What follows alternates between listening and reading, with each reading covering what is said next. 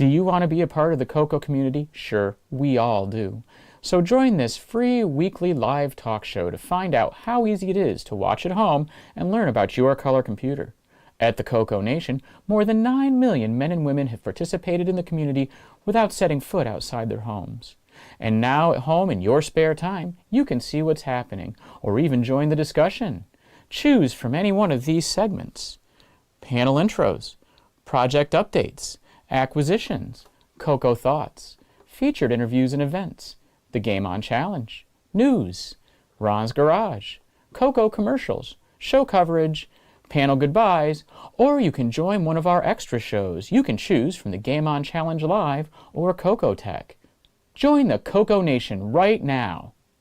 Click the link for the free information TJB Chris spoke about. Then decide if you want to watch the CoCo Nation Live Show, the world's leading live weekly talk show featuring the Tandy color computer, its siblings, cousins, and red-headed stepchildren. Visit CoCoNation.com. There is no obligation and no salesman will visit you. Visit CoCoNation.com.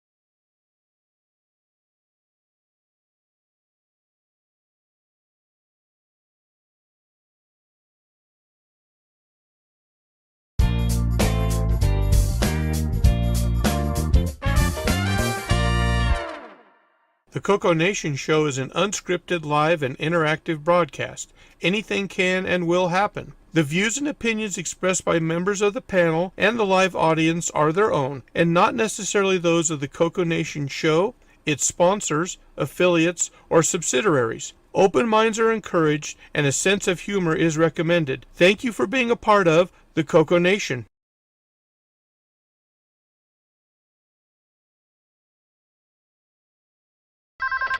Radio Shack? Okay. What? The 80s called.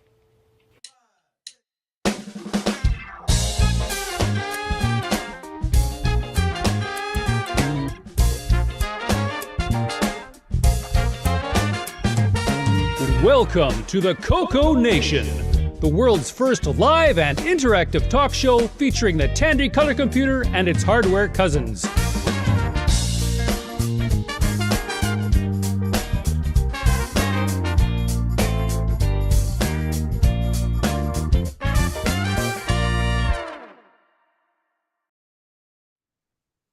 Hello, everybody. Welcome to the CoCo Nation Show, episode 396.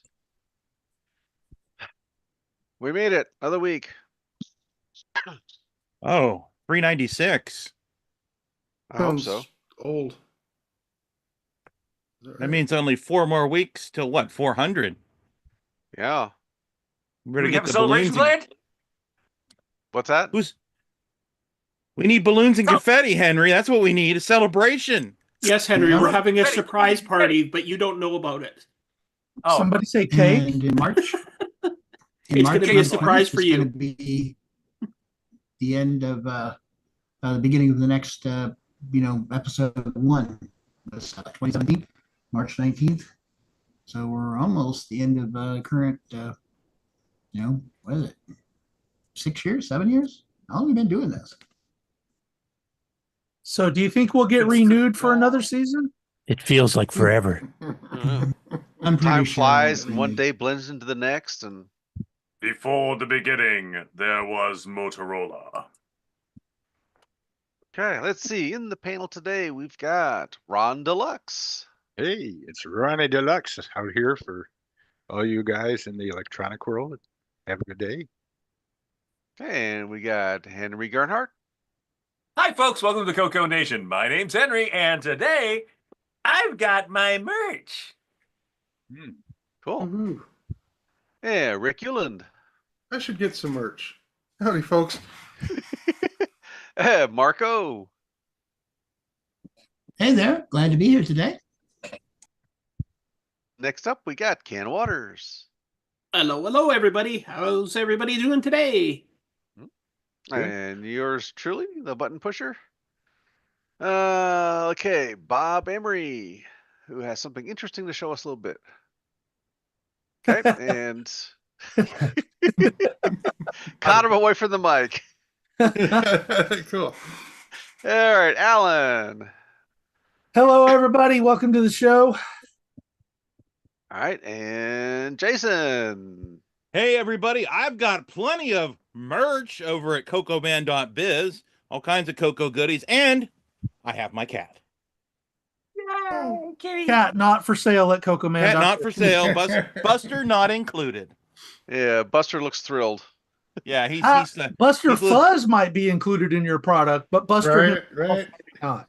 Yeah, Staying away that's an added. That is an added service we provide to you, is you may get a piece of Buster hair. You're staying away from the beverage today. No. Oh, he's got. There it is. Oh no, right. I haven't. Although I did just see that this is my last can of Dr. Pepper. So Andy, I will shoot. definitely Oh be- no. I will be remedying that later today. Well, you're going to the dentist, though, aren't you? Oh, that's not till Monday. All right. Well, next up we got Jeffrey Greetings, gentlemen. and L Curtis Boyle. Welcome to the show, everyone. And sneaking in at the last second, Nick Barentes. Good morning, everyone. Finally, it's Jeffrey. almost on time. Jeffrey called us gentlemen. Yeah. That's He's got because the wrong he's upside show. down. He hasn't been here long enough. Right. All right, over in the chat, looks like everybody is sleeping. We got Wayne Campbell, Sixxie, 8 Bits in the Basement, Coco Living, Canadian Retro Things, Tom Eric Gunderson, Daddy Burrito, and a couple more from Sixxie. And everyone else is still asleep. Daddy Burrito's early. He usually doesn't show up till a couple hours in. People don't usually go to sleep till the news. Well, everyone's probably hiding in their igloos from the weather. No, I Yeah, gotta it was wait a minus couple 30 days for here the this deep morning. freeze. Okay, all right, first up, Marco, what's happening next weekend? Yes, the Tandy Retro Show is going to be happening Saturday, wrapped around the typical CoCo Nation. I did have one person drop, and they couldn't get their. They had a conflict come up, so unfortunately, we're going to lose one show. And I believe that was the one on the Model 1. So that'll be like in the later part of the day. Yep, that was the 8 o'clock at night one. Yeah, that was the RetroStack. That should be who it is. But I should double check the email just to make sure that is the right one, because I don't want to throw somebody into the RV or the bus, as it said. So,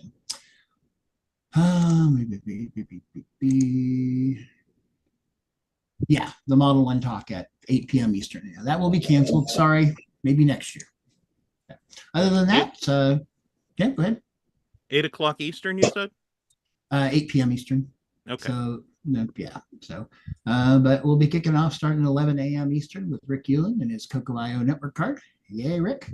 And then right after that, these are our chunks basically. After that will be Joel, who's going to be doing the high color images on the CoCo using the DS69B video digitizer. And then after that, Peter Satinsky is going to be showing off his Tandy 10. I'm interested to see that, the predecessor to the Model 2, I think. And then we'll have 3 hours of the usual cruft I have, which is the CoCo Nation. Hey, I'm here every week pretty much. So, and then after that, we have 2 hours of CoCo Digital Archaeology about disc images and stuff. Yes, with Curtis and Ryan W. and Paul Fiscarelli. And then William Athing and Henry are going to be giving a presentation on FujiNet networking. And then canceled RetroStack on the info on the Model 1, and then another hour break. And then Strick's going to be presenting his TFR9, his new 6309 based modern retro computing that he's hoping to do Nitrous 9 and Color Basic on. I'm sure it works. Strick Think delivers. we can get Henry to move up to 8 o'clock? Possibly. He said he wanted as late as possible. Remember, that's 7 p.m. I'll ask him to see if he'll shift that back a little bit. So. Put him in the slot the Model 1 was in? Yeah. He said originally he wanted to be as late in the day as possible. Well, he's still the last one. Yeah, he does seem to be a night owl if you've ever seen his posts. Yeah. Who's the working long after I'm just useless. Who's the presentation before the canceled presentation? That's the FujiNet one. Okay. Anyway, so 1, 2, 3, 4, 5, 6. So it looks like we'll have 6 presenters throughout the day. And it'll all be recorded and streamed on our normal channels here, YouTube and Twitch, and of course recorded for posterity for years to come. So, and so that's going to be 11 o'clock Eastern time is the first one? Yes, 11 Eastern. Okay. And there's that stupid sponsor segment in the middle, but yeah, well, you know, somebody has to pay the bills, and it isn't any of the rest of you. And Mark B, I believe you won't be able to make it for the beginning, or not. Yeah, I got a family function to attend. That's 10 o'clock Eastern. I should get back. I should get back in time for the show. Curtis, I wasn't planning on him streaming anything except for TCN for that 3-hour block. So. Oh, you're just doing a recording, no streaming? Oh, no, I'll be doing it. So yeah, I think I've got this setup all figured out unless something changed massively. So I'll do some test streaming this week, but it should work. So you're handling the whole fest then, and then okay, yeah, exactly. Okay, gotcha. I'm not going to put that on Mark. So I didn't know if you guys wanted to switch back and forth, or if one guy was just going to take over and do the whole thing as much as you could. Yeah, well, we might change it up as we go, but you know. Okay. At the moment, now we got an 11-hour show. Yeah. Well, Curtis, you're doing it now. It says it's sponsored. Now, Curtis, is your segment going to be sponsored by UPS? It doesn't deliver, which means we'll see it in October. Yeah, and it'll cost you $500. Okay, cool. Let's see. Next, Bob,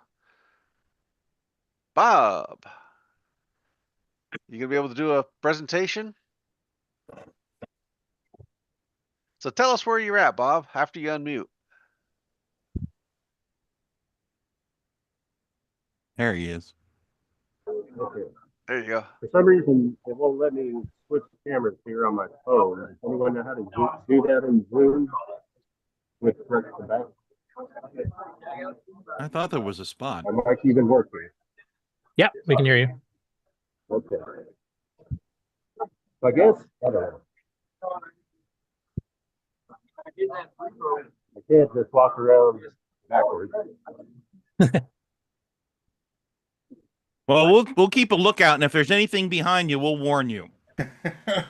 Yeah. First, tell us where you are, though, so everybody knows. Yeah, so I'm in Grand Prairie at the show and tell, basically DFW Retro Show and Tell, first one of 2025. This is actually sponsored by Mauser. Camera on the stage. Any way you can up your volume? Unfortunately, I don't think so. Okay. If you could just maybe hold the microphone part of your phone closer to your mouth, we can hear you over top the back noise. I don't know how to switch my mic. It's just on my camera phone. I can't switch the mic input, and I can't switch the camera to the front view. I'm looking. Boy, it's not only Windows that's tough to use. Right. Oh, just sign language.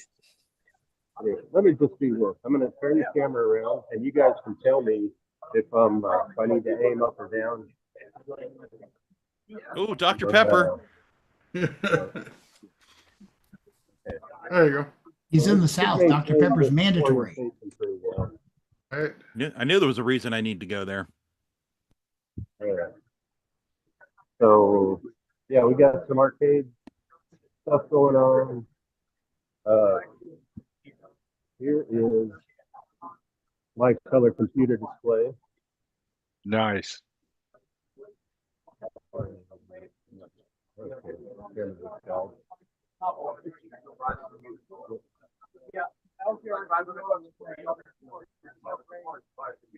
there's a little homebrew Geo. Has anybody compared the MAME Robotron to the CoCo 3 transcoded Robotron yet? I actually had somebody here playing my Robotron just a few minutes ago. So I've got my. Because you're right kitty corner from each other. Yeah, exactly. Walk around a little bit. At some point, we have to check out the Dr. Pepper machine. There's the 8-bit guy. Say hi to the Favorite Coke down there.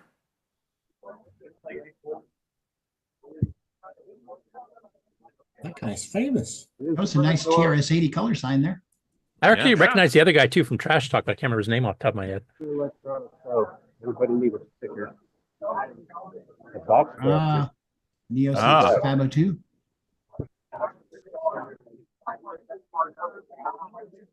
Plenty of old PC stuff.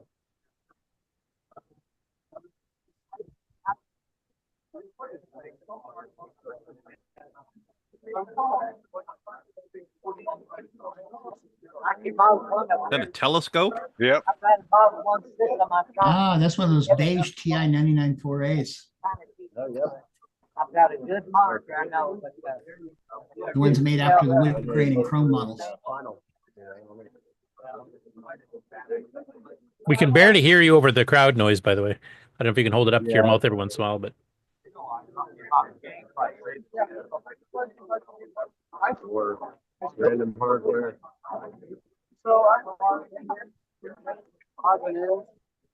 Here we go. T.H.E.M. Model 1. Yeah, With expansion. Yeah. Ken should be familiar with this. Why is that Model 1 not playing Donut Dilemma? Because they didn't know. Just playing Neutroid. Oh, that's why it looks like it crashed. No, I'm just kidding. Somebody wiggled the cable in the back. That's what happened to it. That's an EMAC there. I have one of those. That's the educational one, right? Yeah, the educational one. Yeah, the thing's heavy as heck, but it's got a beautiful flat 17-inch Sony Trinitron monitor on it. Mine's sold. It only runs OS X 2. Is that a Pi Model 1?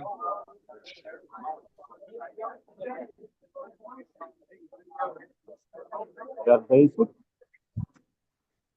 I know somebody that likes basic.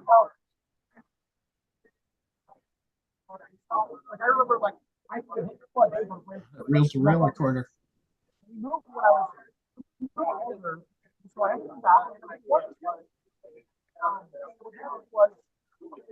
Nice keyboard.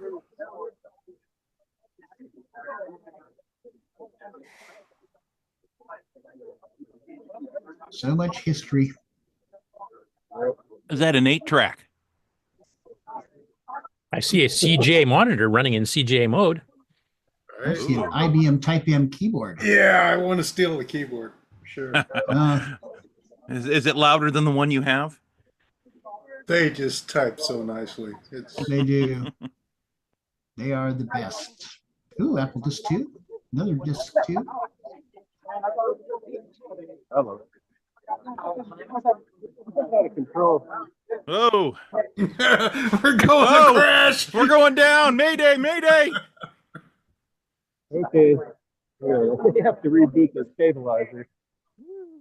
Yeah, don't step on that cord. Look at those trip hazards. Somebody needs to secure those. Not watching. Where's that gaffer's tape? Nah.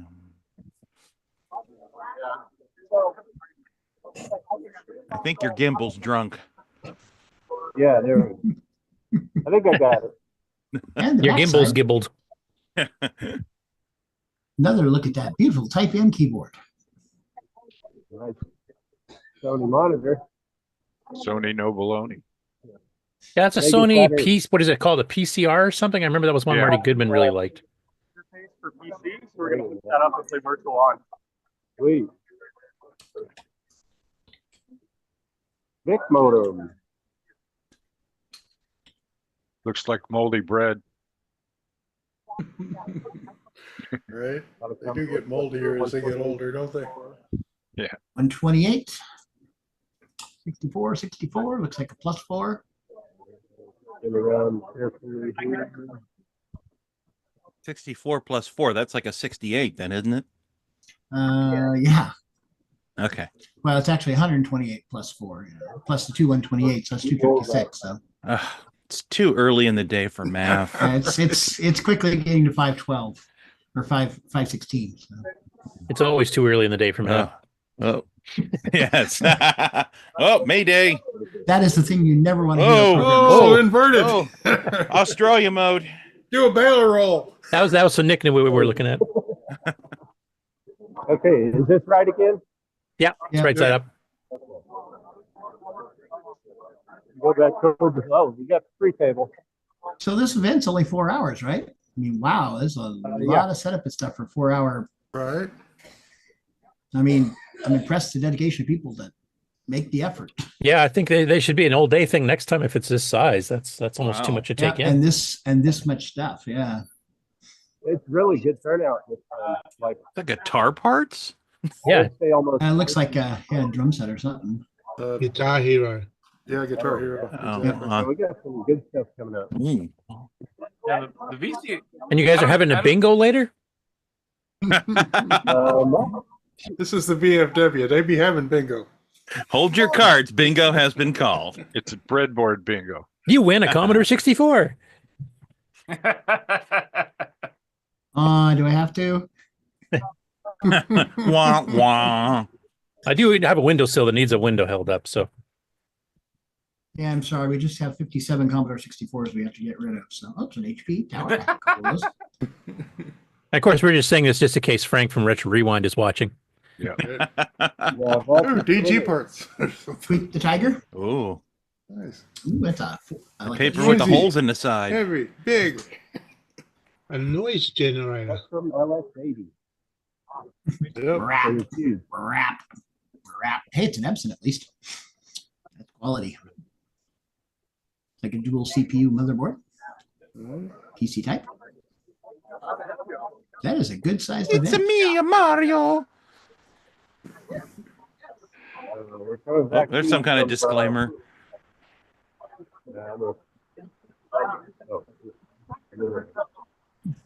Time to play What's in Bob's Pocket. They're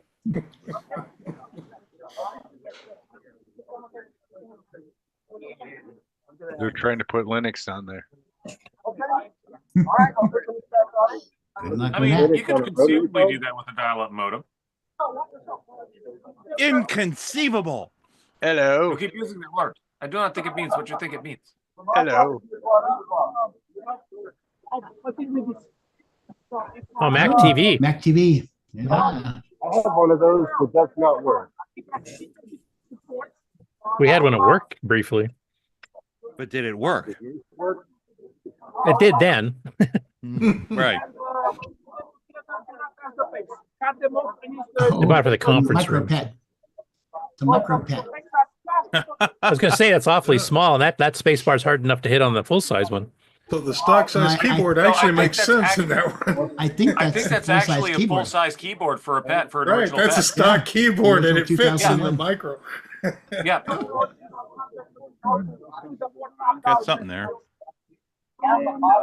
Game Boy. Print circuit board of some sort. Pico boy.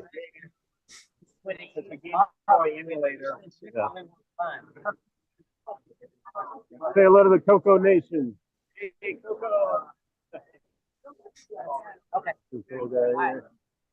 That looks like a Funny. full-size 2001. Yeah, you're right. I keyboard. think it is. Did you get magnifiers to work on that thing?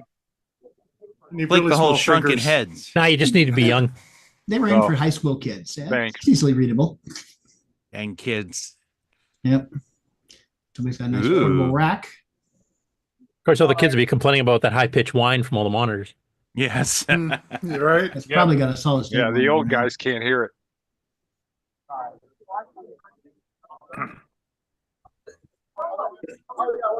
After playing rock guitar, I can barely hear you guys. Like we found the mini disc collection. Looks like they haven't torn down their Christmas displays yet. Yeah. Santa's Yeah, I was- still there. You know, I've been Yeah. kind of noticing Christmas displays staying up a little later than usual this year. That's People because are- they're happy Still about got our Trump. Christmas tree at work. People are not getting ready to I get blame give up on the laziness. season. They're happy about Trump. Christmas is a little Yes. short this year for some reason. Yeah, feels that way.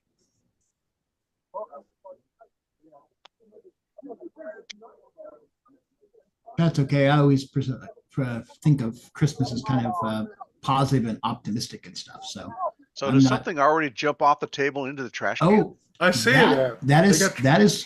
that's one of those 286 handheld HPs that has VisiCalc built in, or not? Yeah, not VisiCalc. It has Lotus 123 built in. Ooh, what's the red thing? Lotus 1, 2, 3. Your radio? A radio. Oh, radio. Okay. Like a satellite radio or something. Okay. I don't know. I just liked it because it was red. Like, ooh, I want the red one. What is it? I don't know. Oh, CPC. I see. Oh, yeah. Ooh, integrated tape deck. Yeah. That's a monster machine. I've seen one over at Aaron's place. Nah, the pet had those in 1977. It wasn't as wide as this, though. This is a full-size keyboard. Right, this sucker. Yeah. This thing's big. Don't need no stinking sidecars. Kind of a weird place to put the arrow keys. Well, I was back in the Wild West when the arrow keys were all over the place. I mean, the CoCo's nobody modern likes, two on the left, two on the right. I prefer it for games. Must be Guitar Hero on PlayStation 2. I'm not gonna. Oh, Look at all those electronic cords. scope. Yeah, they don't have any tape looked down, do they? No. Oh, No, for it's 4 Texas. hours. What? Well, it's only 4 hours. Yeah, it's all that work for 4 hours. Just be careful. Yeah.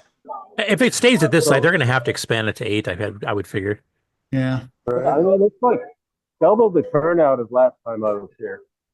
The Nice. tables are filled almost all the way to the back. Yeah, you might actually need a bigger venue if it keeps up. All right. Did you bring an empty pickup? Right? I'm gonna sit Take around Eddie's and- home. More. In retro, every day is Christmas. Oh, there's always a guy with a hat. All right. Oh, There's the next generation of retro. Yep. there's the whoa. There's the Whoa. Australian retro. Whoa. He Today's fell over presentation again. brought to you in Nausea Vision. Oh, there we go. I was There you beginning go. to wonder if Shaky we're going to have a SpaceX disaster again. Wants to see that.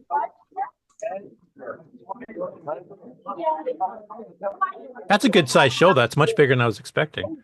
What do they got to eat for us?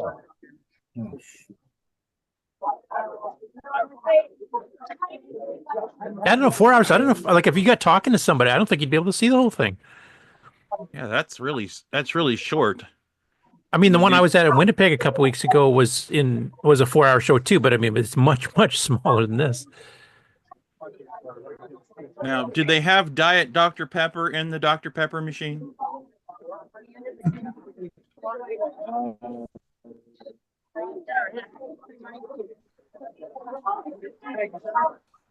Check in a minute. Working my way back. Place you're gonna go after really good. Oh, look at the little Commodore. Well, somebody's got Diet Dr. Pepper anyway. Oh, yes. That's a little baguette, right? She got a Tandy shirt on. Yeah, I was just about to ask.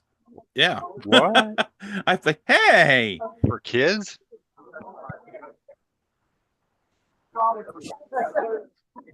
Motherboards and CPUs and cards, it looks like. Man, that looks like my collection in my closet. There's the box of miscellaneous cables. Good. Say hello to the All of us. CoCo Nation. All of us have one. Hello. At least one. I got one back there you can buy. No. I don't have room for it. I got too many of these. Right. No, I don't. I have just enough of these. I got just enough Model 4s and just enough 4Ps. Right. If I need a CoCo, I can go to my buddy's house. He's got one. Well, heading back around. Is that a homemade keyboard or the original? It's Marcel Ers did a Model 1 Revision G board. I transferred all the parts to from my D board to it and put it into here. Oh, nice. And then it's a real expansion, but it's got a switching power supply now. Right. And RGB to HDMI, which Necessary. Gotta have that.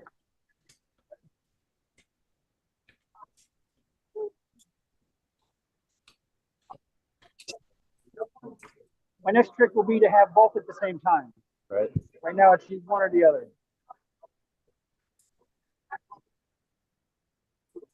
Is that just a composite out or? It's the normal video is composited out. Mm-hmm. It goes into the back where I replaced the power supply components in here, or took out the power supply components, put the RGB to HDMI and the switching power supply in there.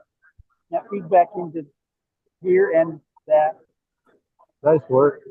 Yeah, it works. Yep.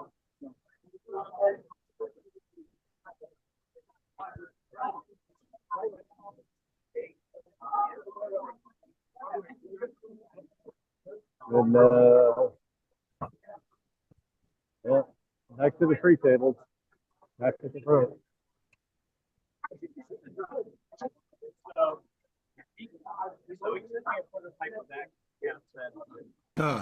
Everybody's got a trash can. Don't mess with Texas. Mm-hmm. Which need to be laid out to make it work.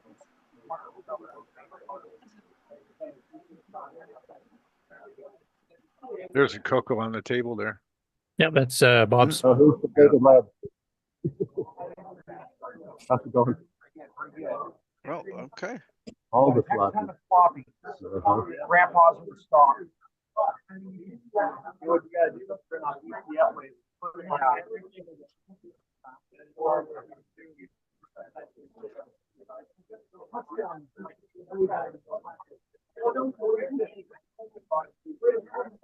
No, just for Jason.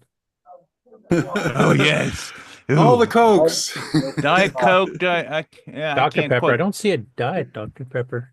Hard to tell. It's all. Oh, there is that the bottom one? Yeah, Diet there you Pepper. go. There you go. Dr. Pepper. Pepper. Wow. So they have every kind of Coke you might want.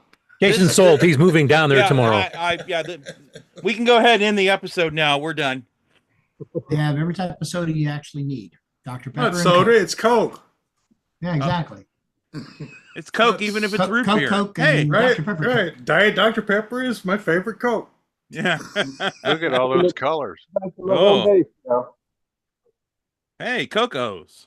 I see a FujiNet tied on there too. All right. Yeah. Indeed. Yeah, look at that. Wow. All the network. Here's Bob hiding over in the corner. It was the only table open with power still. Oh yeah, he's got 3 power plugs. Yeah. Oh yeah, you're rocking with power there. Yeah, right. I like the one that's going up to the ceiling or going up to I the had wall. borrowed. What is it? There's There's obviously something on the TVs wall up that needs power. for the bingo parlor. Ah, bingo. Ah. Monitor. Yep, monitors. Screens, sound, yeah. You should hook up to those monitors there. They can show it off across the whole room. And Christmas. Where's the China cameras? There's a few. That was the monitors. little white one in the corner. That's a good size facility though, and it's pretty full. So that's impressive for a 4-hour show. Right. Wow. Because they got bingo tonight. And they have to clean all this out by then. Bingo's what pays the bills, so you know. No, bingo is tomorrow. Oh yeah, this is the VFW, right? So it's got, yeah. Well, we should probably get back so you can actually teach people about the CoCo when they come by. So there you go. You only got a little time left. Yeah, I'm still listening. You guys get on with the show before we put everyone to sleep again. We're in REM. Okay, let's see. Let's see. Next up, I think was Henry, wasn't it? Oh, me? What? Did you have a project update? Yeah, that's not really. I mean, okay, then. Oh, that was clear. I mean, fine. I've got my merch. You know, that I got that merch going.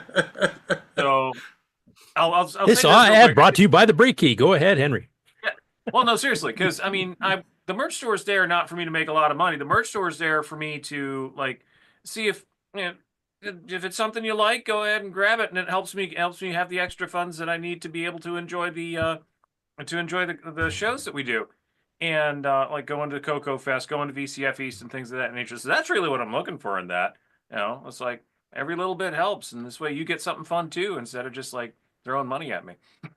What happened to the green color in the middle? The green color in the middle? Oh, it's green enough. It's just that I've He's got a chroma green keyed. Yeah, I'm chroma keyed. Okay. So, and well, this the is one on also your shirt rather shows up reflective. great. Yeah, but this green, believe it or not, this green is actually a more brilliant green than the green that's on my shirt. Too green? It's probably too green, and it's not that it's Oh. chroma keying out; it's that it's that reflective. So you can kind of see Oh, it. okay. You know, you can. So the greens on the green on the mug is a little bit lighter than the green on the thing. It's just Because the green on the hat looks like your chair. Yeah, no, it's turned completely to gray. The blue and green are kind of faded out. They're reflective. Right, so- and they're just Amazing. that reflective. It's the same thing with the thread on the Tandy hat. These are actually quite nice blues and greens. It's just they're washed out because reflections. Your camera, my eyes. Yeah, yeah, exactly. I did have a question. Have you had people throw money at you? No, but I've received a Pentecostal handshake in a different context. Okay. Well, we'll have a special throw pennies at Henry event at CoCoFEST. And you'll Oh raise a bit yeah, of money. bring your spare change to CoCoFEST and Well, just launch it at once. Whip them at Henry. throw it at Henry and make a wish. That's how it works. Leave a little bowl on his table. I'm gonna Wear your start up a hoodie. little change container now. Get ready. Yeah, I mean, a lot of people go in, hey, buy my merch. You know, so why am I asking people to buy my merch? Well, because A, I think you might have fun with it. B, it helps me, have the extra funds to go to the shows. Exactly. Pay for all these stupid circuit boards we keep making that don't always work. Yeah, exactly. That's why. Stick to software. Do they fund the fourth cartridge? Well, it's an Yeah, actual forget ROM about chip you're working on, right? Or are you doing cartridge? Yeah, it is. That is actually a ROM that sticks in the CoCo and replaces the ECB ROM. If that's the Replaces fourth both the extended color cartridge? basic and extended color basic. So, yeah. If that's the fourth cartridge, what were the first three? That's a very good question. I'm not really don't sure. talk Although about I think they those. were black and white only, and the first one may not have had discs with it. Oh no, I'm sorry. That's TRS-80. Okay. And next up, Ron.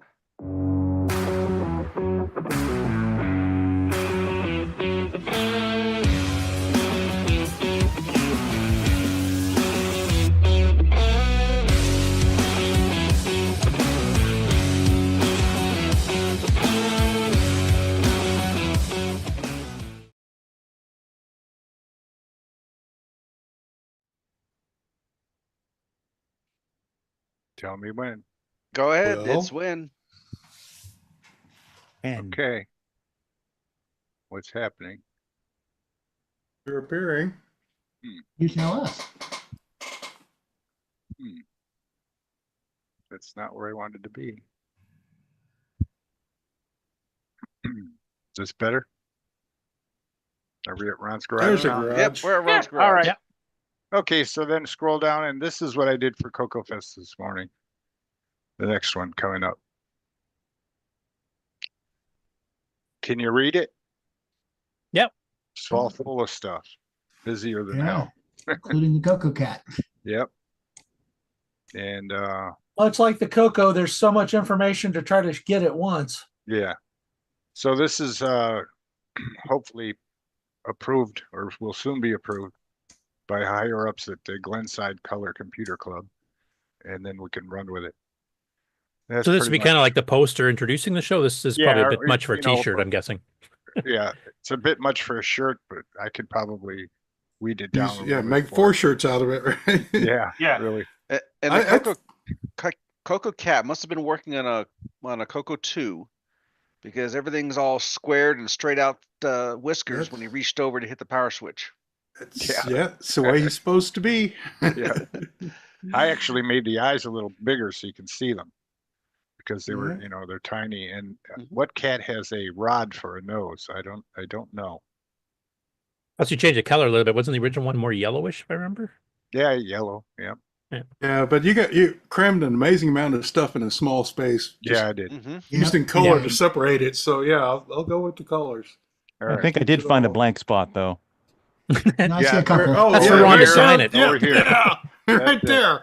You could put another star in. Yeah, there's nothing else to say. Honestly, So- Ron, there's so much there. It's Nice. almost hard to look at. It's like, where I do I got start? Nitrous 9 in there too. So, all right. Anyway, I got a file from Mike, Michael Furman, and he goes, "See if you can just decode this for me, will you?" So I did, and this is what it was. It's an Using the interesting What do you mean weather decode? pattern. Using the WeFAX program. He sent me it's called Generation. This is a WeFAX weather map. Yeah. That he Looks a made. lot better than the snow and cold we're getting here. Right? But I'll every- go with that map. Yeah, every time you decode a recorded sound, it does this angle. It's not in sync very much. So that's Jim pretty Gary has a much it. suggestion for your poster, by the way. He says you need to put an MC10 on the poster somewhere. Well, Wedge it wedge in. He said it'll fit. It's wedge shaped. Yeah, you can squeeze it in one of those triangles there somewhere. yeah, it's already here. It's in here. Oh yeah, there it is, right gotcha. above the Alice. Alice. Right, getcha. Alice Everything's in the covered, guys. There it is. Come on now. Where's the CP400? It's in the back. In bathroom. Brazil. And that's Okay, that's it. There's really nothing else to show. Oh, except when you're on FujiNet and they're doing the space station, it shows up just the same on the cell phone. Isn't that cool? Better. It's in the same place right next to the United States at this time when I was doing it, which is pretty cool. That's it, guys. Thank you very much. Okay. Thanks for See what designing the happens. poster. Yeah, we'll see what happens with approvals from whoever, the guys up north. You have my approval, and that and a few bucks will get you a Coke. But we're gonna have to make tags. I'll probably put the cat on there and a place to have your name and let's say the 33rd last CoCoFEST. I don't know why it's last still because they're gonna have another one right next. Yeah, year. it's already pre-booked and stuff. So. I believe it's last. Penultimate now. Right. Well, if we Yeah, just now keep- penultimate. We've always got one more ahead of us that we've paid for.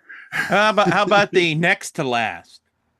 Well, that's what penultimate means. Yeah. well, we just have to keep it all secret. Then everyone thinks it's still the last one. That is still the last one? Okay. Or you could do just another CoCoFest or something. No, Yes, just kidding. yeah. the last one before the next one. All right. Shall we take We our shall. first commercial break and then game on?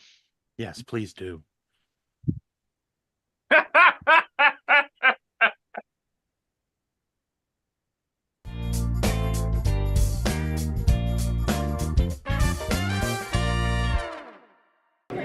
Amy. Hey, Taylor. We're watching the CoCo Nation show. Yeah, we are. Woo!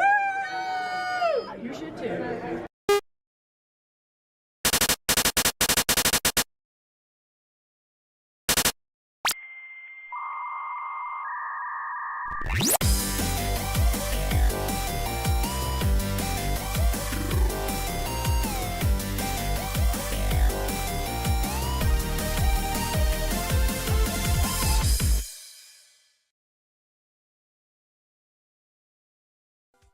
Hello, everyone. It's your good buddy, your good pal, Amigo, and joined by that dastardly The Brent from ARG Presents. You're watching CoCo Nation.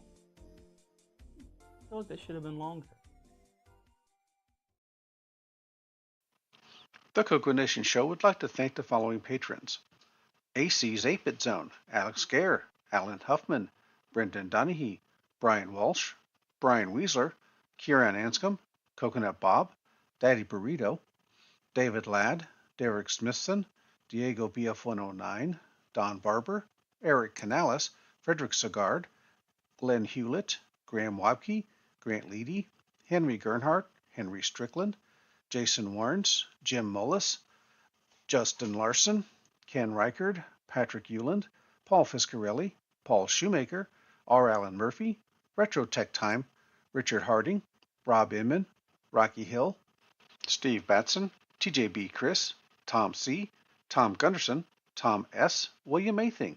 Thank you so much, patrons. If you would like to support the CoCo Nation show, sign up at patreon.thecoconation.com.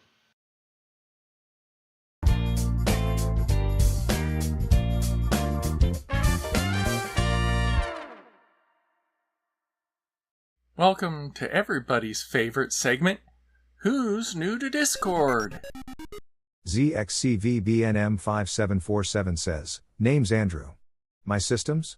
64K modded CoCo 1, MC10, 64K CoCo 2, used to have a 512K CoCo 3, VIC-20, C64, Atari 2600, ColecoVision, Sega Master System, Sega Genesis Model 1 and 2, NES, Famicom, SNES, Intellivision. Heard about this Discord from YouTube and Facebook. The previous bios were edited for time.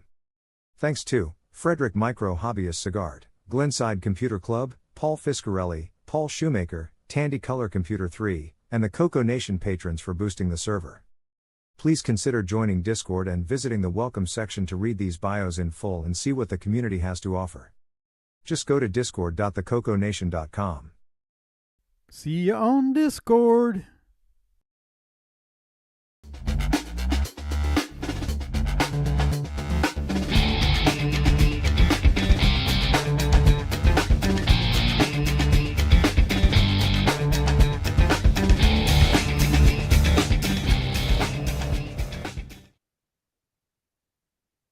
Welcome everybody to the CoCo Nation Game On Challenge of the Week results video.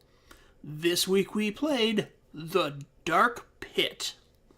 We had a total of 8 players. We had David Ladd with 1,500, Ed Rhodes with 6,250, Jim Rye 8,000, Sloopy Malibu 10,400, L Curtis Boyle 10,500, Shen Lee 20,000, Canadian Retro Things 29,150, and this week's number 1 score belongs to Dr. Ted with 37,400. Thanks everybody that tried this game out this week, and we'll see you again next week. And the CoCo Nation salutes Dr. Ted. Salute! All right, so The Dark Pit. I found a couple of reviews for it. Let's see, where are they? Okay, this is from Dragon Update 1986. That's June of 1986. So basically, they're just a quick write-up about it saying, found it very good, an arcade adventure of really good quality. Now, This part sent me down a little bit of a rabbit hole. It says it's very similar to the game Fighting Fantasy by Cablesoft. I could find absolutely nothing about this game anywhere. I found stuff about Cablesoft, but I've never found any mention of this game Fighting Fantasy anywhere at all. Has anybody ever heard of that game? Sorry, I was busy with something else. Which one? Fighting Fantasy by Cablesoft? No. Because it's not on the Dragon Archive, it's not on the CoCo Archive. I checked a bunch of other websites that actually talk about the Cablesoft software company, and it's never listed in any of their games, so. Huh. It sent me down quite a rabbit hole anyways. Is that an actual like Dragon manufacturing software company, or is it one of the other UK machines you're comparing it with? I think it's Dragon. Okay. It's all Dragon games. Is Sixxie in the chat? Maybe he knows. He says fantasy fight, maybe. Okay. Dyslexia. Well, I mean, the write-up in here does have a few spelling errors and stuff. Like the last line there, the game can be operated with the Tandy electronic book if do was sired. This is obviously before the age of spell check and AI. So basically, he says the graphics are not stunning, but they do move smoothly. So overall, I think the reviewer here liked this game.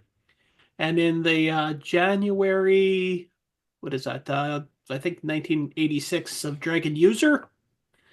A big write-up about how you play the game, and the game is smoothly done and quite fun to play, but rather old hat, merely combining elements of other games.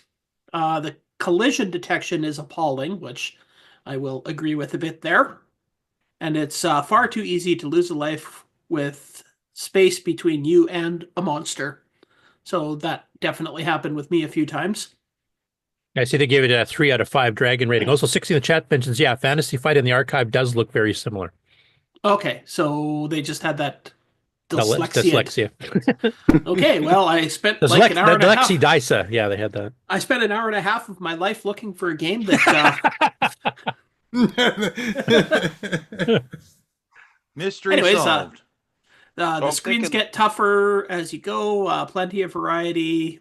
And if you like this type of game, you'll probably get your money's worth playing it. But it's nothing to get wildly excited about. I think it's just because of the date of the release.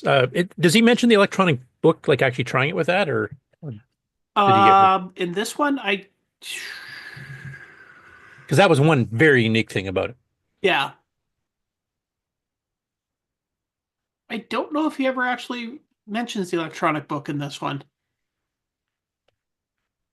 So what exactly did they use it for? Do we know? Just choosing your weapons. Yeah. Oh, okay. So you can just use the 1 through 6 on your electronic book. So you can have it, like if you want to have your computer by the TV and you're sitting back with a long joystick cord, you could be sitting with the electronic book right beside you too. Oh, okay. You wouldn't have to have the keyboard with you. And they got nice big numbers you can hit. So instead of trying to hit a small key in a keyboard, you can just, almost blindly stab it, switching to your laser gun. You just have to learn to do it when you're, before you get into a fray. Because I also do find that when you hit the button to change to, say, your gun or something, it actually takes a couple of seconds to register, or not a half a second to register. And usually if I was in the heat of something and having to switch weapons, I died. Right. Yeah, that happened to me a few times too. You know what I'd like to see? I don't know if Tim Linder has one of these, but I'd love to see him and AJ play this while drinking with an electronic book. One person controlling the weapons. One person controlling the weapons, one person controlling the... You could really screw the person over. As they're about to shoot something, just switch over to your shield or something. Or, that's why it's called sibling rivalry. Right. That poor electronic book will never live again. What's all these stab wounds in the electronic book? I don't understand. Right. But overall, I mean, this is definitely the type of game that I grew up with. If I had gotten this when I was a kid, it would have been one that I played for hours because Yeah, there's lots of screens to explore and stuff, so it doesn't get boring. You discover new stuff for days. I remember one of the guys in the chat actually mentioned, I think just yesterday, I don't remember who it was, but they said at the beginning they didn't really like the game, but the more and more they got into it, and you start memorizing where you're supposed to go and what order the rooms work best. And you definitely have to memorize where you're going to go because there's a lot of dead ends you can get trapped in this game that if you do that, your game's over, unless you use the cheat code. Yeah. Right? I mean, how many other people was that in Epiphany? You don't have to play the same screen like Coin-Op Arcade. You play the same screen 5,000 times before you see the second screen. Yeah. And all of a sudden I realized there were games where you could just wander around half the afternoon. Yeah. Well, the great thing about this is like often there's like sections of the screen you can't get to, so you have to clear part of it and go, and then like 5 or 6 screens later you have to come back to that other part of that screen. Yeah, I quite like the game. I didn't get much time to play it. I did play it probably a bit more when I was doing the original screenshots from my website, but it's a fun one for that type of genre. It's actually one of the better ones, I think. I think if I had another week or two, or maybe I'll even continue playing it, I might have beat it, but... Yeah, did anybody beat it that you know of? No. Either in the chat or... So there's still some... Dr. Ted actually put his score in about 5 minutes before, or well, half an hour before I closed everything down, so he was playing it right up to the end to get that score. But he didn't beat my score at the last minute. He didn't beat the game though? Oh, I doubt it. I would think you need a much higher score than that. Like, he only was about 5,000 or 6,000 ahead of my score, and I mean, I maybe finished a third of the game, not even a third of the game. Oh, wow. So, yeah, that has lasting parts, like Time Bandit or something like that. You have dozens and dozens watching Time Bandit. You got hundreds of screens. And I mean, if you didn't know the cheat code, it could be quite frustrating because I used the cheat code to kind of look through all the screens. And when you get very close to the end, you get a screen that says, which door will you choose? And there's like 8 doors at the top. Yeah, and they're almost all dead ends. 2 of them are not traps. The rest of them, if you go through it, you're trapped, and that's where your game will end. And that's almost at the end of the game. So that would be quite frustrating to be like a half hour into the game or 20, 35 minutes, 40 minutes, and then boom, oh crap, dead end. And I'm stuck. Yeah. I do like the fact that it has a cheat code built in. I mean, that was something a few CoCo games had, but not a lot of them. I just wonder how prevalent was the cheat code? Like, did it have it in the instructions? I think it did, because a lot of them used them for testing. Like, I know when I talked to Ron Krebs, who stuck one in, is it Tut's Tomb? There's a certain key sequence where you can walk through walls. Mm-hmm. And there's a few others, like the Rogue has the whole, you can create your own items and everything else, and that was blocked. That one you had to do a patch. You had to do a 1-byte patch to enable it. But all I know. I mean, I know it's included in the game, but was it actually listed in say, the instructions? No, it wasn't in the instructions. If you, well, for this one though, I don't know if it was listed in the instructions for this one. Usually it was discovered as somebody went, like, that was more common, I think, in the UK and Europe, that they did more cheat codes. I don't think they really became prevalent up here probably until the Nintendos and stuff. But I think a lot of people kind of expected them, so they'd start disassembling the code. Is there any weird key sequences checking for? Wasn't the Konami code the first cheat code ever? That's what everybody always says here in North America. The first worldwide known one, maybe. And look at European games; they're so flipping hard. You have to. Yeah, you need them anyway. Code. Yeah, we'll only see the one screen. That's all you're gonna. Well, you definitely in this game you definitely want the cheat code because I think I counted. Well, there's 2 rooms that you can get completely trapped in. Plus, there's a lot of rooms that if you walk into without a key, you can get trapped in, and your game's over. And then there's different hallways in going from one room to another that you can get trapped in. So there's like probably 20 or 30 ways you could just and that's one thing I did not like about the game is that's a bit too unfair that you can get trapped in. Like if you have 5 men left, you're dead. Yep. What they should have done is maybe have it so that they would let you lose a man and then maybe pick a direction. Do you want to go up, down, or whatever openings you could have gone through the other key? Rather than starting you at the door where you entered, they should start you in the screen you were in before. Or if you die on a screen other than the first screen, obviously, lose a guy and back up. Yeah, you back up a screen.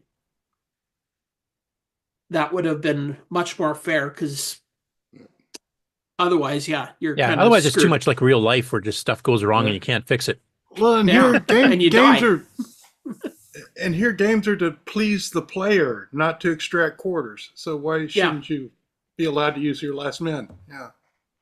Yeah, especially like I know some people have mentioned that they played and they had like several men left and they got trapped in a screen, didn't have the right key or whatever. That like, happened to me the first time that I got actually far in the game. I was still on my first man, and I had done, I don't know, like 8 or 9 different screens, and I walked through and boom, I was trapped in a level, and I thought maybe there was a way out of it, so I killed all the guys, and then I'm walking around and I'm like, oh, there's not even a way that I could die anymore. I just had to shut the computer off. Yeah, Can't even die. I would call that bad game design. If you have to like reset the machine to escape out of a permanent trap, that's bad. Well, I know now that if I got stuck in one of those permanent traps, don't kill the monsters that are in there. Let them kill you and then end the game. Because So I do think, didn't the directions mention there is a key sequence just to quit the game, like abort it, basically? yeah, probably is, but I didn't know what it was. So Yeah. But still, that's bad that you're not doing anything wrong. You never got killed by an opponent or something. You just happened to pick the wrong room. Yeah. And now your game's over. Though I guess that's not much different than adventure games. You walk in a room and you get killed by a dragon or whatever instantly. Like, yeah. Well, yeah, but you get killed instantly. But like the problem I had was I got trapped in this one room and I didn't realize that there was absolutely no way to get out of it. So I killed all the monsters in it. Yeah. And then I'm like, okay, now how do I get out of here? That's right. Yeah, Oh, you're not getting killed. You're getting trapped. I can't. I'm Yeah. just trapped. So there's nothing I can do unless I know the cheat code than to just... By the way, Dr. Ted says in the chat there, I laughed when I hit that room. Which one? Because there's 2 of those rooms. All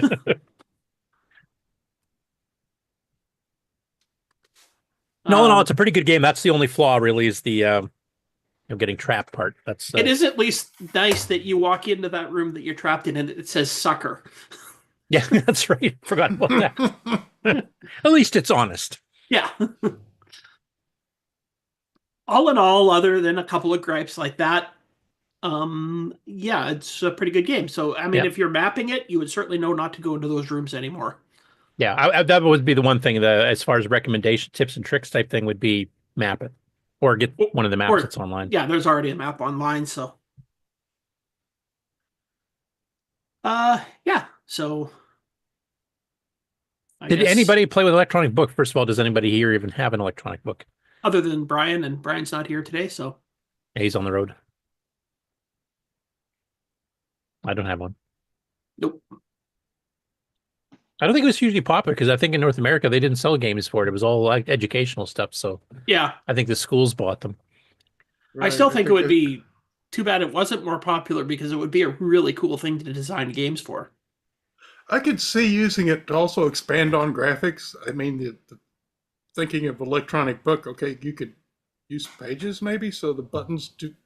I mean, elaborate on what the computer's showing you. Well, and yeah, like it's the great thing. Like, I mean, say, like one of my favorite games that I had back when I was had a ColecoVision was War Games, and used the number pad on the controller for the different sectors of where you went to fight stuff.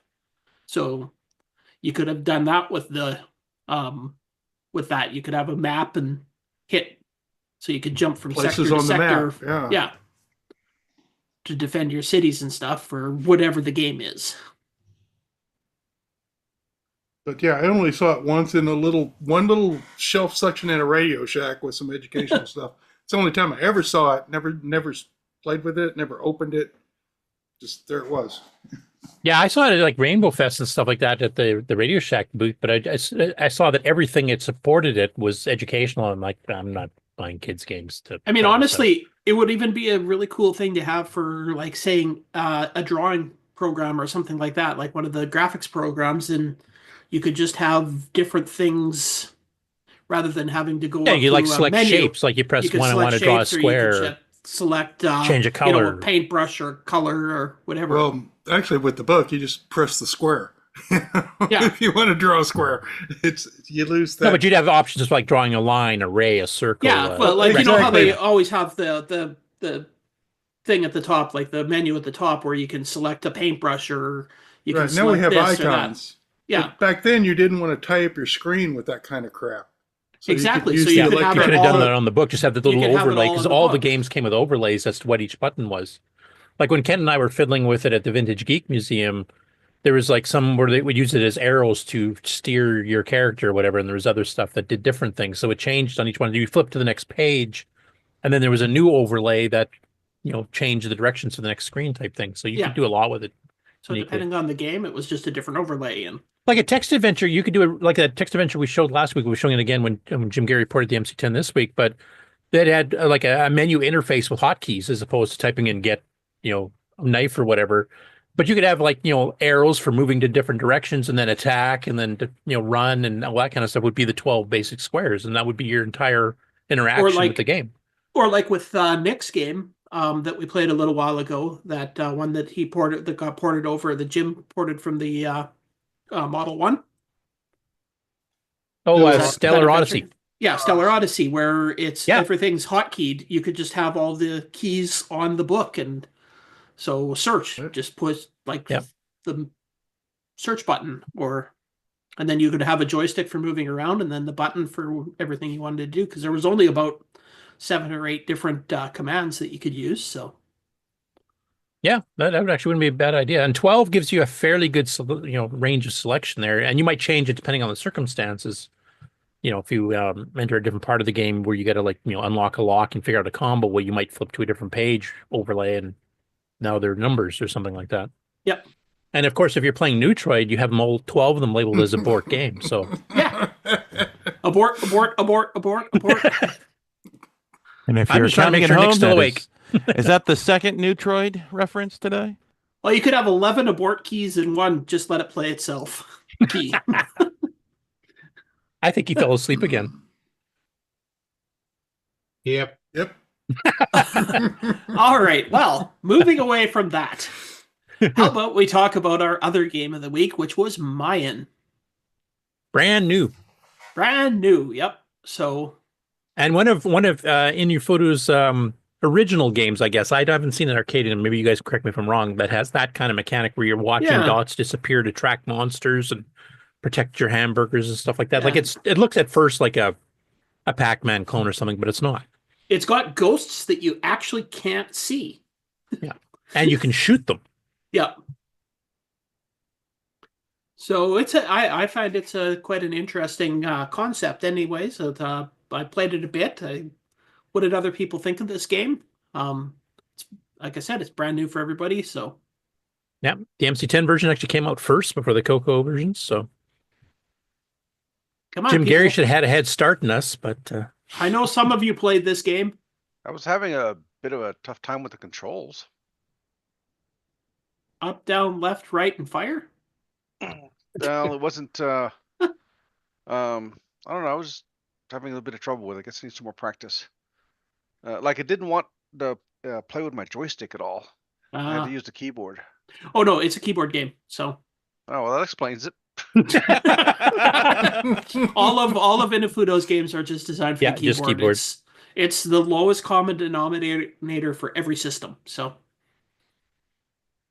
Okay, but yeah, it's pretty challenging trying to keep track of where all the invisible ghosts are. Yeah, when you get up in the levels, because as you're getting higher in the levels, you've got less dots to track them. So you have no idea where they are. Yeah, you don't know if they turned a corner, if all the dots in that corner are already wiped out. You have to kind of shoot and hope you hit, or if you miss, you at least know it's clear for now. They do seem to be following a pattern, though, as opposed to being totally random. Yeah. Because there's one ghost that I would get every time in the same spot. In the same part of the, because I would like go up and go over, and by the time I got down, I think the ghost was there. I don't know if they're actually going in a pattern or they're going for they go automatically for the closest cheeseburger to them or hamburger. So. Yeah, I'm planning to participating on the Game On Challenge this next week. I couldn't do it this week, but that one I do want to give it a full try. I've done a little try on it when I converted it, or not converted it, but fixed it up for disc. Yeah, Jim Gary says not a lot of enemies on the first screens. So there's quite a few more in the later ones. I haven't actually played it that far yet. Now, Infinite games usually have a limited number of screens, like It's the layouts. usually 10 screens. Yeah, and then they it kind of repeats. rotate through. Yeah. Has anybody got that far yet, or? I think I've gotten up to level 6.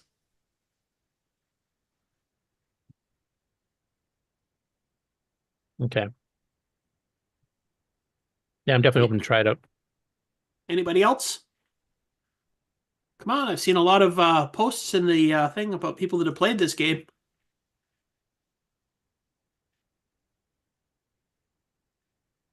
Oh, I guess it looks like Coconut Bob has gotten to stage 23, so if it wraps, he's done it.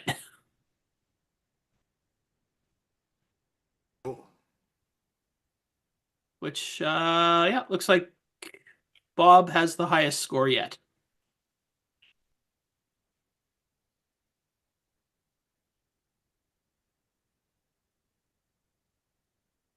But unfortunately, he's probably busy at the show, so he won't be able to tell us whether it wraps around at screen 10 or not. Who's this, Bob? Yeah. He's actually showing somebody the CoCo right now, so I don't want to distract him from that. He's busy. But he's gotten to level 23, so. Holy cow. Everybody else, I think it looks like Jim Rye's the second highest with level 8. Yeah, and it works in a CoCo 1 and 2, MC10, or a CoCo 3. Imagining Dragon port wouldn't be too hard, especially since the original's cassette. I guess because it's keyboard, you have to figure out the key mappings, but yeah. And I know they're catching up on other systems. They've been releasing more ports of it as the week has progressed. Mm-hmm. All in all, a pretty fun game that we are playing for one more week. So, I guess to move things along, we'll take a look at our Thursday night show.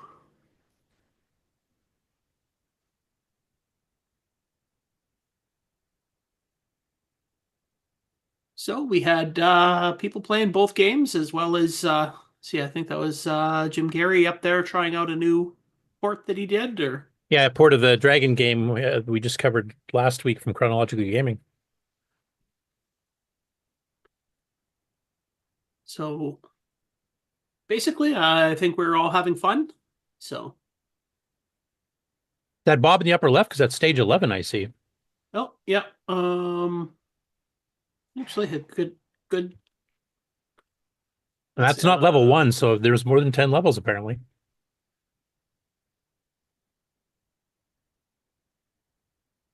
There he is on stage 8.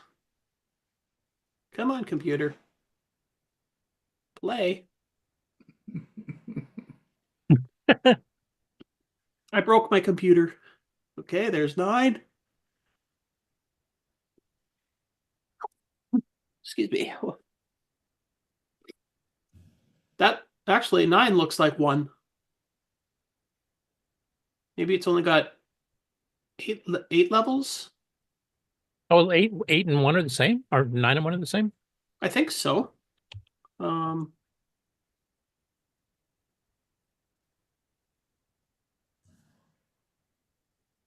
We need an intern to figure out these things. Yeah. Because that does look like stage 2 there. Well, same number goes, same number of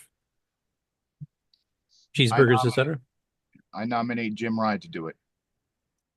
Let's see. Let's go back a little bit. Oh, that's right. You do have an intern. Okay, so there's stage 1. That's stage 1.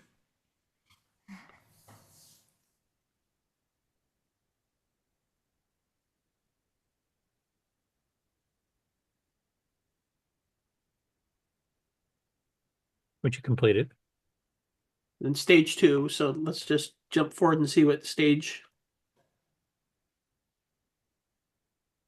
Oh.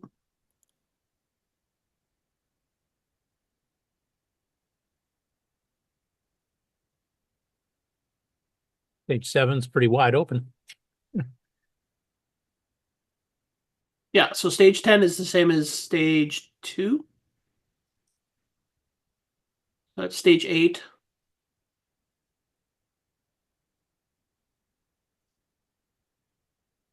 Somebody on a games page should make screenshots of all the levels, then we'll know. Yeah. Right? Yeah, so that's the same. Stage 9 is the same as stage 1. Or basically the same. Looks like it wraps around. I wonder if the Damn it, difficulty Jim. ramps up still, though, or if it actually goes back to being easy again, too. Oh, I guess we'll be able to talk to Bob about it soon. Of course, he's playing the CoCo 3 version for those watching. Like he's walking around again. Anyway, since Sloopy's here, how about you want to talk about the Thursday night show?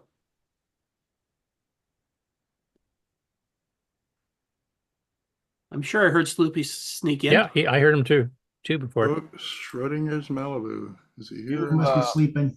You were doing such a great job. I mean, I didn't want to interrupt. Well, I know, but it's your portion of the show, so you should talk. Yeah, it's good you finally showed up for it. Oh, so you're saying I should do something around here for once? I do something around here. I'm the one that everyone gets out the torches and pitchforks for, to take all the angst away from you so that you can pick all the bad games. Exactly. Well, it's you and Nick, but I would like to point out, though, that I'm not the one that chose Neutroid. I'd like to point out that I was the one that chose Neutroid, which was a lot better than some of the things that you've picked. Now. Anyhow. Just wait till you see what I picked this week.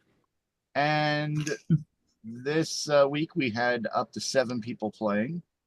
Only showing 6 right now, but I do believe there was 7. Well, I bailed early.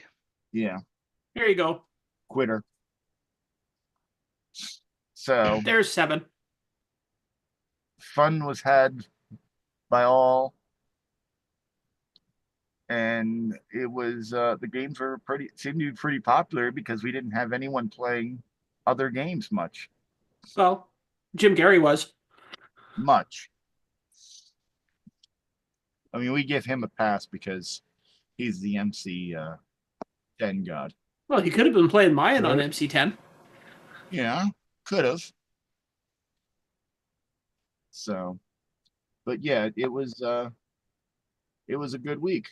Because I mean, we've been averaging about 6 to 8 per week, and here we watched Ken play for quite a while. There was one thing that was notably lacking. We didn't have that professional Canadian game player. Well, I thought you said you had Ken. No, we had the ranked amateur Canadian. No, that's me. We didn't have the professional Canadian. We were missing the professional that has that game website. Yes. So. Yeah, well, he's useless. So. Well, yeah, but he still could have participated. No, I couldn't have. Not that day. Okay, but back to the show. Yeah, it was pretty popular. I mean, obviously, you see everyone that was there. We could have some more come. I mean, all you people in Viewerland, it's real easy. All you do is join the CoCo Discord, and you come into the game on. You don't even have to show your face. Some of us, we're not allowed to show our face because that goes against the Geneva Convention for Cruel and Unusual Punishment. But you don't even, if you don't like the games for that week, you don't even have to play the games for that week. Anything on your CoCo is good. If you need or MC10 or Alice or Dragon or CP400. Yep. Sampo.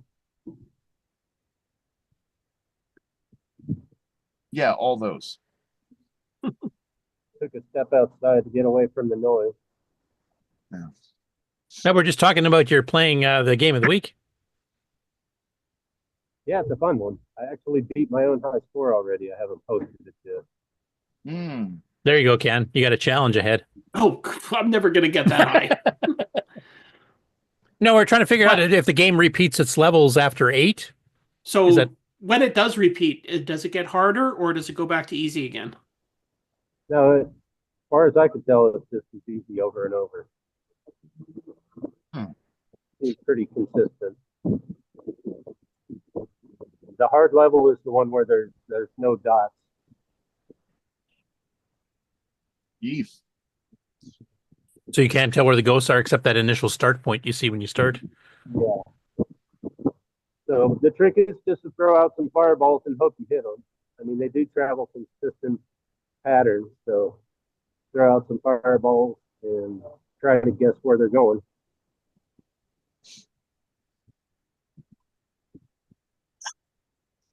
There's some footage featuring Ken playing the Dark Pit. Yep. Badly. My new high score is, I believe it's 55,000. Oh, maybe you'll give Dr. Ted a run for his money.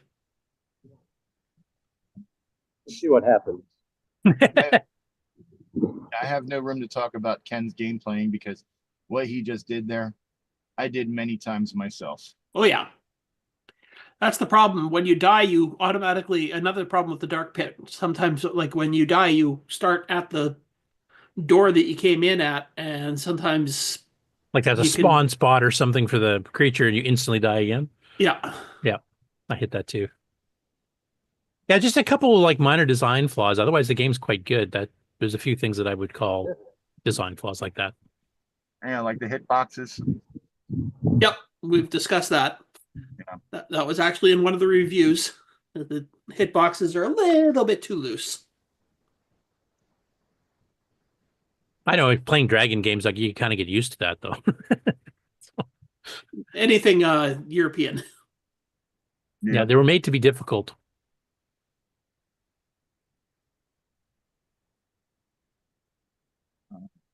That had good sound effects. Fair amount of sprites running around the screen. The switching of weapons is cool.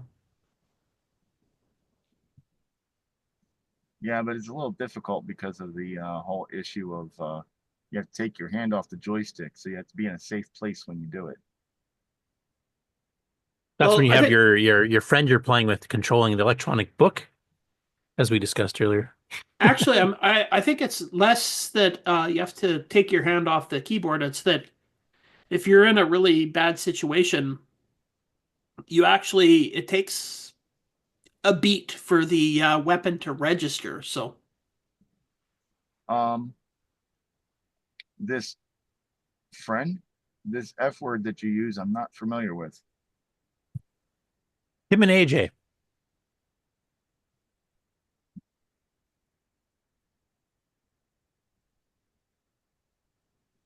So, but yeah, join us Thursday, 8 p.m. The CoCo Nation Game On Challenge Live, where you can play all your wonderful CoCo titles. Remember, 8 p.m. Eastern, 5 p.m. Pacific, U.S. time. On Thursdays. On Thursdays. And 2 a.m. somewhere over in the Europe area. yeah, so Europe, you have no excuse. It's only 2 a.m. Right. I mean, look what Nick goes through to come on this show. I'm talking to you, like 8 Bits in the Basement and Kieran. Yep.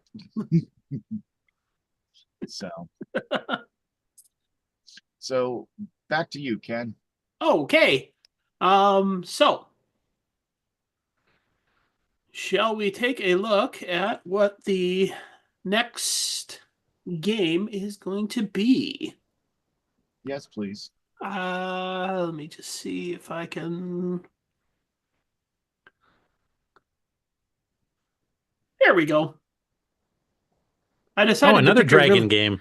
You're on a dragon roll here. Well, yeah, because I'm running out of ideas for CoCo games. So yeah, borrow from the cousin. Yep. Like the so top-down look. I decided to choose a really easy dragon game too. There is such a thing? Well, I can tell you this ain't it. Is there a name for this sort of weird European art store top-down looking room view? It seems to be unique over there. We didn't. Well, just Well, this Zelda kind didn't of really have, well, at least the earlier Zelda didn't have a 3D look to them. They just had the top view. Yeah, most of the top views are kind of looking down on an angle, like your Diablo Isometric and or stuff something, like yeah. that. yeah. This is more unique because it's kind of looking like you're looking straight down on a room, so you can see the whole room. You don't have to have like see-through walls and stuff. Yeah, and they have multiple games like what's the one where you have to go through the maze and escape, and then you get pushed back in. The big red-headed kid. Yeah. Trying to remember the name of it now. I can't remember. It's actually one of the offhand. better ones because it's got a really cool 3D Cuthbert? perspective. What? It's not a Cuthbert game. No, it's No. not Cuthbert. God, I can't remember it. You know which one I'm talking about, though. Yeah, I've looked at it a few times. It's where you got the snake that swallows you. You have the time getting by the snake when it's turned away from you, and Yeah, and it's you have to unlock doors. It's something in a house. You're going through a house. And... Yeah, a mad scientist has created this maze and he's sticking you through it, and there's 4 and they get progressively bigger and harder, and you have to try to escape within a time limit. I've never made it through the first level. I have. It's that the first one's not too bad. The first level, the later levels, are holy cow. Well, it sounds like me just trying to get to work. Are you calling your boss a mad scientist? By the way, Sixxie said, nope, this Wizard's Quest is not an easy game. He was correcting you until you corrected yourself. So I was being it's bugging me with that facetious. game. Karen, you know what I'm talking about. It's P mode 1, green Yes. color set. It has that robotic arm thing that pushes you into the maze at the beginning of each level. It's uniquely Dragon. I don't think it ever appeared in any other UK Is it Attic system. Attack? No. No. I know that one too. That's a different one. That was originally a ZX or a Spectrum or a ZX81 game. Shoot. It's on my site. I know that, but I can't look it up because I don't know what it's called. So, Sixxie is also saying that this game has, in the February 1987 Dragon User Guide or book, there is a map which he recommends using because it makes it slightly not as- easier. Backtrack. Thank you, Sixxie. That's the one I was trying to remember. Backtrack, yes. It's one that I can't remember. I decided not to choose it, like, as I don't think there's scoring in it, is there? Doesn't it? I think it keeps your best time for each level, doesn't it? Yeah, it's a time thing. So The lowest cumulative score, if you can make it through all the levels, like the lowest number of minutes and seconds for each level. But then would be your score. if you die, you've obviously got a really low time because you never made it through. So yeah. Well, there is a score on the screen. Not on this game. No, I'm talking about Backtrack. Oh. Yeah, but Backtrack does have the similar perspective looking from Yeah. the top, but it actually has like multiplanar graphics type thing that you can watch like flowers when you're at the edge of the house, scrolling through a windowsill at a different speed than the main part, and you actually get to see the walls as if you were looking from above in the roof attic, and the walls actually like shift in 3D perspective as you're walking through doorways and Parallax. stuff. It's really well done. Parallax scrolling. Now, But back to this game. back to this game. We haven't actually said what the name of it yet is. And we actually talked about this game on the show a couple weeks ago, so What game that's is why it made it into my rotation. I think Sixxie mentioned the name, didn't he? No, not yet. We're starting Anyway. to get into clickbait territory here. So This is Okay, it. what is it? Yeah, he mentioned it. He said, nope, this Wizard's Quest is not an easy game. Oh, okay. Ah. I missed that one. I thought he was being generic. No, this is called Wizard's Quest. And That's just in both ways. yeah, it's a very difficult game, but I would say it's fun. Frustrating, but fun. Got some good music interludes too, if I remember, doesn't it? I don't know. I never play any of these with the sound on, so How are you properly reviewing a game if you don't have the sound on? Viewing sound. How else are you going to wake up your cats? that's why I don't have the sound on. Otherwise, I have cats crawling across my keyboard and on the back of my chair and They're just pawing trying at me help. to feed them. They're just Yeah, I just recall, I think this one, there's a couple games by the same authors that I'm hoping I'm not getting it mixed up, but it has pretty good multi-voice music as part of the intro screens and stuff. It's quite possible. Airball was the sequel to this, according to Sixxie.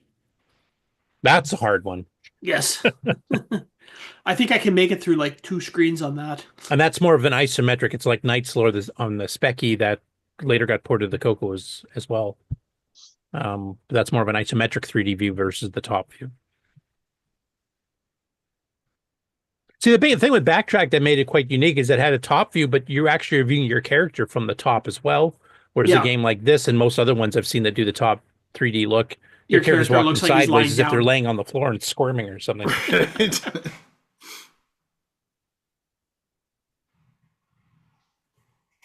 Okay, well, that's all I have to say about that. So we're going to play that for 2 weeks. Now I'm trying to remember, does this one run in 32K or does it need 64? I know it's CoCo 1 and 2, but or Dragon 30. Well, I'm not sure if it's Dragon 32 and 64 or just 64. Well, if Dragon 32, wouldn't it also work? Just need a 32K CoCo? Well, that's why I can't remember if it's Dragon 32 and Dragon 64 or just Dragon 64. Color computer 1, 2, or 3, 32K RAM, taper disc, joystick optional. Originally written for the Dragon 32 or 64. Okay, thanks. I couldn't remember. This is but I mean, take this with a grain of salt. It's by this L Curtis Boyle. Licorice Boyle. Yeah, that sounds good. Boyle. That hack. Anybody thinks they can put up a website and put information on it. Tisk, tisk. Yeah, I'm getting behind on that again. I did a short burst when I got my websites moved over, and I haven't done anything since. And there's new games getting released all the darn time. Ooh. So an interesting thing that this L Curtis Boyle has written in here is the game was officially ported to the CoCo, but never sold directly in North America. Yeah, I think it was sold for the CoCo was labeled as being for the Tandy color computer in the UK, because the CoCo 1 and 2s were sold in the UK. CoCo 3 never was.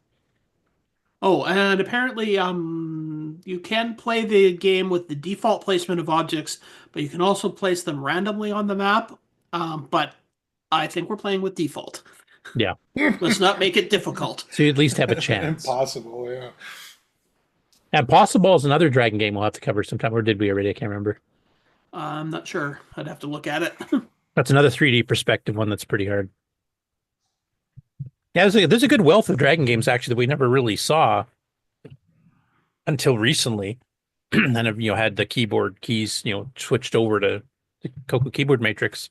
So there's a whole gamut of new stuff to try there that a lot of people probably haven't seen. Which is one of the reasons that I'm taking a look at a lot of Dragon games lately, because I just got down the rabbit hole of looking on the Dragon archive and stuff, and yeah, like Mandigore would be a cool one to try, for example. That's another isometric 3D. It's funny, like we had mostly compatible hardware except the keyboard matrix. The only thing you'd have to switch, and we kind of isolated ourselves with some exceptions, like Tomic, Spectral, Computerware, Med Systems, and a few others did sell through Microdeal or Dragon Data, but most of the other ones did not. Like Diacom never showed up in the UK whatsoever. Yet the games would work. What you have to do is just change the keyboard controls. So they never got like Gauntlet and F-16 Assault and all this kind of stuff. And now Pear's been porting some of those, and we've been getting ones converted to run over here. So there's a whole separate section of game titles to try that are going to be new to each market, but have been around since like the 80s. Sixxie says, I used to like Impossible, and I was quite good at it. Whenever I pick it up now, I just die. Yep, that's how I play it too. I think if we ever choose that one, it's going to be whoever can die the quickest and actually be trying. That's pretty quick. First gap on the track, you fall through, you're dead. Yep. I think I can last about 20 seconds in it sometimes. Last time I tried it anyway. To be young and have actual reflexes and whatnot. I'll bet you Dr. Ted could last at least 40 seconds in that game. We need some of these games with added skill levels like arthritis and right. Well, I really think that somebody should figure out a slowdown poke for the CoCo. Well, that's where you can do it. I could do that in OS 9 because I can just run another process in another window, make sure it's doing like floating point math or something CPU intensive, bump its priority up, and that slows everything down on the game you're playing. So that you can do it there, but in BASIC, it's a bit harder. Hey, it sounds like a need for a new OS 9 app. Oh yeah, the old man program that you run before you start the hard games up. Yeah. So easy use thing. Yeah. I actually have a funny IT story from when I was in college. One of my instructors was talking about that every time they upgraded to a new mainframe system, it was so much faster than all the users. It's like you hit the key and it's like, wow, it just happens. So they literally ran tasks on the new system that would slow it down so the response time matched the old system. And as they added new processes to the system, then they kept reducing that time wasting program until they didn't need it anymore. Yeah, well, I remember doing that with DOS games because nobody locked it to the CPU speed. And at first, you had 4.88, you had 7. Whatever the turbo had to mode push was. your turbo button, right, to slow it back you down. You just shut it off, and you're back to normal. Then all of a sudden, 286s and 386s came out. You tried to play like some arcade game, you're dead. Yep. So that's not just CoCo stuff. That's that applies all the way across the board. Any machines that got upgrades. It's like trying to play some of the CoCo 1 and 2 games, even just with the CoCo 3 double speed poke. Like that's a bit too much. Yep. And some of it really helps and makes it more playable than it was in the first place.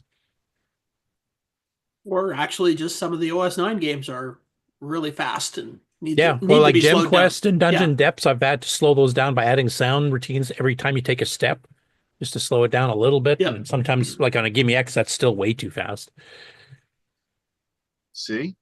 That's why Neutroid is so great. You don't need all these tricks. Yeah, you don't even have to play it, and you still get a better score than if you're trying. Yeah, just let her go around the demo mode. And if you have it playing on something like OS 9, it will play itself so quickly that it's not going to waste any of your time. The game literally plays itself. All right. Well, Nick must not be feeling well today. He's just not reacting as I was expecting. No, I got my BS filter on. I didn't hear it. If you have your BS filter on, do you hear anything on this show? Exactly. I was just going to say that. One big long 5 hours of silence. Why it keeps dozing off? Just keeps hearing white noise. Has the show started? Has it?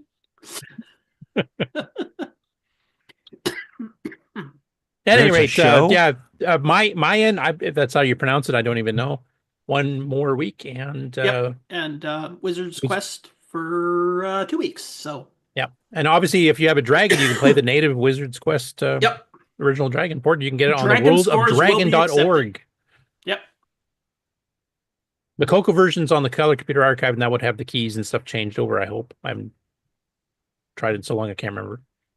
If you play, I will expect that Ron's going to pull out his dragon and play it. Yeah, I expect that too. All right. Ron's got his no games filter on right now, so he doesn't hear any of this either.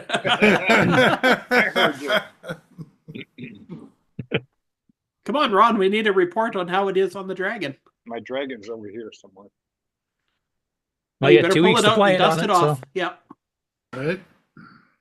And don't worry, it's an easy game. You'll get right into it and be having fun in no time.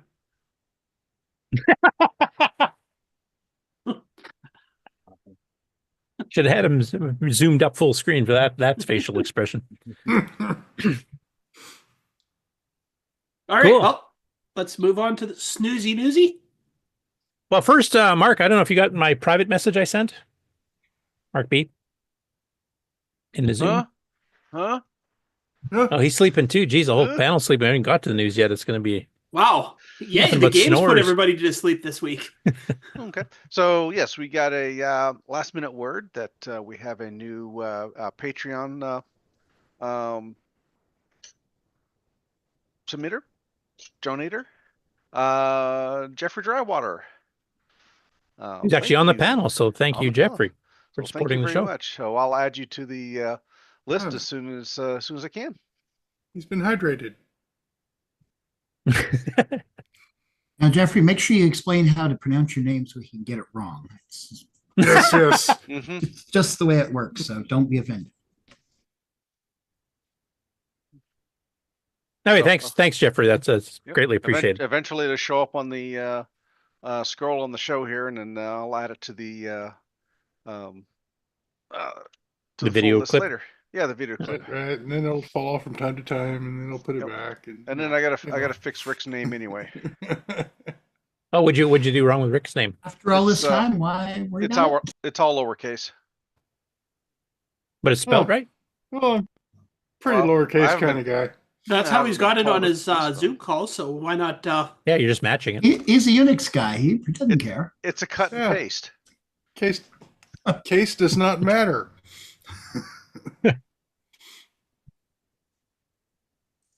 Oh yeah. Hey, you waiting for me, aren't you? Yeah. Ready for the news. When you want the latest in TRS-80, Tandy, Dragon, MC-10, and all of their hardware cousins. No matter what it takes, or where news breaks, from around the world to your nation.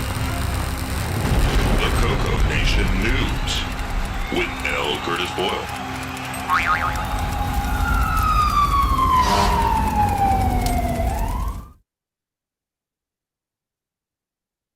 Okay, so first up, I'll just go through the upcoming shows. Obviously, next week we've got the Tandy Show Virtual Fest, and Mark's already kind of explained what he's got lined up there in the one cancellation, unfortunately. But that's an all-day event. Plus, the CoCo Nation mashed in the middle of it, so he's going to force me to keep it down to 3 hours. I don't know how I'm going to do that, but I'll try. No guests, for starters. I also, before I go on to the next one, I should also mention that the Amigos, Brent, Aaron, and Boat, John Schaller, are doing their Amigathon today, which has been running for probably about 5 hours, 4 hours now. But it's like a 12-hour show of live streaming, and they actually do it as a fundraiser for the Children's Hospital Network. And they're shooting for $5,000 this go around. And last time I checked, they were, I think, halfway or just over halfway to that point. So if you are feeling in a giving mood and you want to give it to a good cause, you can go watch them. You can even watch them during the show here, during the news. It might keep you awake. And you give a donation for them. They've Boat actually gave an update on their show a couple weeks ago that apparently they've been doing this. I can't remember how many years it's been, but it's been a few years they've been doing this. And they've raised over $30,000 so far. So that's, my props to them for doing that and doing a good cause. And you get to watch, gameplay for 12 hours straight. So next up after that is VCF Southern California, February 15th to 16th at the Hotel Farron in Orange, California. And that's the same place it was last year. Wayne Campbell and a few others are definitely going to be attending, so there will be some CoCo representation. I think Henry Strickland was at the last one as well. I don't know if he's going this year or not. I haven't seen him in the chat, so I don't know if he can verify either way. They didn't get burned down. Sorry, what? They didn't burn down with the fires. I don't think Orange it's is in pretty Orange. far from, yeah. Yeah. Yeah. Okay. Yeah, a lot of people get confused about that because they think it's like a really small valley. It's actually quite huge. So, Okay. Anyway, I'm expecting Thomas Cherryholmes has attended this event before too, and since he's been working on other ports of FujiNet there, I think he'll be probably there again to help promote it and show some of the other platforms. But the CoCo platform's been coming along pretty good. I'm hoping by this time they might actually have the non-pigtail version where you don't need the Bitbanger port anymore and it's just a card. I don't know if Henry has an update or if he's heard of how that is progressing. We're still working on it. Okay.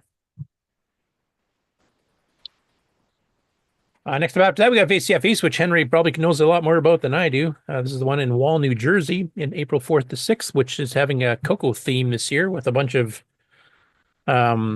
classroom stuff where you get to learn basic and assembly language and a bunch of other things. I don't know if he's going to be teaching fourth yet, because I don't think his fourth is going to be quite ready by that point. No, I'm not going to worry about teaching the fourth. It's for me, it's like the fourth language. Hey, it's a fun language, and I'm writing an operating system. I once quipped that, I write operating systems for hobby. But no, the biggest thing for me going to VCF East this year is the fact that it's the CoCo classroom. But if you've never been to VCF East before, It's a great thing to go to because you're not just able to go to the festival there and see the talks and see the exhibits and everything, but you're also going to be able to go to all the exhibits that are there at InfoAge. And InfoAge is really a cool place as far as like what they've got for not only the computer museum, but also some of the railroad museum stuff they've got, model railroading museum stuff they got there. Yeah, and that's a hobby that actually does cross over because I remember some people back in the 80s actually controlled some of their rail hobby systems with their CoCos, to do the switching of tracks and stuff. So, and if you're familiar with the jargon file, a lot of the hacker culture stuff came out of the MIT Model Railroad Club. Yep. And as you can see on the schedule on the screen here, if you're watching the video version of the show, they got advanced CoCo Basic, they've got beginner assembler, intermediate CoCo Basic, a beginner CoCo Basic, plus FujiNet and stuff with the CoCo. So there's a lot of CoCo stuff on, and they're repeating some of these I think on different days, so you have time to go on the show floor and take a look at all the exhibits and booths and talk to everybody. Then you also have time to attend the actual classroom stuff. You can split it between the couple of days if you want. This is one that Sloopy's been to multiple times, and Henry, you there last year. Has anybody else in the panel been to the VCF East in particular? It's one I plan on getting to probably in a couple of years, but I definitely. You guys will have to just line up another CoCo one when I come down. Just make it a whole special event just for me. Hey, Curtis. Yeah. Do you Hey, know, Brian. do they record some of those presentations and topics? That's a good question, Henry. Do you know? The classrooms. I think they get recorded, but I'm not sure how they handle the distribution. I know that when it comes to the panels and things like that, VCF East tends to be one of the slower ones to get them out.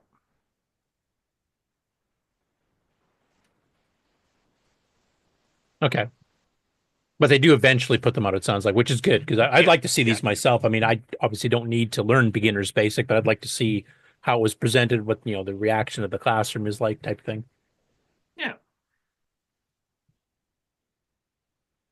Yeah, 3 days though, and like I said, like each day they repeat. So if you wanted time to go to the show floor and visit with the booths or visit the free table or whatever else, you can kind of intermingle it and have as much classroom time per day as you want. But you have over the 3 days enough time to probably take in all the CoCo related ones if you wanted to.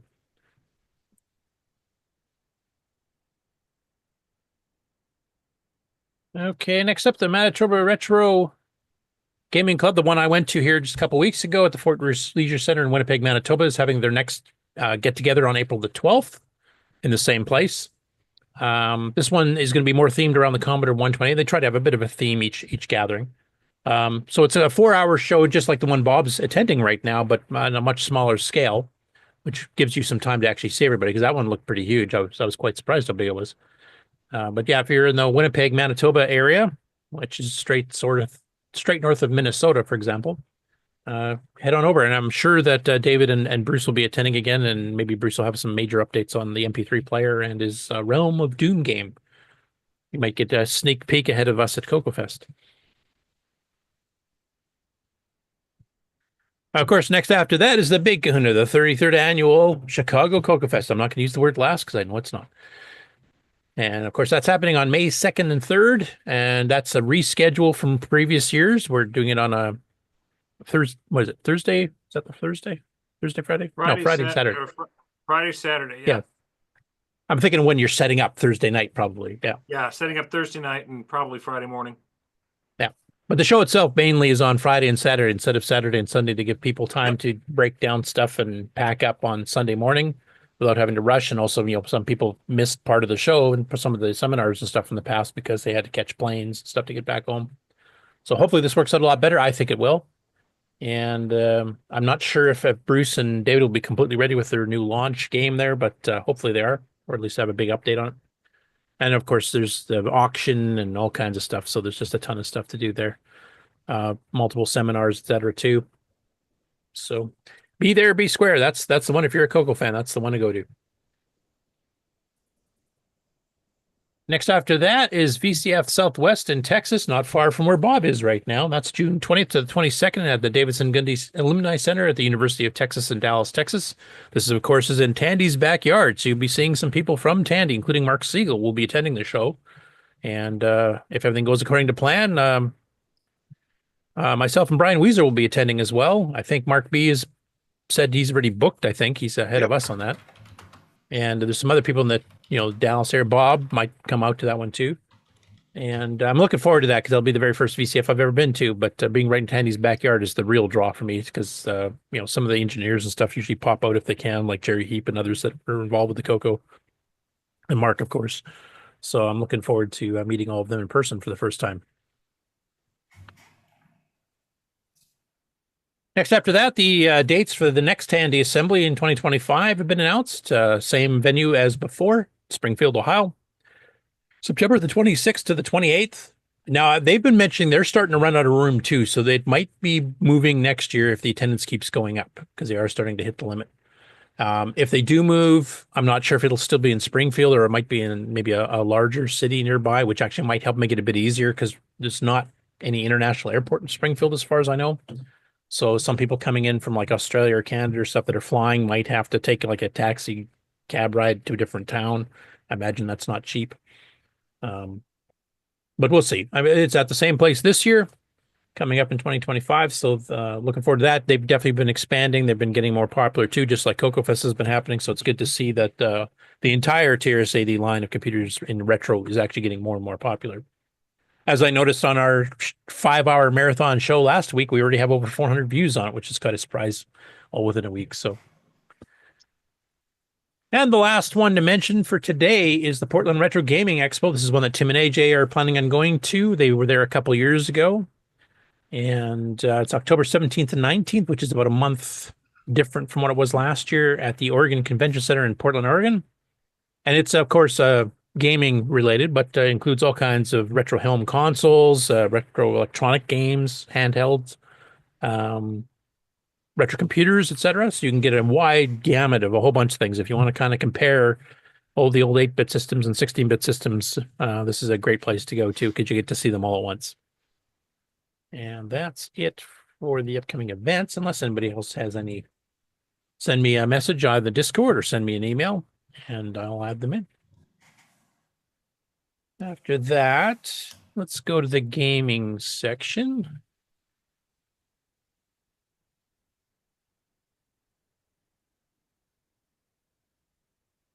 Okay, so you should see a green screen. Imagine that on a CoCo show. It says select position 1 to 6 or R&D, random. Hey, so the first batch here is by Jim Gary, of course, whom I believe is actually in the chat. So the first one here is he released a thing called Endgame, originally written by John P. White for the MZ80 and published in the December 1981 issue of Your Computer magazine, which I believe is a UK magazine, if I remember. And he ported it to the MC10. This is a simple AI for playing endgame scenarios in chess. And it should be mentioned that the original author, John R. White, was actually a fairly prominent chess player and an author on chess books. So he's, he kind of knows what he's doing. And basically it's to figure out the best moves given a scenario where you're not starting from the start of a game, you're well into the game, and that's what it pops onto the board. And then you have to try to beat your opponent at that stage.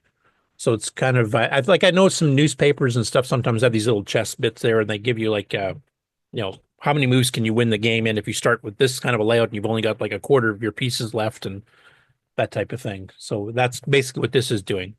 But because it's written by somebody who's actually quite good at chess, I'm imagining the AI and it might be pretty good as well. I don't know. I'm not very good at chess, so an AI controlled by a bumblebee would probably beat me. So. But it's doing end games where most chess programs are good at the overall flow of the game, but not specifics. This must be good at specifics. Somehow. Yeah, and it should be a little bit faster, I would imagine, too, because it doesn't have so many pieces to worry about trying to plan ahead. So, well, but it does have to plan more because, okay, yeah, I can see where he's going. Cool. Yeah. I know Jim has any more details that you can throw in the chat here. I can read out later on. I'm not an expert on chess by any means. I mean, I kind of know the rules, and that's about as much as I can do with chess. Right. When I get to here, I'm going to die. So I Yeah. can do the early pawns, and And I can't even blame my aging reflexes with chess. I mean, just that my No. brain never has worked well. The next one he did is a game called Chateau. I don't know how to pronounce this. Gaillard? Originally written by Tim Hartnell in 1983. Now, this is one that was actually covered on Chronology Gaming. We covered it last week a little bit because it happened to have been the Dragon version got released in November of 1982. Now, the original version called Treasure House, a different name, and by the original author C.J. Davison, was published in the January 1982 issue of Your Computer Magazine. So Jim seems to be going through Your Computer Magazine because this is the second one in a row. Also for the MZ80 computer, same as the previous one.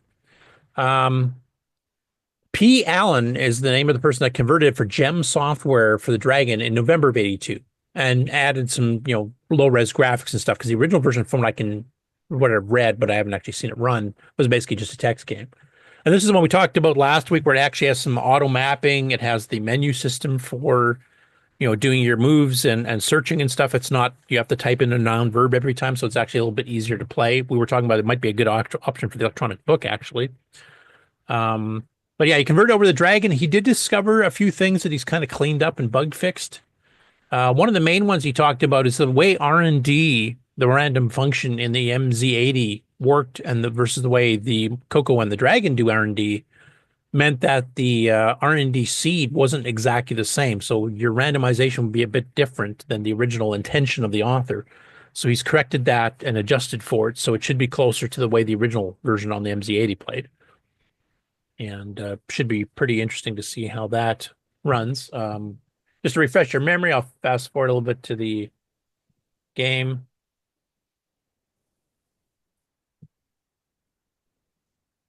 Oh, wait, this is a different one. I mixed two of them up. Stupid me. This is more of a standard style thing.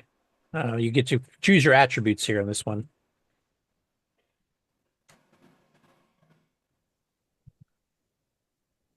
Yeah, this is more of a traditional one, the Chateau Gaillard. I mixed two of them up. My apologies. But this one does have the role-playing thing where you kind of have your attributes like D&D, Dungeons and Dragons does, where you have strength and charisma and dexterity and stuff, and then you wander around, you have to attack and those do are things. exactly from D&D. Those are the original 6. Yep. So yeah, that would be an interesting one. So this was by Tim Hartnell in 1983. I know I got mixed up. There's two chateaus.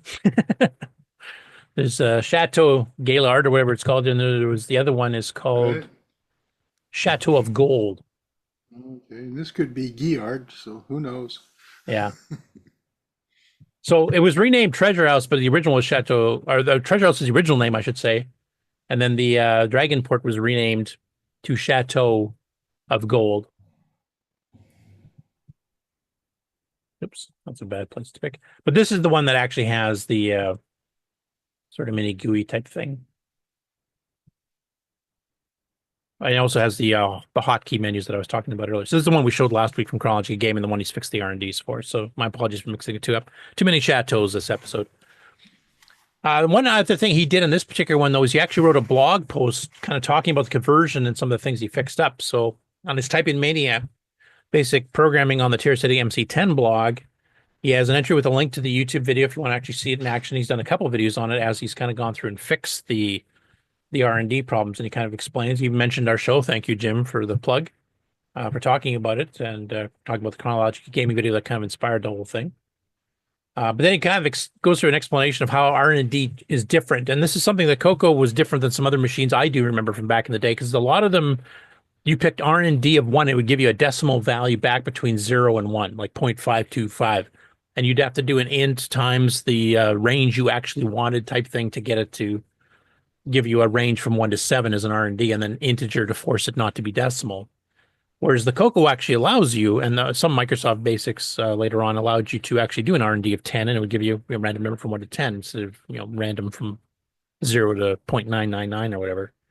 So he goes through and kind of explains why he did the changes, how the differences of the R&D works, some of the patches he had to do to get that to fix. And then he did some other minor little bug fixes and stuff too, or slightly corrections. But that was the main thing, is to make the R&D work more like the original game was. Next up after that, we have the Wargaming Scribe returning to the CoCo here with a game called Company. This is from Arc Royal Games, by the person that ran and created Arc Royal Games, Phil Keller. He was kind of the CoCo war game expert. They did a ton of games over the course of like 82 to 88, 89, something like that. So this one here is called Company Commander. And as usual, he goes into an absolute deep dive, goes through the history of it, gives you screenshots. He gives you animated screenshots in some cases. This particular one was a bit different than some of the other ones. This one actually was meant to be expanded on with expansion packs later. So you get the core engine and you get some basic scenarios, but then you could purchase other scenarios later on. And this was something that a few wargaming companies kind of promised back in the early 80s. Most of them did not follow up with them. Like they would create this open architecture to do this type of thing, but not release too many sequels. He mentioned in this particular case, this is one that actually did. But that they seem to have been lost to time. Yeah, that's the sad part. And I've never been able to find Phil Keller, so I don't know if he even knows he's still around. There were some other authors with Arc Royal, though, so maybe some of them are still around, may have copies. Now, he says it's the most least visually satisfying tactical game I've played since Computer Ambush. And then he kind of gives you, kind of a nice breakdown of what exactly everything means on here. And you can see some of the animated movement. Flashing effects when it hits and stuff.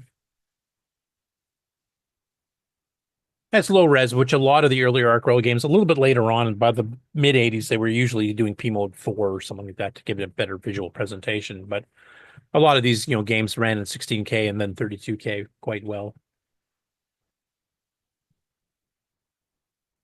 And I think, unlike a lot of these really old ones, which he usually tends to just like kill off the opponent fairly easily, I think he actually lost his game here. But like I said, really deep dives. Here's a advertisement for it, Mark Royal. There's a rainbow ad as well, or rainbow review. Has a complexity being a 2 out of 5, rating totally obsolete. And this is where he's comparing with modern war games. I don't know if that's entirely fair when you're dealing with retro stuff, but that's the way he rates them. And here's one of the modules that was advertised. So they actually did sell the modules. So you had the basic game, then you buy these modules and you play it through the same engine, but different scenarios. And as Alan mentioned, that's some of the stuff that unfortunately has been lost. So there are he's got some multiple ones here. I think it might have been bundled with more than one to begin with. But some of the external ones that were sold separately are the ones that kind of disappeared. And did I make interesting decisions, which is kind of his like mini review in the review here. I mean, he's rating it by modern standards. So of course, most of these retro games are going to suck. But there's quite a few of these old games. He said, yeah, that nothing interesting. It was pretty super simple rules and there was no problem. I could kill it. But in this case, he goes, yes, particularly in how I move my units and on where to allocate my limited grenades and off-map assets, artillery and airstrikes. So he still rates as obsolete, of course, but he's actually did find the game interesting to play, which is good. And he mentioned this is something I found kind of amusing because I think a lot of us know that Rainbow tend to give pretty glowing reviews for just about everything because they wanted to get more advertisers. And of course, if you slam their game, they wouldn't want to pay for the advertising. But he mentions Company Commander received the usual Rainbow review in January of 1986. For once, H. Larry Ellman, who had praised the mediocre Battle for Tunis and the terrible Sync Pack, seems definitely miffed. And he's the guy who usually reviewed the war games for Rainbow. And he says, this is a quote, "The instructions supplied are so disorganized and jargon-filled that I almost quit before I even started playing." So that's, for a Rainbow review, that's pretty darn scathing.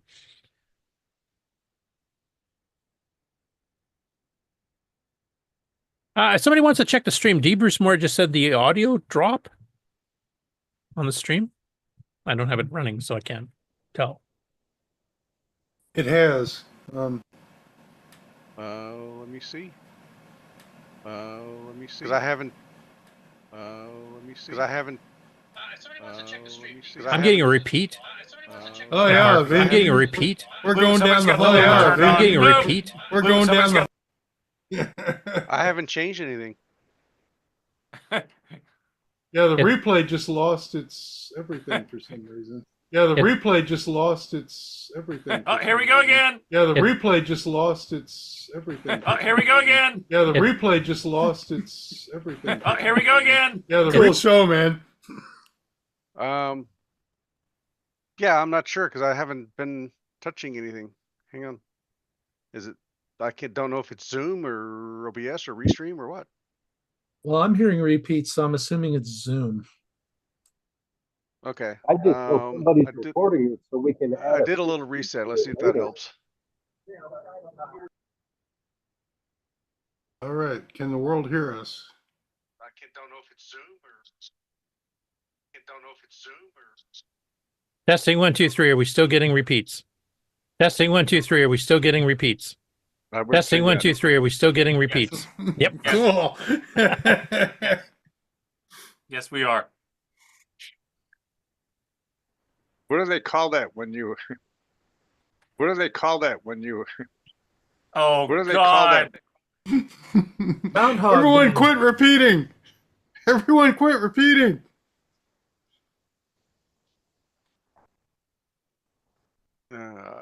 Groundhog Day. I mean, I could just mute everybody. I don't know if that would work, though. It depends on how the repeat's working. Yeah, what needs to be restarted? Because you may. The presenter's going needs to be restarted because you may. The presenter's going needs to be restarted because you may. The presenter's going needs to be restarted because you may. The presenter's going needs to be restarted. Yeah, I don't know if it's Zoom or what the heck it is. But why don't we? I'm not hearing echoing on Zoom here locally. I'm only hearing it on the stream. I'm hearing it on Zoom. Yeah, it's like Rick said it 10 times here. Let me try stop sharing like maybe I'm doing it. But you're good. Mark's good. Why's that? Am I repeating? I mean, I'm not seeing it on my Are we better? dashboards here and stuff. Now we're better. You know, there has been some solar activity out there.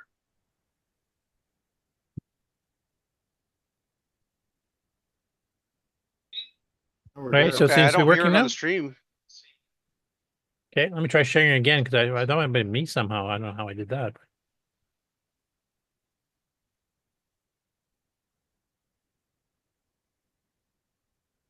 Must be a Mac thing. Damn SpaceX. Well, it wouldn't be Windows 11 since you guys don't use it. Okay, so am I causing repeats again? No, I don't hear it on again. Zoom. Right. In Zoom. No, I don't hear it on again. Zoom. Right. Yeah, it's In repeating. Zoom. No, Mark's repeating. Right. Yeah, it's repeating. Yeah, it's repeating on the stream. On the stream. And getting Being on back into the the stream. Zoom because I'm only listening and getting Being on- back. Yeah, because now all you guys are repeating.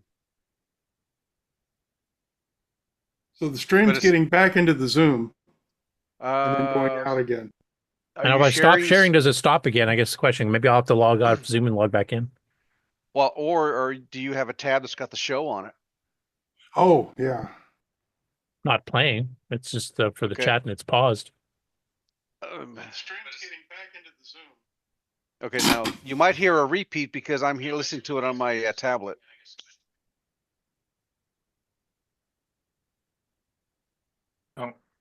Whatever was doing the repeat before was feeding directly back into the primary audio feed, because I mean it was coming through like somebody was saying it twice, saying it twice, saying it thrice.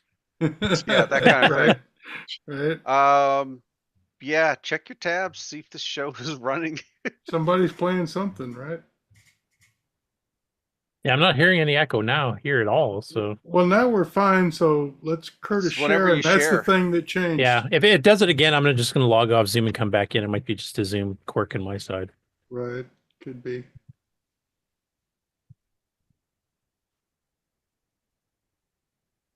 Okay. I'm sharing. Is it echoing? Rick, you're a one that Okay. echoed a lot. Yeah. No. Okay. So far, no. Yeah. So far, so decent. No. Okay. So far, no. Yeah. So far, so Nope, decent. there it is again. Oh, There it's it is Curtis. again. It's you. We'll blame him. Hey, did it stop again? Yep. Yes, it's done now. Hello, hello. Weird. There's definitely something wacky with my Zoom. One there. of those 17 tabs there is linked back to us somehow. Now, is it repeating on the stream or is that stopped as well? It's you guys said it stopped on Zoom. I'm just wondering if it's repeating on the stream. Because for some reason it seems to be trying to show the video from a different window, or sharing the audio, I should say, from a different window than I'm actually actively sharing for some stupid reason.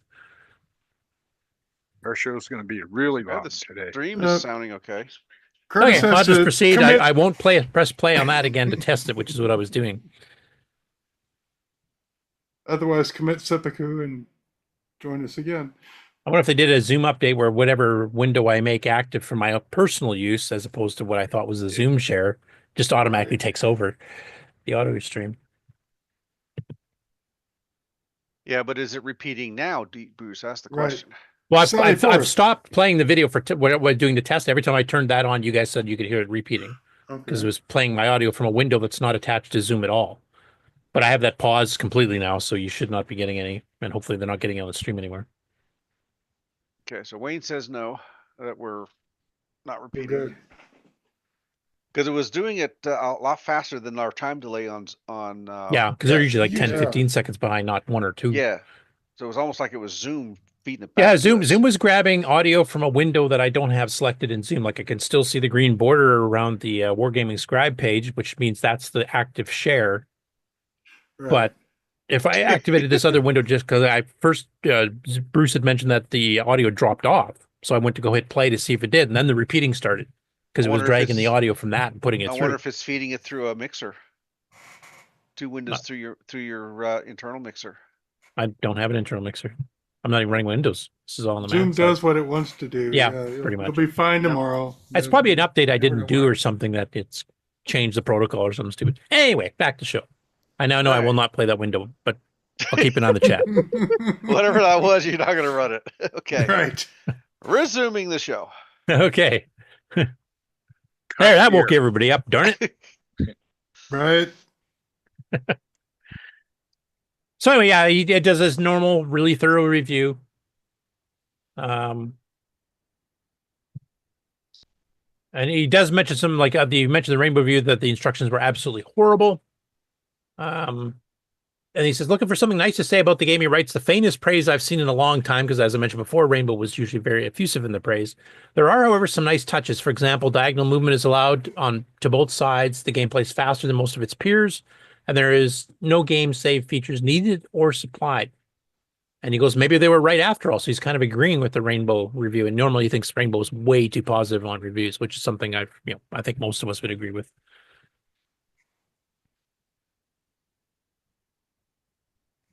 Next up, Don Barber has a rather interesting project he's been working on. And this is using USB on a CoCo. Now, Henry's working on USB keyboards and stuff for the CoCo, but this is actually for using a generic USB that you can hook up any USB device to.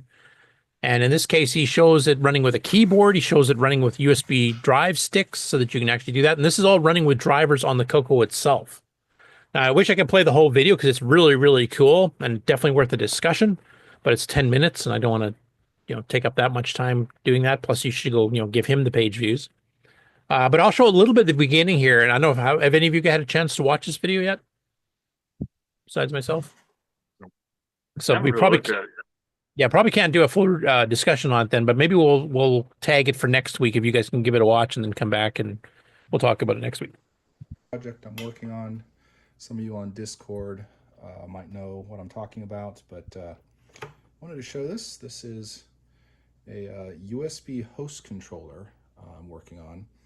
You can see it is built around a CH375 chip. That's that chip right there. This is a little module you could get off of eBay for like $2 or something like that for the CH375B, I believe, which means the crystal's not on board. But you can see it's quite simple.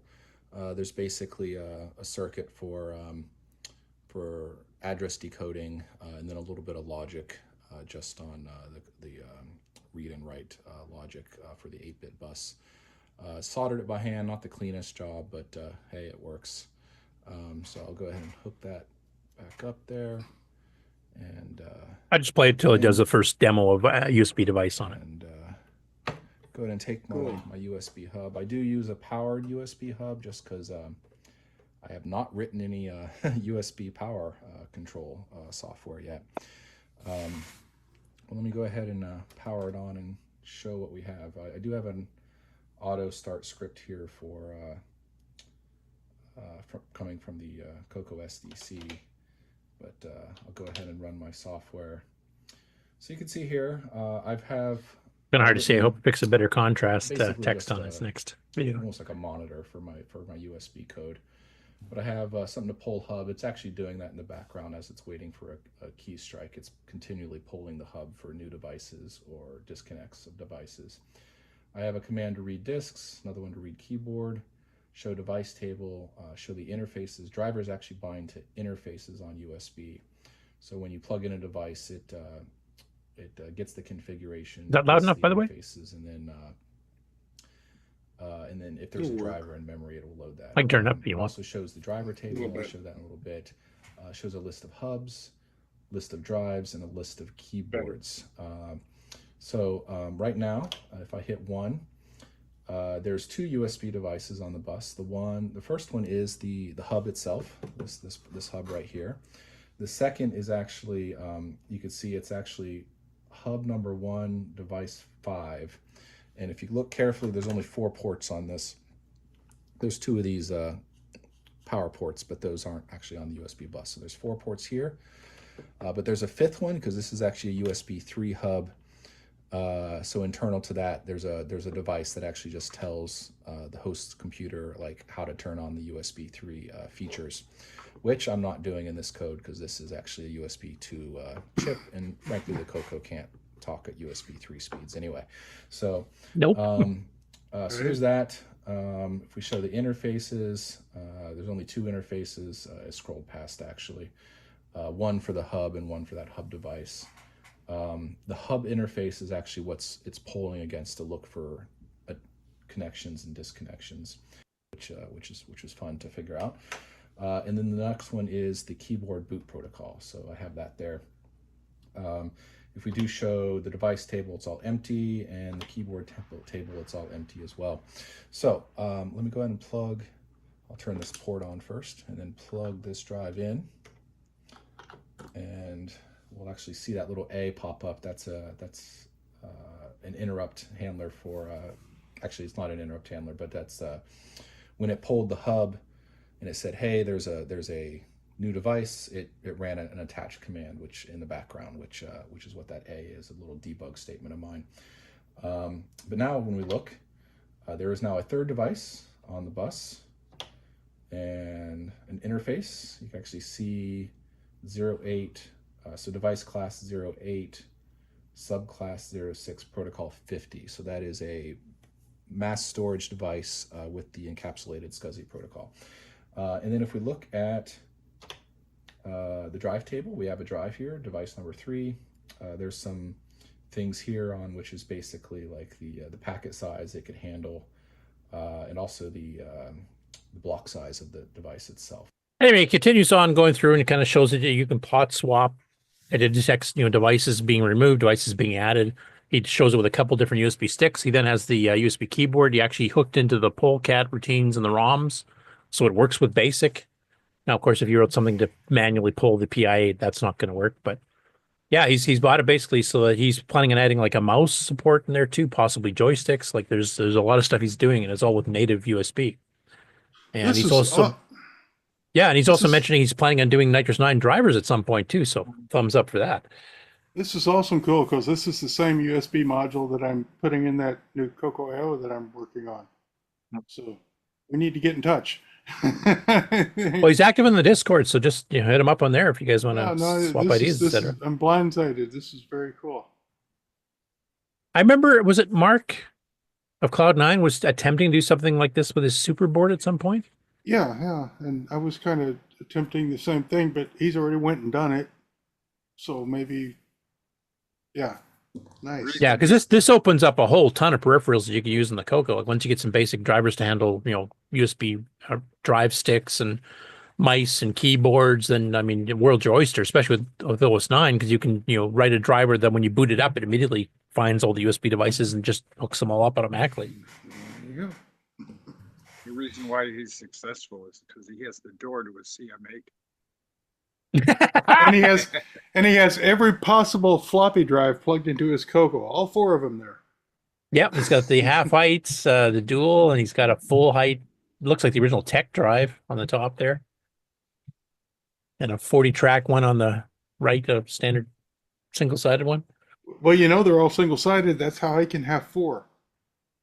And I have that same LSOP platform too. Yeah. I mean, some of the half heights there could be the FD502, which actually is a double-sided drive. Maybe it's just using the one side, but yeah, he's probably got some fancy flip switch in the back to. Yeah, because to get to the double side, it uses the you drop the signal. Right. Well, in BASIC you do. On OS 9, you just do a straight-through cable without the missing pins, and you just treat them as real 40-track double-sided drives. You can only have 3 double-sided drives. Yeah. That's what's on the controller. So by having 4 drives, they either are all single-sided or he's done some magic. And I'm betting on the latter. He's done some magic. Yeah. All these work. Yeah, if he's got USB running, he probably did some magic. Aren't there USB floppies he can add? Oh, yeah. They can get rid of all that, but USB floppy. Yeah, there you go. Run high density and all kinds of stuff that way. Yeah. I think I just heard David Ladd moan. Yeah. He's waking up. Anyway, it's a really cool project. Definitely watch the rest of the video where he actually demonstrates the keyboard, talks about some of the future plans for it, etc. I would love it if you guys do get a chance to review it before next week, because I'd love to discuss this further. If you guys contact him directly on the Discord, maybe we can get him on the show. If one of you guys there's more hardware oriented than I am, can talk him into it type thing. I'd love to have him as a guest to talk about this project. Next up, there's a website called Renga in Blue, which is kind of doing what Chronologically Gaming's doing, except just for text adventures. So they've been going through in roughly chronological order, not perfectly, but they go right back to the mainframe days in the early 70s, with the original, Colossal Cave, etc. The way up to, well, they're in the early 80s now. And this one's kind of a little bit ahead because it's talking about the Rainbow Book of Adventures, and he's actually didn't know there was the 4th one, because that's actually up in the archive too. It's got a blue cover. But he's mentioning like these come out starting in like 83, 85, that type of thing. And he's still doing 82. But the thing is that Rainbow had announced the first adventure contest in 82, which is why he's kind of covering it here. And this, of course, had that really good artwork by Crawford, the guy that did most of the painted covers for the Rainbow magazine.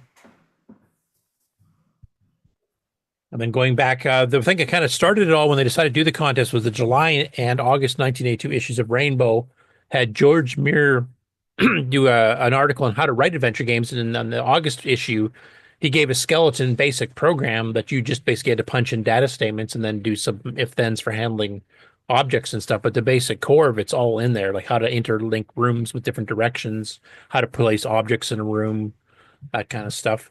And I left a comment on there because my RingQuest game, which is in the second book of Rainbow Adventures, actually, I used that ADV maker. It was called ADV Maker.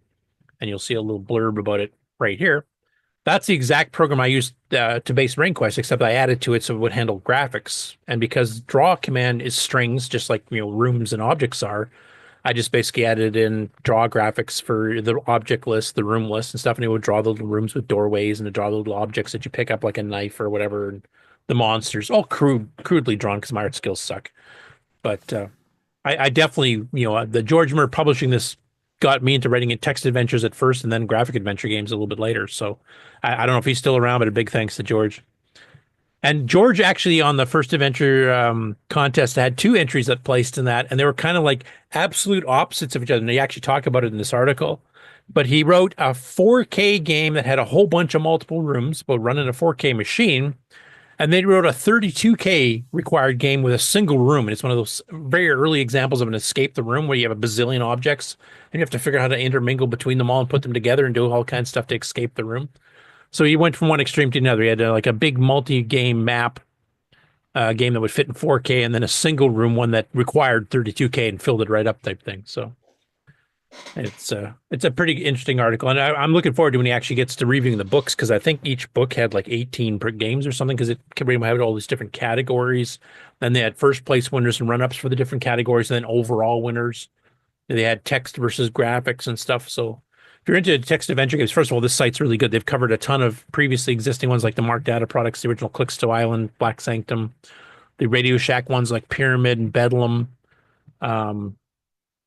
What else? The Infocom games get covered later on, the Scott Adams games. I mean, there's a ton of stuff in here. If you're into adventure games of any sort, this is an excellent site, and they are updating it constantly.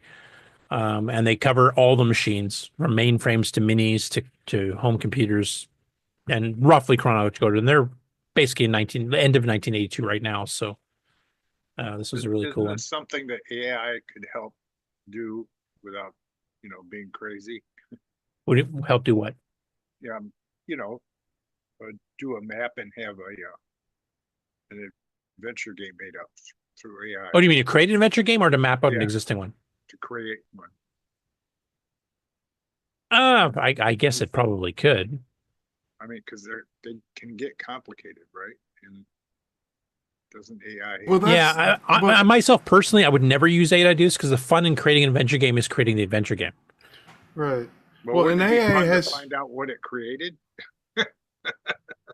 Yeah, but the thing is, you're telling an interactive story, so I guess you can get an AI to create it, but there's no fun in that for me whatsoever. Okay. It's like writing a song. Like, I don't want AI to write a song for me. I would rather write the song myself, type of thing. Right. Like the creativity is the fun part. So if you take that away, it's like that one quote says, "I don't want AI." AI was supposed to do stuff like clean the dishes and clean the floors with Roombas and stuff here and leave me time for creative arts. It's going to do all the creative arts for me, and I have to clean the dishes and I have to empty the dishwasher type thing. Like that, I have to agree with that sentiment. And AI has no sense of style or audience, so you end up with this stupidity and flowery text and. Well, what they have though is, how they make a picture come alive with movements and stuff, because But it's all stupid, and they show an airplane landing upside down on its head and not denting. And, just impossible. I want a game that relates to me as a human, not, I want the computer to relay human things to me. I don't want it to go off in some impossible world that doesn't exist and can't exist and isn't funny. I mean, give me Doug Adams, not. As we play with the electronic bytes. Like for me, AI could be used as a tool to help create, but I wouldn't let it create the whole game. I would if I have terrible artistic skills and I wanted to draw a picture of a dragon, well, maybe I want a red dragon that's 14 feet high, and whatever, you draw it and give me back the image type thing. I could see it for that kind of stuff, because that's not my creative forte. But the adventure game itself, kind of like what Rick's saying, I want the human element of the design of it. I want something that I can relate to, and it relates to me. Actually, the human element of the design is put in the computer as AI. I mean, you're all working with that. I mean, that's already there. I mean, you fed it, I mean, that's like saying Eliza was a competent Rogerian, No, she wasn't. It was only as smart as she you worked gave for it. some people, though. Yeah, I suppose at some level, but Yeah. She Come fooled some elucidate people. your thoughts. I'm not as sold in AI as it sounds like you are, Ron. Well, I'm not sold on it completely either. I mean, it does a terrible job with cars, that's for sure. I mean, Well, it does terrible jobs on lots of things. I saw one where they tried to set up a scene for a campground with a campfire and a tent.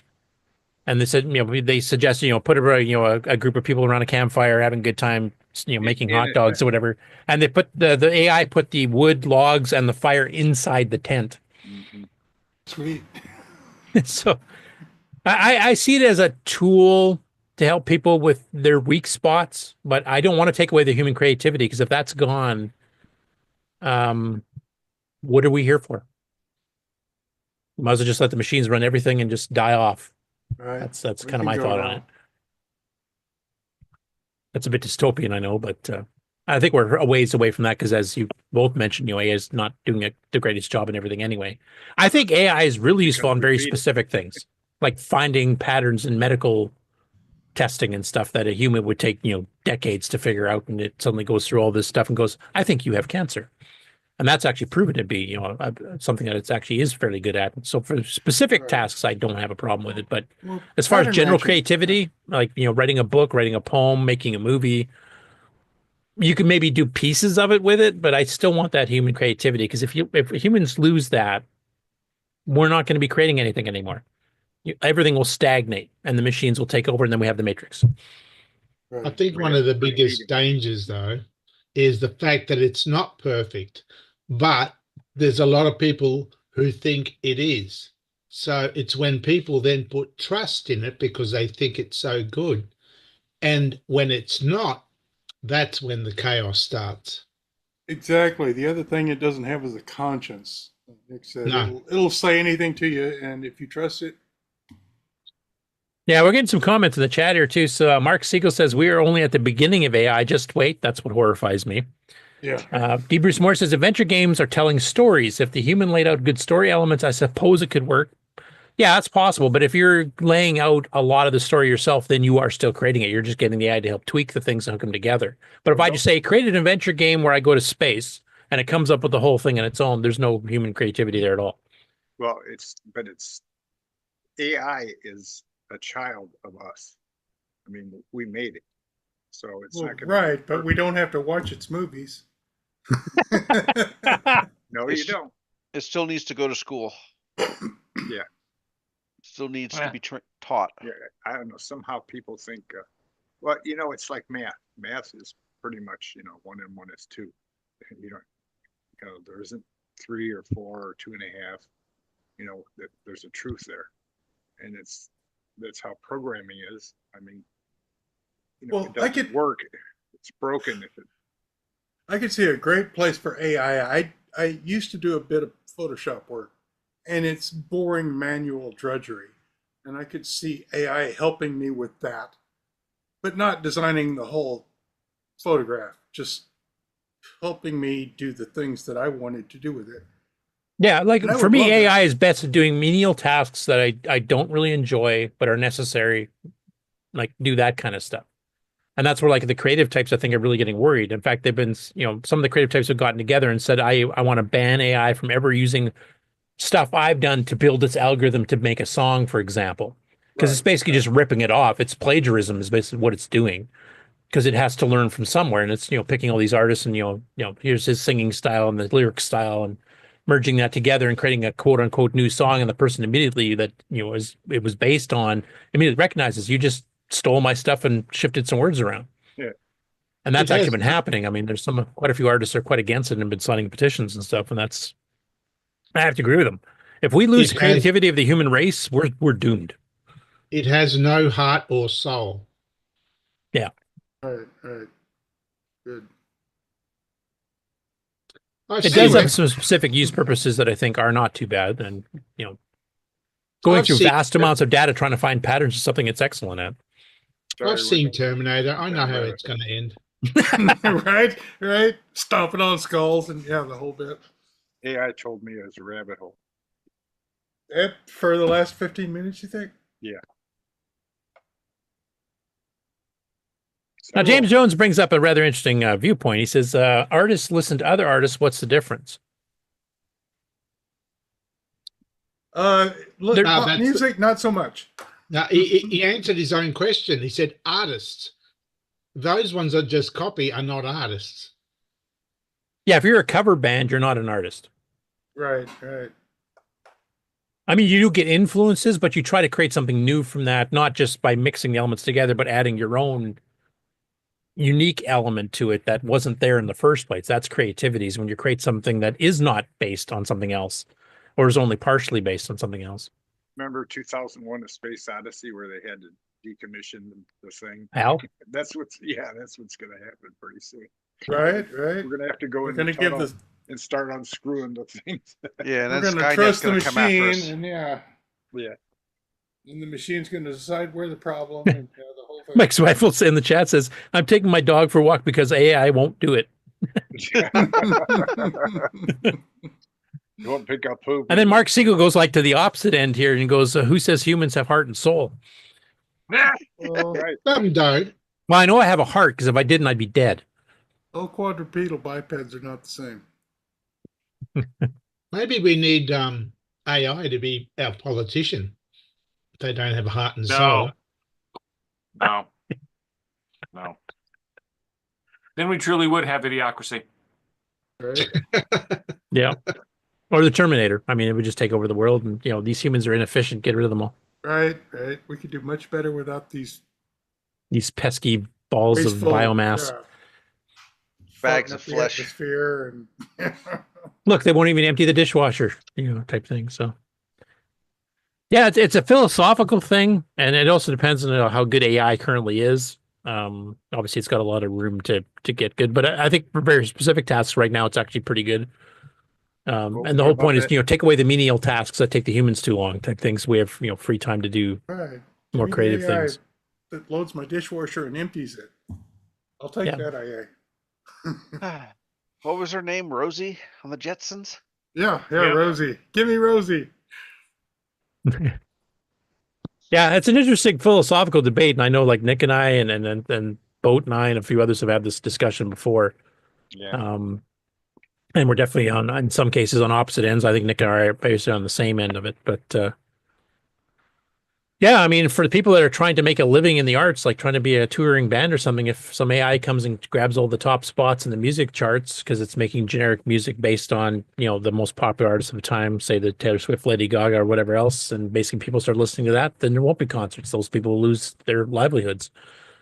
And I know, mechanization and industrialization also has gotten rid of, but there's been, it hasn't really affected the creative arts that much. It's been more the labor stuff that's been replaced.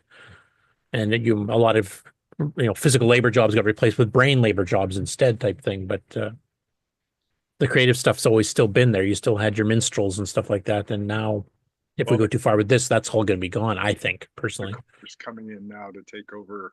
With some of the brain power. I like TRC Retro Programming says AI is useful for a lot of things. Try ChatGPT. I have tried it. It sucks at CoCo programming. It sucks at Sega 709 programming. It doesn't even know what those CPUs actual instruction sets are. Like, it's horrible, but it will gradually learn as it's given more data to process, right? Yep. Anyway, I wasn't expecting to go down that rabbit hole, but no, it was a big one.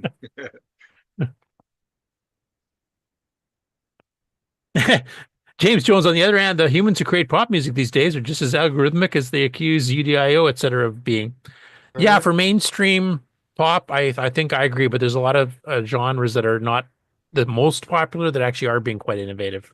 Well, the progressive stuff. So, well, plus, what are you talking about? For a while, like every pop band was the Matrix or producer, and it didn't matter what band you got the same music. I mean, it's like in the 70s, everything was Wrecking Crew.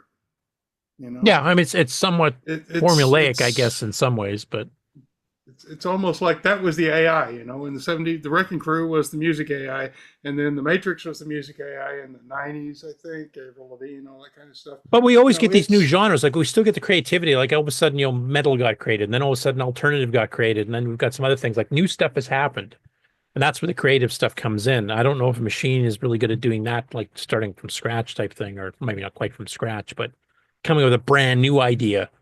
You know what a looper is? When you're playing, the pedal you can hit and it loops your music for you. Right. Oh, kind of like Zoom? Yeah.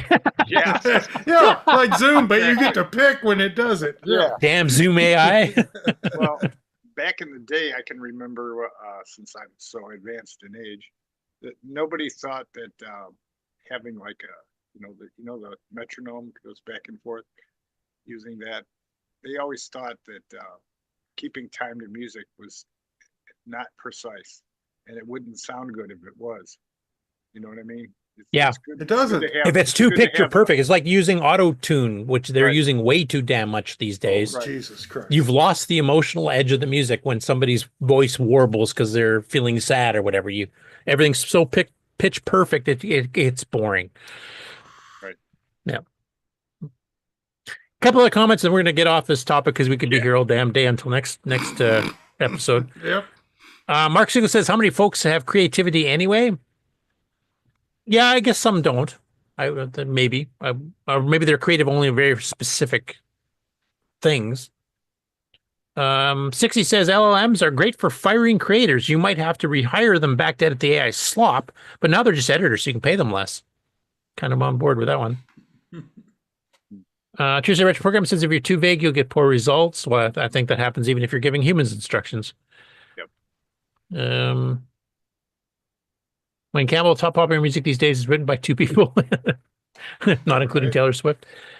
Yeah, for the pop stuff, yeah. I think with the other genres that are around that are popular enough that people can make livings and touring with them, that there's still a lot of originality still happening. Well, I mean, remember Jimmy Webb wrote everything in the country world in the 70s. I mean, it's always been one person writes everything and 70 bands do it. But never mind. I mean, there hasn't been any. It could be we're just old. Yeah, too many examples. We can go there on hasn't for been days. any Damn good music kids. since the 80s. True. I think every generation says that, though. Like the previous, after a certain decade, like everything after that sucks. I'm not quite that way. There is some new music I like, but it's not the stuff that's the most popular on the radio. Well, it's not on the radio. Exactly. There was some really bad music in the 80s. Some really bad music in the 80s. And some of the best music in the 80s that I can remember were one-hit wonders. Right. But the radio was all corporate rock, so there was nothing worth listening to. And yeah, it's people all quit about listening. it's all about how much you how many ears you can get on there. So yeah. So you like afternoon delight, huh? Star rockets in flight. We really need to call asparagus and move on, guys. Yeah, I think. so. Please, I agree. Thank you, Henry. Thank you. Okay, next up, there's a new Dragon 32 game dropped. This was mentioned on the World of Dragons forums. So Salvador Cantero has released a new Tetris game for the Dragon and the CoCo. He's got versions of both. You can download both. You can see on the left-hand column. There's both CAS and WAV files, and the DT are the CC.cas and CC.wav. That's the CoCo versions, and the DR versions are the Dragon versions. You can actually get the bin file yourself too, so you can make an audio cassette. It's cassette based. He's got screenshots on the right of the thing, and this actually will print out and fit a cassette case. So if you want the proper, retro, you have the actual physical object, you can actually do that.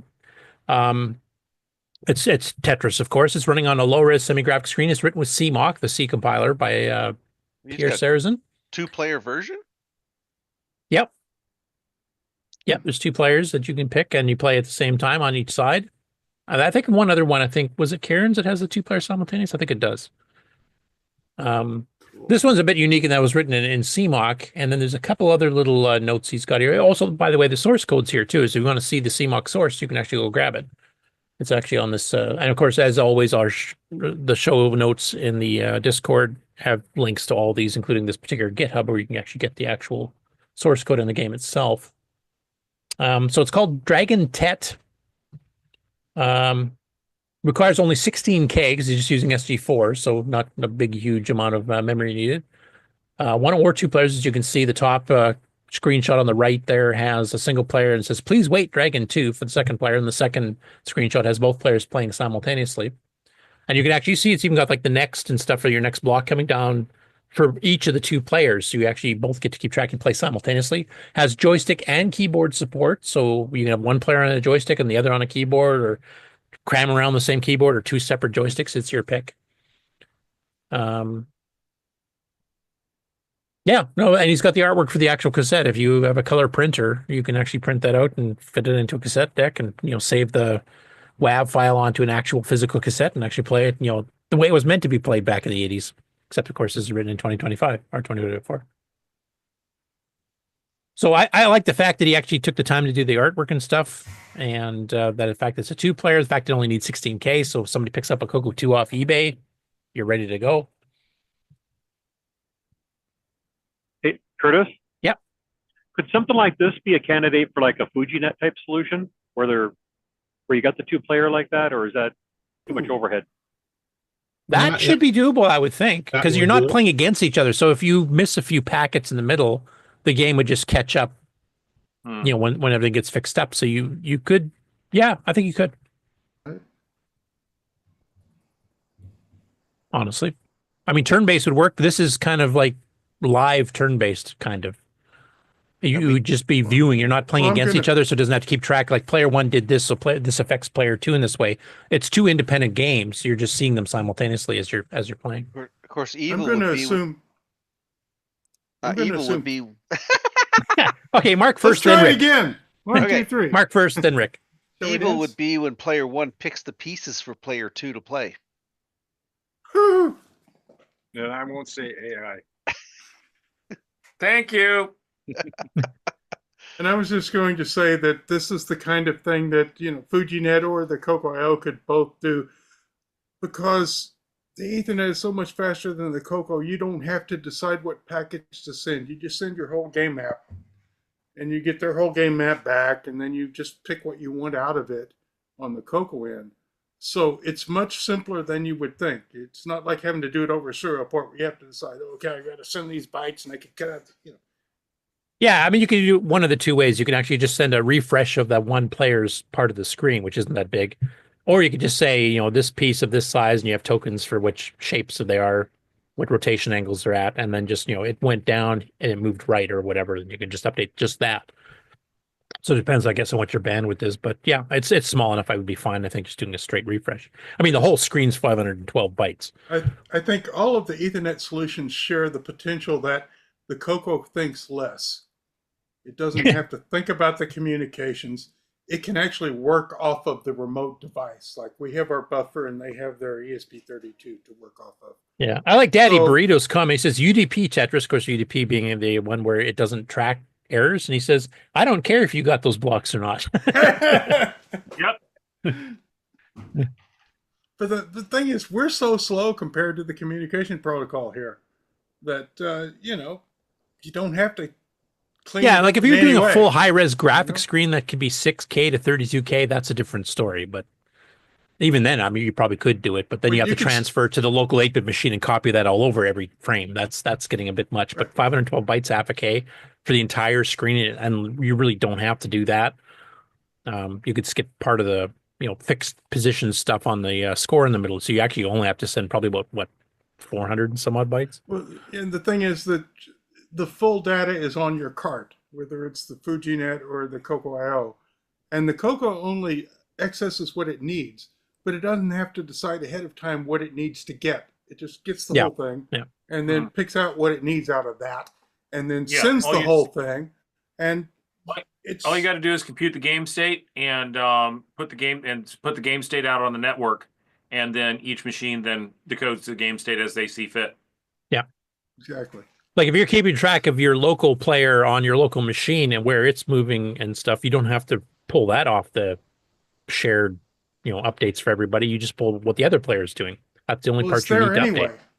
Yeah, it's there anyway. You don't have to worry about, do I need it for me or do I need it? Because then you can go past 2 players. You can have like 4 players or 6 players, or whatever, and you can, you know, choose which ones do I want to view live on the side here or whatever. Yeah. The big thing to keep in mind, though, is you do have to move, like on the CoCo side, whenever you're dealing with any of these CoCoIO or any of these FujiNet types of things, keep in mind how much you have to move from or across the data bus on the actual 6809 or 6309. So it behooves you to minimize how much you need to move and to minimize the calculations of what you need to look at, because you're still got to calculate that on the CoCo side client, and that those memory moves do have to happen on the CoCo side client. So sure, we can transmit an entire 512 bytes, you know, into the 512 bytes in less than a 60th of a second. But can we paint 512 bytes in less than 1/60th of a second? You know, and when you're looking at wanting to be able to go at 60 frames per second, you need to pick and choose. Yeah. I mean, in this particular case, because it's low res, small screen, you probably could get away with it. But if you're doing like a P Mode 4 screen or a 320 by 216 color screen, whereas now it's 32K, I've got to blast back and forth, then yeah, you have to be smarter about it. And even with the P mode, or with the text screen, it takes more than one frame to paint 512 bytes. It takes more than the 60th of a second to paint 512 bytes. Stack blasting you might be able to, but might be able to, but that's all you're going to get done in a frame. But you also got to like scan the keyboard and the joysticks and exactly, yeah, exactly. If you got to be careful whenever you're doing any type of multiplayer solution on any of the 8 bits, you have to minimize the actual data transfer from the card to the CoCo. From the card to the CoCo, exactly. Yeah, obviously the stuff in the net in between the net, it's running an ESP32 or whatever the heck it is that's running at full bore, modern speeds. Yeah. So my example was there would be an 8K map on the network card that's exchanged in its entirety between the different machines. But locally, you just look at the part of that 8K map that you care about. Right, and in most cases, and that's. I mean, this is weird. This is my own weird thing. I'm just trying to. Yeah, and in the cases that I've seen, the buffer, the actual network buffer, is completely unavailable to the CoCo. So like you can't you at least I don't know about the CoCoIO, but like in FujiNet. That's my example, I guess, is we do have that buffer available, byte addressable. Right, and that's not byte addressable on the FujiNet. Oh crap. Okay. Never mind. Yeah, it's interesting. Like, we haven't really had too much experience in network games. I think the only real one we've had is the one Brett Gordon did, where he had that kind of 8-player artillery thing. And he was literally sending your updated moves through IRC chat relay. So you just read a text line, and that it would tell you, okay, he's shot went over here at this angle and whatever else. So, but the fact is, we've got the FujiNet, we've got the CoCoIO coming out now. Now we get to experiment and figure out what is possible. Because honestly, until we start, we don't know. And with FujiNet in particular, I'm really looking forward to when they get rid of the serial port entirely and do it right through the cartridge port, because then your speeds increase pretty drastically. Having to do 1 bit at a time off a port is slow, whereas this you could do at least a byte at a time in a single load or store, or even 2 bytes. I don't know how they're planning on addressing it on the bus, if they're going to let you latch a double byte so you can get a load D and actually get 2 bytes right off the interface directly. We'll see what happens. I haven't dove into the firmware yet, but we'll see what happens. Yeah. That's the good part. We'll see what happens. Yeah. Well, the fun is exploring and see what's possible, right? I mean, FujiNet itself was created on that premise. Next up, we've got Droidwar.cas has been uploaded to the World of Dragon forums in the uploads folder. And if you go there and grab it, it's actually a game that was from Personal Computer News, issued 28. And this is one I've actually found because we have a CoCo conversion of this picker one. If you're familiar with the old 1970s arcade game Gunfight, where you have the 2 players on either side and they have the little wagon going up between the block shots, you have a few cactuses scattered around. And basically you're trying to shoot each other, right? So this is roughly based on that. Done in Semi-Graphics 24, so Nick will like it. It's got lots of color. And there's a CoCo version of it, and there's actually a screenshot of it on my website. But anyway, the original Dragon one is actually a downloadable CAS file. It's only 1.5K. So go grab it if you want to try it on your Dragon. It's joystick-based, so it should work fine on the CoCo. The joysticks read exactly the same between the two. It's only the keyboard that's different. And for those who have not seen the game before, this is what it looks like. And this one was converted for the CoCo by whoever Mr. X was. But basically, you just move up and down, and you're trying to shoot. Now, it's a little bit different on the play. The players can't shoot each other in this one, which is what the Gunfight game was, or Boot Hill is another example. But basically, if you read the script here that I did back whenever, this one takes place in the future. Each player controls a ship that they can only move up and down on their side of the playing field. That's the 2 white ships you see. You also have moving destructible barrier between the 2 of you, so that's a scrolling thing that looks like a highway right now from the shots that have been taken.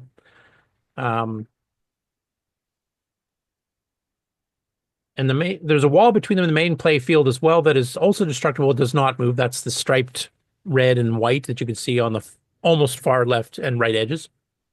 Your goal is to kill all 8 of your opponent's droids, which are those green things on the very far edges of the screen, before they kill yours. So basically, you have to take them all out, and you have to blast through a moving barrier, a static barrier, and an interesting play mechanic is that the 2 main ships that the players can control cannot shoot each other, only the moving and static walls and the droids, which is different than most of the other games of this ilk. Good sound effects, 9 different speeds for skill levels, as you can see in the upper right screenshot. And it's semi-graphics 24, so you're getting, black borders and stuff like Nick likes. Fairly high-res looking graphics, even though they're fat, wide pixels. And this one, because it doesn't actually have any text on the gameplay screen, and it switches to a regular SG4 screen for, getting your skill level and stuff, this will work absolutely fine on the CoCo 3 and run as intended. And I actually have a couple of pokes you can do here on the game entry page on my site, that if you want to give it a shot. And that's available on the Computer Archive already, but now the Dragon version is also available on the World of Dragon forums from the original magazine. And it is assembly language, it's not basic. And if you want to give it a try on the Dragon, you can go grab it and give it a shot. It'd be a fun one to do, actually, as a game on challenge, but it'd have to be a live one or maybe over FujiNet or CoCoIO, because it does require 2 players. There's no AI in this one. Next up, we have some gameplay videos that were done over the last week. The first one is from Ultra Gamer 81, who put up an almost 10-minute gameplay featuring Panic Button. And I think we've played this one already on the challenge, if I remember correctly. But this was originally by First Star Software. We have to turn the sound down a bit here.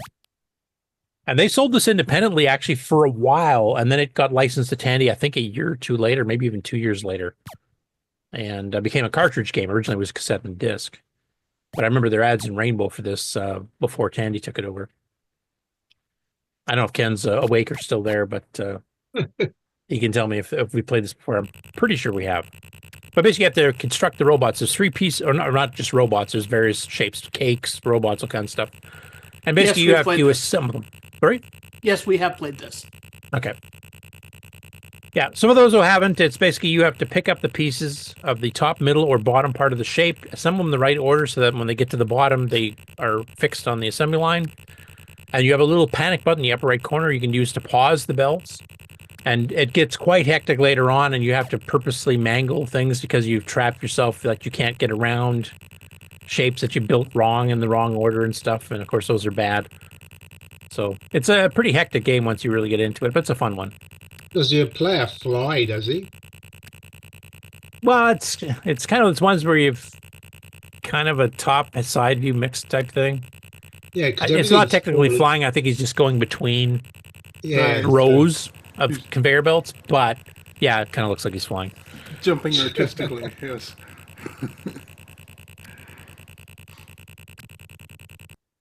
Next up, and this is just for Ron, there's a gameplay video of Defense. Ron's favorite game of all time on the CoCo. Oh, did Ron leave already? Oh, man. I must have.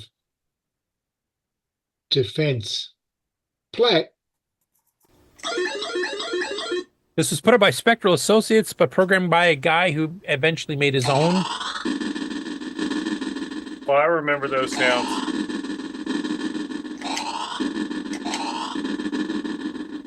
I take it that's black and white. Yeah, he has a CoCo 3, and he's running these on a CM8 with a door.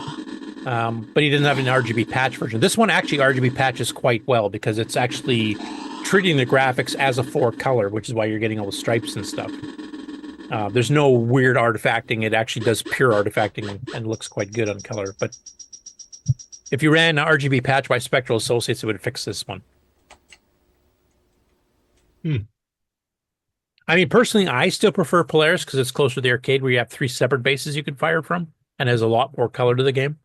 But this is not a bad one. If you like the Atari 2600 style of Missile Command, this is basically based on that.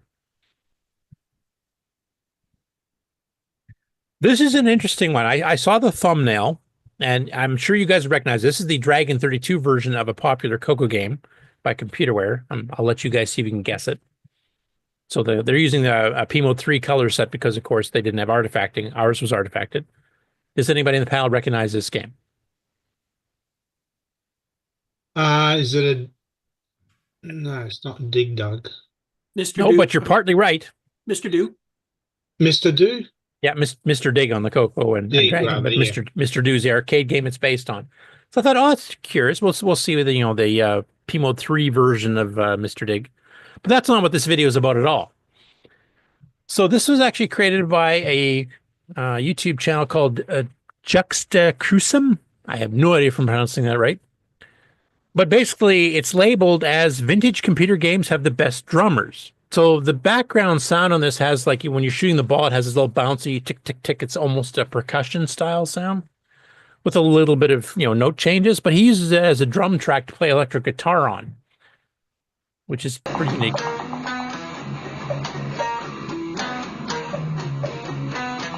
But you hear that tick, tick, tick, tick. That's Mr. Dig, when you're shooting the ball to kill things. So he actually uses it as a drum track. I thought that was pretty unique.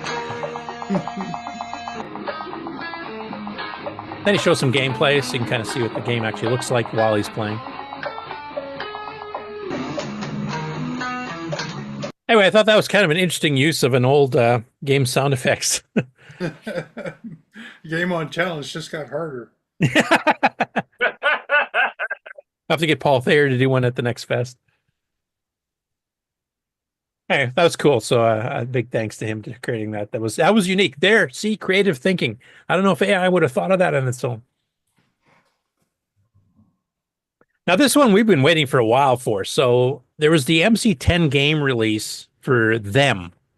T.H.E.M. because it's an acronym. And TJ Ferreira actually received this game months ago from the original author. We've covered it on the show before, too. In fact, the author sent me a copy that's coming with me to CoCoFEST. It's going to be one of the either door prizes or a auction item. So you'll be able to get the full boxed version of it. I've shown it on the show before. So TJ finally got around to actually playing the game, and he didn't fully understand the instructions at the beginning.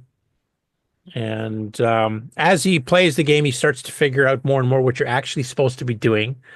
He does swear a bit, though, as he's playing the game. So I'm not sure if I should play it with the sound on. I mean, it's nice to hear the sound effects because most of us have seen the packaging and screenshot, but not too many of us have actually seen the actual gameplay.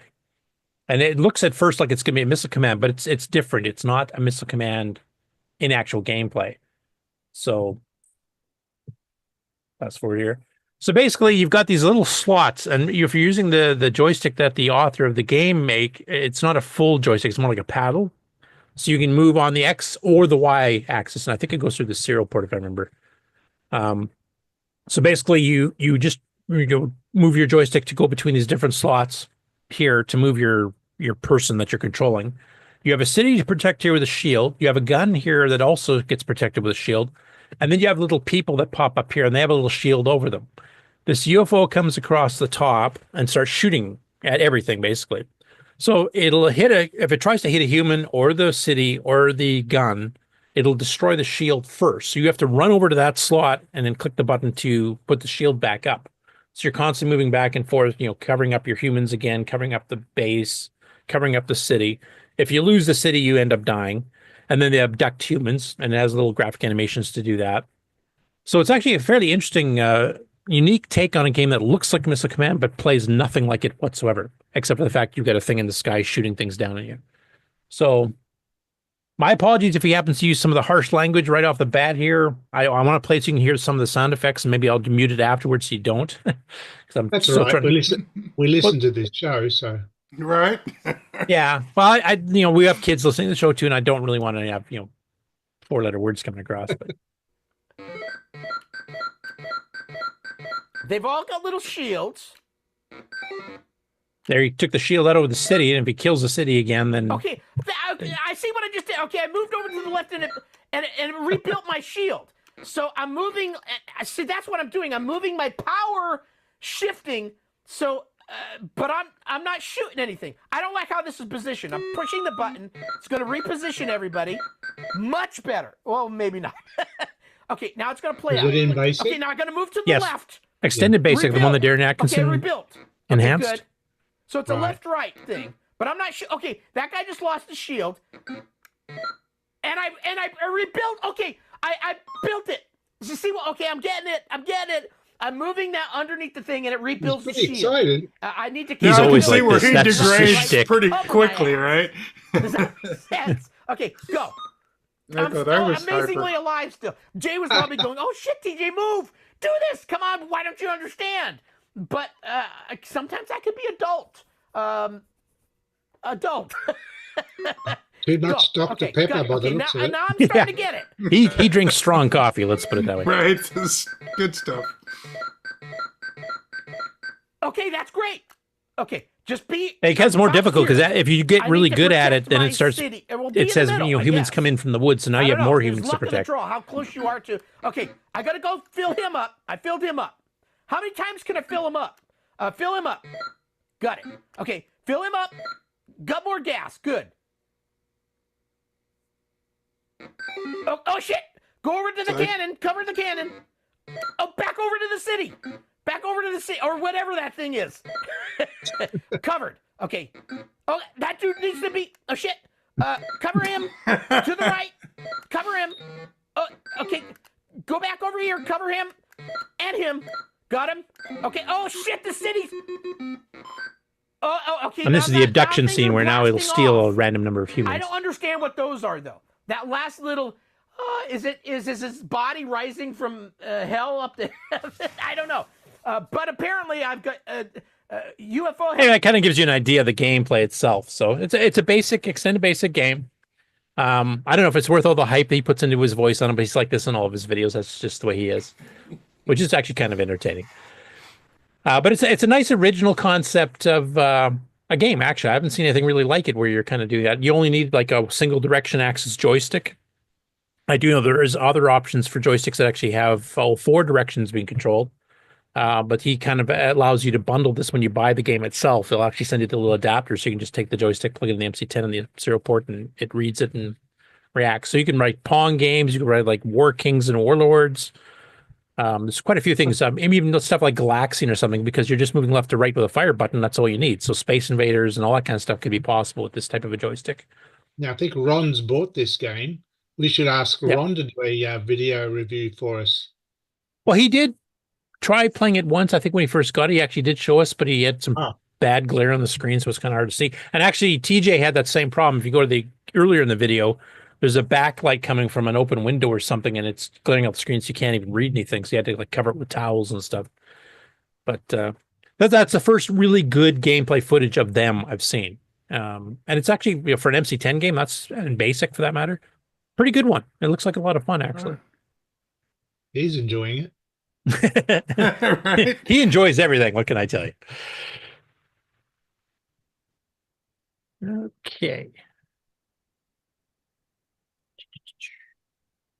Got a blank tab there. I think that was by accident. Hope.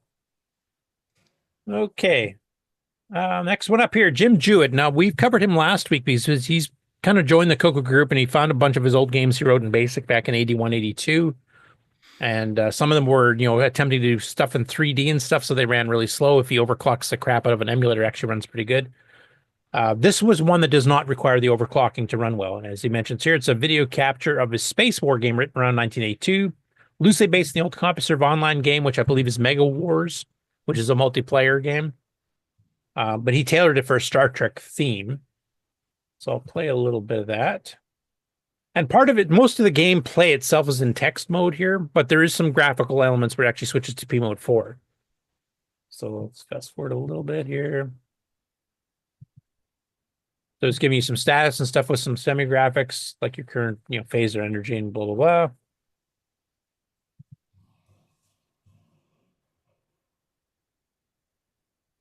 Find one of the graphic bits here.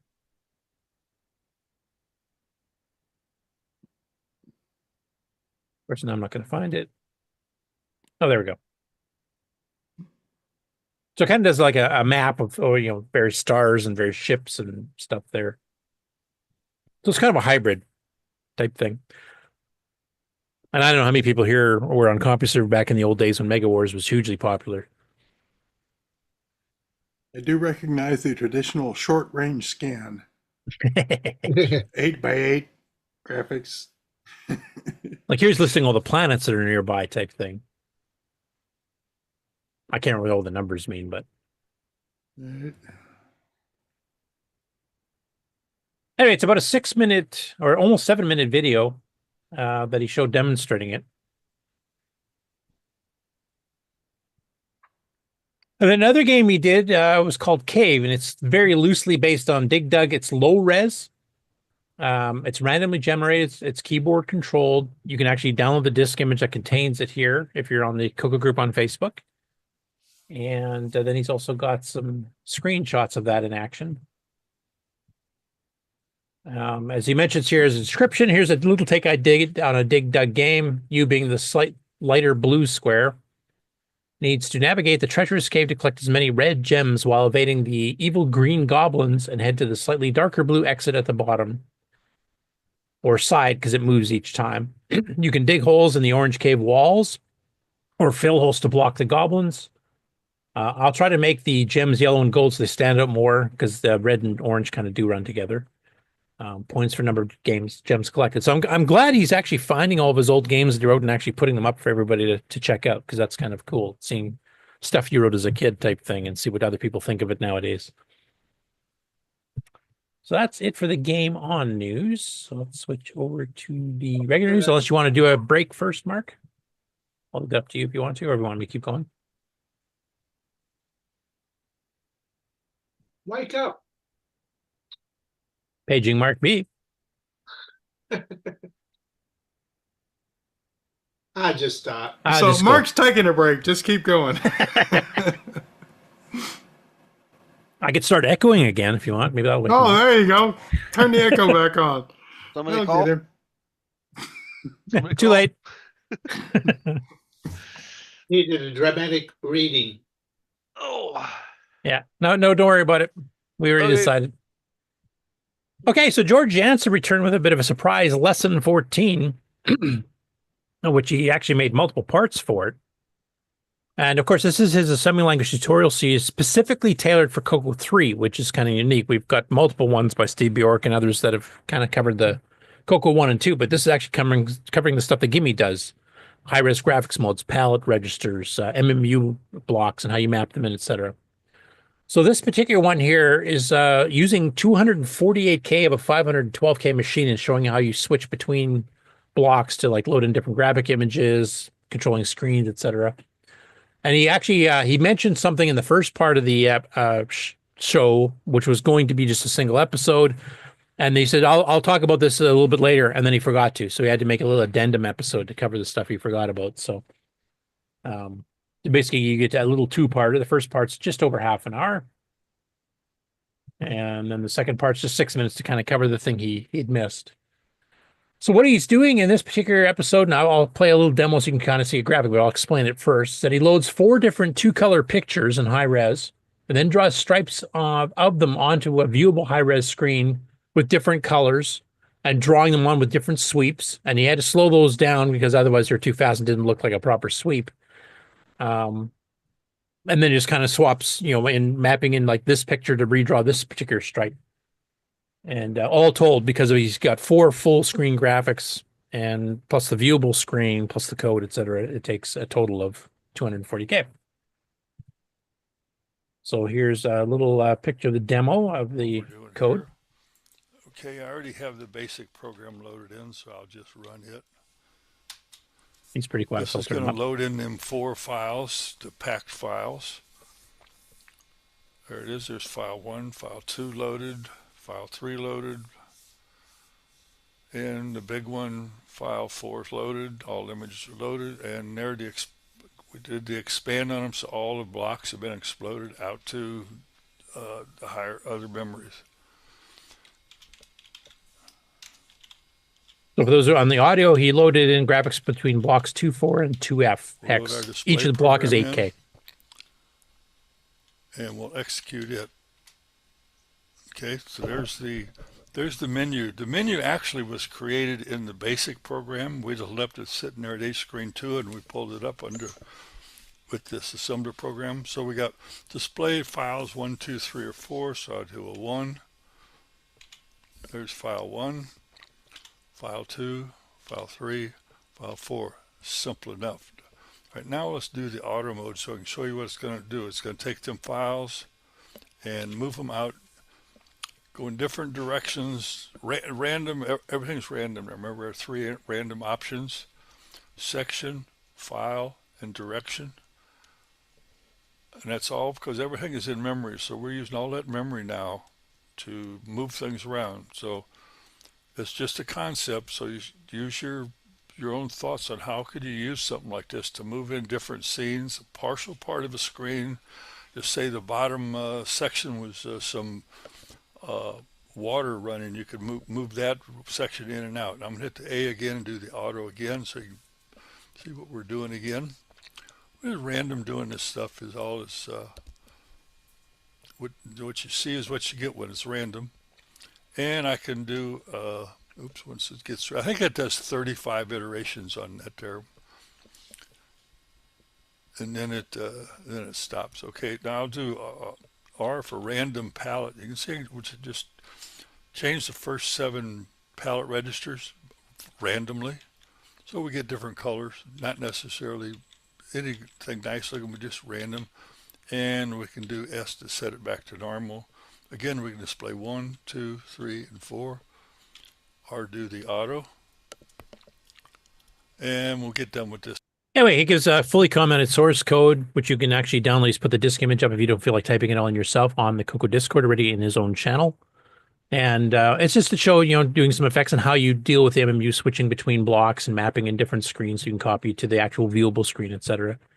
And like I said, he's really slowed down the sweeps here because they were so fast if you just run it straight raw assembly that it draws the rectangles instantly. So he actually has a timer to slow it down so you can actually see the pan, the sweep. But if you want to learn how the MMU works in the CoCo 3 specifically, that's mainly what this lesson's about. And dealing with graphics with the MMU settings, because you can point the screen part, the gimme point to the screen of what's going to be displayed does not have to be mapped in at all. You can have it pointing to something you drew 10 minutes ago and it's sitting off in memory somewhere. And meanwhile, your program is got mapped in completely different things, code, graphics, whatever else.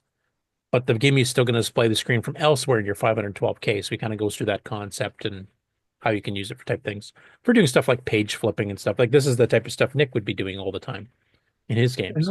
And just a side note, if I can ask a question and maybe get some feedback from the audience.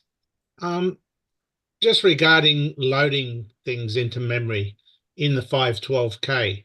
Obviously, we can't access that 512K directly. So at the moment, when I'm loading data, I'm just going to basic and, allocating 16 or 8K blocks, loading them there and mapping those blocks to the other areas of RAM on the CoCo 3. Is there a utility which allows you to save data that's in that 512K RAM so that you only have to do a single load M and it would automatically bank in the block of RAM and load the data block by block rather than having to break it all up into individual files and stuff? I mean, I know it can be done. I was just wondering if anyone knows of any programs that did it already, so you don't have to reinvent the wheel. Yeah, that way you've got one file to load in say you got a 200K data to load. I've seen it done where you just do a load M of one file and it automatically loads those blocks up rather than what I'm doing at the moment, and that is all the files are individual and I have to use basic to bank in the RAM and load it in there. And well, so how would you hook in? I mean, load M has its limitations. Yeah, well, I thought load M, you would have to load M. I don't want to let this go too long. A load M thing to load M the rest. You can do an auto start load M, where you can actually have it like load. Because load M allows you to load blocks within the 64K. Yeah, that's a blocks. Yeah, so like an auto run like Sugar Software used to put out, where you tell it to load in the print hook vector, and as soon as it tries to print OK on the screen, it immediately jumps to your routine instead. That routine can then have its own internal structure Stuff for the rest of the computer, load M yeah. files. Say, I want this next 32K to load in at MMU block, whatever, does it, and then goes on to the next one and the next one. And basically you could build a special custom bin that does that. But I don't know of any off the top of my head that are publicly available. If I do know anyone some other knows- games do that. Yeah, I've seen it done. So if anyone has any suggestions, put a message in on the chat or whatever. And yeah, that's all. When he mentioned he was loading in graphics, that's what brought that up. So is 9 going to handle that automatically? Wow, it Um, sort of does. Sort of. You can use the VRN driver to tell it to allocate so many blocks, and then you can just load the blocks in, but you still have to manually map them in as you go. Right, but as far as taking 512K off of external storage and just filling a CoCo up with it, yeah, I don't know how you. It's been done, but how do you do it? Yeah, it can be done, and some people have done Like it. Packdude Monster Maze, for example, does that, because if you take a look at the bin file, it's like 60 some odd granules. Yeah, Like it's it's a single 150K load, that's yeah. loading in one shot. You take a look at something like Contras, it does it like Nick does, where it's got a little basic program that does each individual load and pokes in 1 or 2 MMU blocks in the upper part of 32K out of the way of the basic program, maps them in, and you just load it over top, and then you switch to the next couple blocks and you load the next chunk. And you can do it that way too. And that all works, but yeah, I'm just trying to see if there is a way to do it as a single file. Yeah, Packdude Monster Maze, the source code is available, so you might be able to steal it out of there. Well, I don't want the source code to the game itself. I need No, but the game includes the loader. If you just grab the loader part of it, there you go. Yeah, but how did he create it in the first place? I was wondering if there's a tool that creates it. Oh, right. Yeah. I don't know. Anyway, there you go. You'd have the loader part anyway from that one. You just have to figure out what format he used to dump it to disk. There's a huge long bin file to begin with. Yeah. Anyway. Anyway, it's a good series. I'm glad George came back to cover some more stuff here, including using half of the 512K machine. It's a fairly simplistic demo. You'd probably want to do something a bit more impressive graphically, but it's enough to show you what he's doing visually, which is really helpful for a lot of people who are trying to learn this kind of stuff.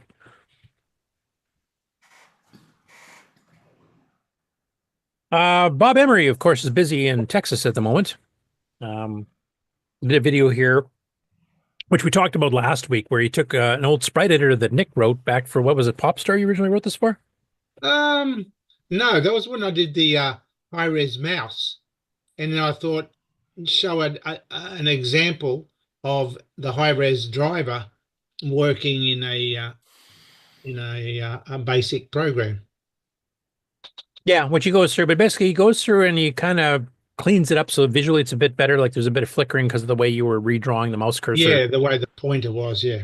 Yeah, and then you did some other optimizations and stuff too, so it runs a little faster. You changed the way you can select some of your shapes. So you don't have to click each one at a time to copy it onto the animation panel at the bottom. So you can actually do a group of them at once, which is a lot faster. It doesn't have to redraw each individual sprite as it's going. And the zoom up view. So this is like a 40-minute long video, so obviously I can't play the whole thing here as much as Nick would like me to. And he actually edits the code kind of live during the video here. You can see he explains why he's changing this line to do that type thing. Has he got a link to the program now? Or I think he does. I have not uploaded it yet. Are you hearing me? Okay. But I will be posting it to the archive, and I'll share. Oh, great! Yep.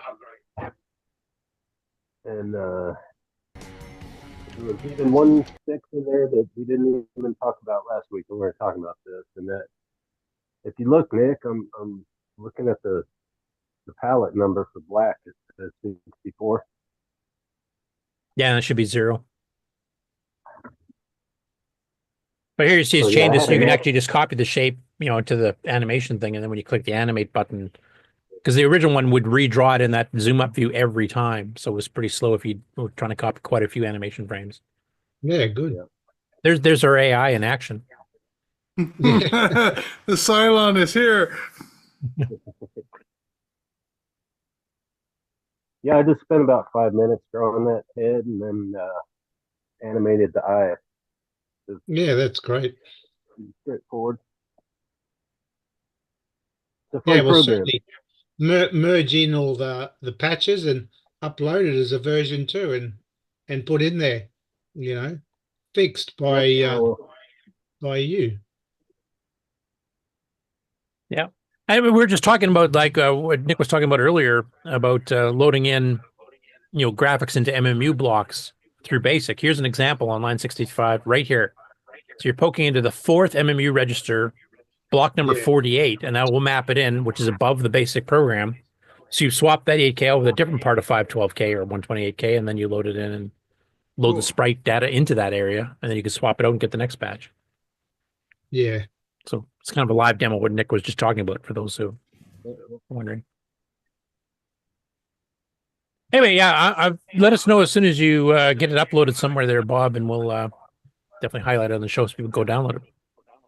Yeah, definitely. I'm going to make a cleaned up version of the disc, basically. It's got a little bit of debris in there now on my working disc. Yeah, definitely include the Cylon, though. That's a pretty cool graphic effect there. Yeah, for sure.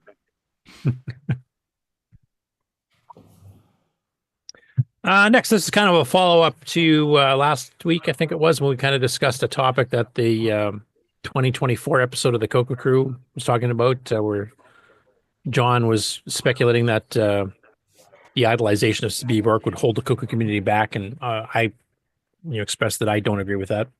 And D. Bruce Moore basically did the same thing. So he shows Steve, talking to his son Jacob and stuff here, and the Steve Bjork semi-language series, which a lot of people still use. So that's obviously a positive influence that will continue on. And also just the inspiration, like all the stuff that he did and stuff might trigger people to try to go forward. And in fact, the MP3 chip was based on that David and Bruce are working on for his Realm of Doom game is based on an MP3 chip thing that Steve had done for his Haunted Hacker stuff. So that the fact that this game is coming out, the hardware is coming out, was based on talking with Steve. So it's kind of inspiration that still lives on. And yeah, I agree with Bruce 100% on this. I don't think it'll hold anybody back unless they choose to be held back, in which case that's your fault, not Steve's. We don't know what the idea of, like, how exactly is he holding us back? Yeah, I don't either. I mean, I don't want to like drag it out too much, but it's just not something I agree with. I mean, some people I think maybe idolize him a bit more than is deserved in certain cases. That's possible. Though, as I mentioned last time, that's also dependent on the fact that Steve, he was making a living off this. He had time schedules and stuff to meet, whereas, hobbyists can take 3 years to develop a game, pull every last cycle out of it type thing, but they don't have a deadline. They're not feeding, putting food on the table based on this. You can take as much time as you want, and that's not how Steve had to work. I mean, he was trying to earn a living, so it's a different set of rules he was under too. So please take that into consideration. Next up, I haven't covered Microgames Basic, UG Basic in a while. There's been a ton of updates. As usual, there's usually 2 to 3 sets of updates every week, some on the main branch and some on the beta branch. If you're brave, take the beta branch. There's new stuff in there that's not in the main branch yet, but may not be stable. But basically, the main branch had a fair bit of updates here recently, literally just a few days ago. And it's been a lot of bug fixes, but he's also been adding in some extra stuff too. And there's some stuff that's actually specific to 6.809 and CoCo here, which I thought I'd mention because sometimes they're just very generic stuff or very specific platforms have been getting bug fixes. So some of the ones that apply here, he added sync support on Bell for play usage. Fixed the draw program for under the 6.809, fixed string to number conversion under the 6.809, fixed disruptive optimization rule for 6.809. I don't even know what that is. Fix the wait fire command for the Dragon 3264 and the CoCo. So there's actually some CoCo specific stuff getting fixed up this time too. And I mean, the language keeps advancing. He keeps adding new features and stuff. It's got sprite support and background music, all kinds of stuff being added. So if you want to write stuff that's kind of a modern basic style, but will compile to assembly language on the CoCo and actually has a pretty good performance on it, definitely give this thing a try. It's definitely a moving target. He's adding to it constantly. And he's trying to add in things that will work on all the platforms he supports, which is quite a few at this point, a couple dozen, I think. And yeah, I mean, it's just like writing with CMOC. I mean, you can do some stuff that you just could not do with regular BASIC, but you don't have to learn full bore semi-language, to do it. So it's a lot, less chunks of code that you're gonna have to write and figure out. Some people just don't have the right natural mindset to learn a semi-language. So for some people, it's just beyond them. But BASIC, most people can grasp. This is a more modern version of BASIC, but it might be easier for some people to learn who want to write in a semi-language style game if they want to do something like Inufudo does, type thing. You can definitely do it with UG Basic, and then you can also create a cross-platform. So once you write it, you can actually tell it to export for an Atari 800 and a C64 and a Spectrum and a bunch of other machines, and it'll try to use the hardware for each individual machine as close as it can. There's obviously some differences because some machines have better capabilities that it'll try to use, but you can still do some pretty decent stuff like Inufudo does that will cover the various platforms at decent speeds and write some pretty decent games. Henry, this is yours. So another USB project. So I will start playing it, but I'll mute it so you can kind of describe it on your own here. Let's fast forward a little bit. And you want to explain what is this project that you're doing and how did it go? Well, I'm working on the USB, taking a USB keyboard, plugging it into the CoCo, and translating it directly to the Matrix thing. So this is the next draft of the boards that hopefully that when I ordered it, hopefully didn't have the errors that the prior one does. It actually works. It works pretty well. I haven't done the ribbon cable yet, but I imagine that just putting in the ribbon conductor in there and just doing everything the same is going to work just as well. So is it feature complete? Not quite yet because I haven't done mapping, but the rest of the stuff that's going to be leading to features for this is going to be in software on the PiPeco. So fun little project, I haven't updated the GitHub yet, and yeah, what I got so far. Yeah, and I just want to explain for those who saw Don Barber's video on the USB keyboard and the CoCo before. Well, we didn't play the keyboard part, but we showed the USB stick. The biggest difference between those two is that he's writing special drivers on the CoCo to read the keyboard directly. Yep. So he's linked it into BASIC so that the polecat routine, which is what BASIC calls and some games call, will actually work with the USB keyboard if it's calling the polecat routine. But if you're doing anything that's reading the keyboard directly from the PIAs, all that will not work with Don's method. Yours, on the other hand, is simulating the PIA matrix, so that means backwards compatible with everything, basically. It's not simulating the PIA matrix. It is creating the PIA matrix. It's doing it. Okay, yeah, sorry, yeah. The chip on that thing, the MT8808, is a switch matrix, and I'm programming a switch matrix. So it is literally a switch matrix. As a matter of fact, on that, you will find where I run across a bad switch in the first chip that I put in there, where I don't remember if I slowed down enough to really show it, but there was a bad switch in one of the chips. Swap out the chip, everything's working just fine. So this actually is creating that. Now, with that said, the thought occurred to me, and it occurred to me after I had done this, and when I was watching the USB interface video, that you know what? All I have to do is kind of like override the memory addresses that the PIA sits at through the cartridge port, and I've got a possible solution there. And if nothing else is feeding into the PIA, if it's not listening to anything else, now I can potentially spoof the PIA, spoof what needs to be spoofed in order to give it joystick information. Yeah, I'll let you know a little secret. That's what the TC9 did. They had it would trap writes to hardware that the CoCo 3 had, but the TC9 does not have an equivalent.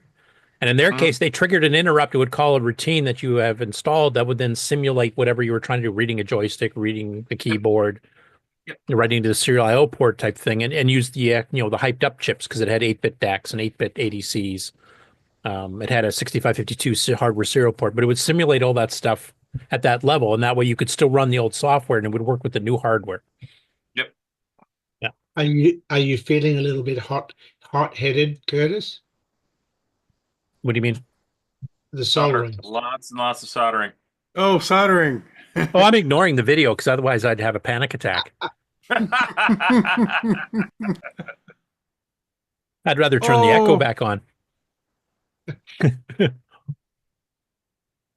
But yeah, I mean, going this way is like the Bob Puppo keyboard interface for the AT keyboard, where it simulates, or not, however you want to word it, but it presents the matrix to the CoCo routines and the CoCo hardware so that it thinks it's reading a matrix keyboard when it's really not. Yep. And those were quite popular. Rick, I think you had some of them. I think I had one at 1.2. But basically, you just plug in an AT keyboard and it worked on the CoCo. And in fact, you could program an extra ROM in there that actually you use all the function keys for, like, macros and stuff. You could do all kinds of things with it. In fact, the Puppo/Pupo was the basis of every IBM looking CoCo in the world back then. Yeah. Well, he was the main designer of the TC9 hardware for Frank Hogg. And then Hazelwood manufactured it. Because we always wanted to look nicer than the hobby computer that we've all retrograded back to looking like now. We wanted to look like an IBM, and now we all want to look like a CoCo again. But yeah. Anyway. Yeah, it's kind of come full circle that way. All right, definitely go check out Henry's The Breaky channel on YouTube. He does a lot of interesting hardware and software on there. It's kind of bouncing back and forth between Forth and keyboards, and I can't remember. FujiNet, you'll probably be doing some stuff with that at some point. Are you going to do any kind of spoiler teaser videos right before you do the VCF East stuff to kind of hit what you're going to be talking about? I don't think so. I think I'm just going I think I'm just going to let that sit where it goes, and then once the recording's out, maybe you can put it up in your page afterwards. Yeah, or whatever. I'm not sure how they're going to handle the recordings, but once it happens, I'll at least let you know where the recordings are once I know where they are. As far as that goes, my personal plan is to actually do some taping at the festival this year for my own channel. So I might actually have videos on VCF and whatnot. So cool. Well, definitely point them out to us when they're ready to come out there, and I'll definitely mention them on the show. Oh, absolutely. What are those two boards that you've added on there? So the one board off to the right, that is a serial to USB.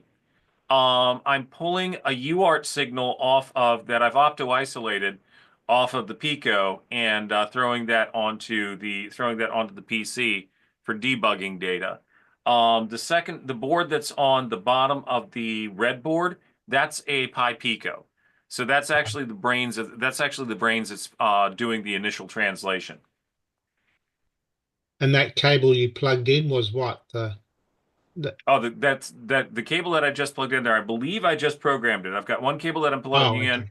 Yeah. So I've got the programming cable that I've got plugged in, and then the keyboard cable, when I plug that in, is it has a micro B to A adapter. Is it possible to plug in a wireless? Theoretically, if it speaks boot protocol, it should work.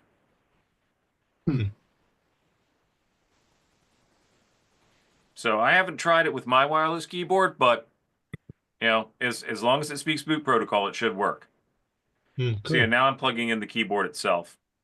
That would be awesome. Wireless keyboard on your CoCo. Yep. It should be possible as long as the wireless keyboard does boot protocol and it's not drawing stupid amounts of power from the port. Should be fine. Cool. Well, definitely keep us updated on that. Absolutely. Okay, next up, Simon Jonason has uploaded the source code to his Tandy Assembly demo, and that's one of his more expansive demos. So there's actually like rotating wireframe 3D boxes, and there's plasma effects and all kinds of stuff. And he's had a couple of requests for the source code to figure out how he's doing some of the stuff. He's uses a lot of self-modifying code, etc. So he uploaded it to the World of Dragon forum, so you can download assembly.zip. As he mentions in the message here, it has been time for NTSC CoCo 1 or 2, requires 32K. It will run on a D32 PAL, though the timing will be wrong because it's doing 50 hertz instead of 60. He said, don't try it on a D64. It will sound terrible due to the 50 missing H syncs. Dragon Data made a boo-boo. And that's something I know Nick has hit when you're trying to do background sound and stuff like Jumpin' Joey on a Dragon 64. It will play, but the interrupt that actually creates a sound every 115,750th of a second. For the last 50 scan lines, it skips. The Dragon hardware doesn't present those to the interrupt. So basically just 50 lines with no interrupt at all. So the music pauses. So you get this little hiccup things going through. And I know there's some hardware mods you can do on the Dragon 64 to fix that, to reconnect it back up. If anybody wants to do that, if they have a Dragon 64, I'm sure Sixxie or some of the other people in the Dragon community can tell you exactly how to fix that.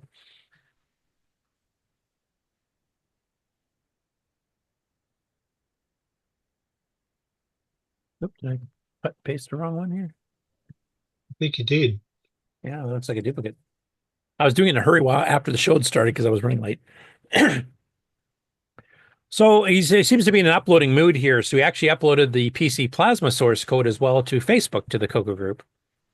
And he says it's a work in progress, so forgive a lack of comments, but basically if you want to see what he's doing there to get that running, you can get that. And he's also got a video of it running here too. Now he's using semi-graphics, one of the higher modes, I think 12, I'm guessing. I don't remember off the top of my head. So he's actually getting in, this is based on the original VDG. So the original VDG, if you go into color set 1, not 0, you get some extra shades of yellow or yellowish orange and an orange and a dark red and a few others that you don't normally get. The T1 VDG made some of these disappear. They actually use the standard orange that a regular VDG does on color set 0, and they made some of the color set 1 ones exactly match that orange. Whereas on the original VDG, you actually get a different shades. So you can do fire effects and stuff quite well because you have more shades of red than you would have normally. So I'll play a little bit of this. You can kind of see that. And he's using the dark reds and stuff from the second color set.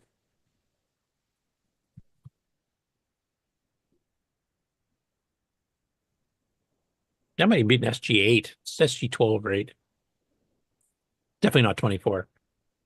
But you can see some of the extra shades going between the yellows and the dark reds and stuff here. So something that T1 VDG wouldn't be able to quite duplicate. You get some of those colors, but not all of them. Anyway, the source code for that he's actually got uploaded. So next up, now some of you Linux guys probably know this podcast channel on YouTube here better than I do. I hadn't heard of it before. The Lunduke Journal. It's a fairly large one with 88,000 plus subscribers to it. But he did an interview with Thomas Cherry Holmes of FujiNet, and they actually touch on a few other subjects too, like a little bit of Thomas's background, talking a little bit about his work with the Plato system.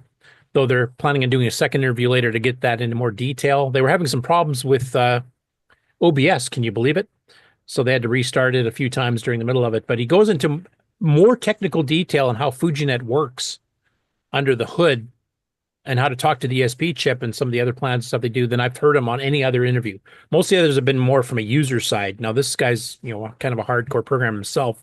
So he's asking questions that are getting more into the details of FujiNet and how the protocols work and the communication between the different machines works and stuff. So it's a very good interview if you want to get a really good background on FujiNet, where it is, how it came to be, where it's going. It's slightly over an hour, so I can't play too much of it here. But it's very fascinating. I like some of the background on Thomas himself there I didn't know until this video. So that was kind of interesting just from a historical perspective. And he talks about the CoCo port and talking about, as we talked about with Henry earlier on, about getting rid of the little pigtail serial bit banger port. And they're getting pretty close to having that ready. And some of what the next machines might be that are going to get FujiNet ported over to it type thing. So a really, really good interview. Are you guys familiar with this Lunduke Journal channel? I hadn't even heard of it before, but I mean, like I said, it's got over 88,000 subscribers, so it's apparently pretty popular. That's a lot bigger numbers than we pull in, let me tell you. Not much more, though, is it? Well, yeah. And in Linux world, 88,000 is not very many people, I guess. We had 400 on our last episode, so that gives you an idea of perspective. Yeah, a little multiplication error, but... Geez, my mouse is having problems today. Second time it's disconnected. I've just put brand new batteries in it. I think my mouse is actually starting to die.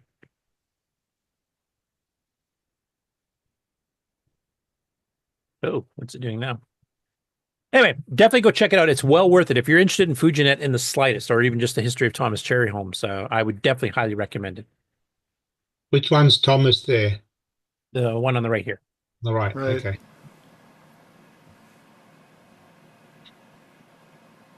Next up, we've got. The show and tell today too. Sorry, what was that? Thomas was at the show and tell today too. Okay, I thought I saw him in the background, but the camera went by so quick I couldn't tell for sure, so I didn't say anything. Yeah, he was there. So this was one that definitely generated a lot of discussion on the CoCo group on Facebook, and it's Retro What If posted the question: what if the T.H.E.M color computer was sold in retail stores alongside Atari and Commodore computers for increased visibility and market penetration? How much would the industry have changed if that had happened? Now, first of all, I don't know if the guy who wrote that question was aware of it, but Tandy did experiment with that a little bit with the TDP-100. That was sold outside of Radio Shack stores, and it was basically an F-board CoCo 1 clone. Now, there's a couple problems with that. They didn't put it into a lot of stores. I think it was RCA stores they put it into, if I remember correctly. And they charged full price. There wasn't any discount, and the retailers were not given any opportunity to discount it. I know Bob Rosen at Spectrum Projects tried to, make it a bit more enticing, because otherwise, why not just go to Radio Shack and get the original machine? Right. Well, but it wasn't called a CoCo. I mean, no, and they didn't actually advertise that it was CoCo compatible all that hard, even though it was selling the same games with different, color packaging. Right. So you lost all your marketing potential from having it in Sears because you didn't even call it the color computer. I mean, yeah, no, I agree. Mm-hmm. I mean, Bob Rosen was trying to sell it, and the way he actually tried to make some money off it, because they were charging full retail price to the retailers, was to buy a 16K model, upgrade to 64K himself, because he could actually do the upgrade a fair bit cheaper, and Radio Shack is kind of like Apple that way. Their RAM upgrades were insanely expensive compared to the market price. And he would throw in like a bundle of joysticks and a bust-out cartridge or something like that. And but basically, he made a bit of profit on doing the upgrade. So he'd sell the 64K bust-out cart and the 2 Black Beauty joysticks for the same price as Radio Shack sold a 64K CoCo 1 by itself. Yeah. Or pretty close to it anyway. So he'd get a little bit of an advantage, but it wasn't enough to, compete with 3,000 to 5,000 Radio Shack stores. And like you said, Rick, they didn't advertise it was a CoCo compatible all that much. Go ahead. I'm thinking that Radio Shack must have been come out as a whole different name to not staining their name if it flopped. Right. Same thing that Nissan did with the Datsun name. And because the Radio Shack computer was a little bit different audience, it was geared toward the computer heads, where the Commodore was geared toward the game players. And it's hard to complete with the game playing machine when you don't have all the game playing crap, and instead you've got this expensive CPU no one cares about. So they did have a marketing challenge there. And I'm thinking they just came out with a different name to not risk yeah, well, no, I see if it flopped. That's your point, exactly, because it's going into a world it's not really qualified for. It doesn't have sprites or, sound chip, or it's a computer guy's computer. And how is that going to sell in the Sears store? Maybe not. So. But if you take a look here, like this was only posted this week, and there's already 87 comments on it. So it's definitely drummed up a lot of, and like you were mentioning, like for the game players, I mean, the CoCo wasn't competitive as a game playing machine to say a C64. Now, when the CoCo originally came out in 80, it was a bit more competitive with stuff like the VIC-20. I mean, we didn't have a good sound chip, but on the other hand, we had a better CPU. Our text actually gave us a bit more on the screen. Graphics, I would probably give the VIC a bit of a advantage, though it was all tile-based, basically by reprogrammable character sets. But say something like the Atari 800, which is actually a year before the CoCo, has a sprite chip and has a sound chip and stuff built in. So if you're a game player, the CoCo would have been middle ground. It wasn't the worst of all the home machines. It wasn't the best. No question. I wonder how much the silver paintwork was a problem, because the silver made it look too serious. And when you're trying to sell a computer to the home market, people would have thought, oh, that looks like a serious computer.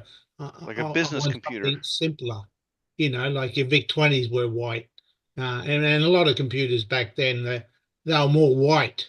Or black. I mean, it depends. Now- The Spectrum was black, for example. The ZX81 was black. Well, it sort of had, but I think the silver might have looked too serious. Well, especially when you consider like the Radio Shack other TRS-80s at the time, the Model 1, the Model 3, the Model 2 They're were all basically business style machines, and they were the same color. A lot of the home market might have thought, "Oh, this is a serious computer." You know, Well, it's a home computer. It's funny because I'm firmly convinced the Model 1 was silver because the RCA television that they used as a monitor was silver. So they matched their monitor, and so therefore TRS-80 computers were all the color of a silver RCA monitor right through the CoCo 1, and until they went to, unpainted plastic for the CoCo 2. With the color computer, you didn't need to make it silver because you plugged into a TV. Had it been the white one, maybe it would have looked more like different. Like a home computer. The Apple was white, so the Apple wasn't really a home computer either because it was hugely expensive. No, but like going by that, the IBM PC was beige, the Apple II was beige, and those are both basically business machines at the prices they were sold at. I think silver might have had a bit of a engineer look to it. And then all of a sudden, Radio Shack changed then they colors changed to white.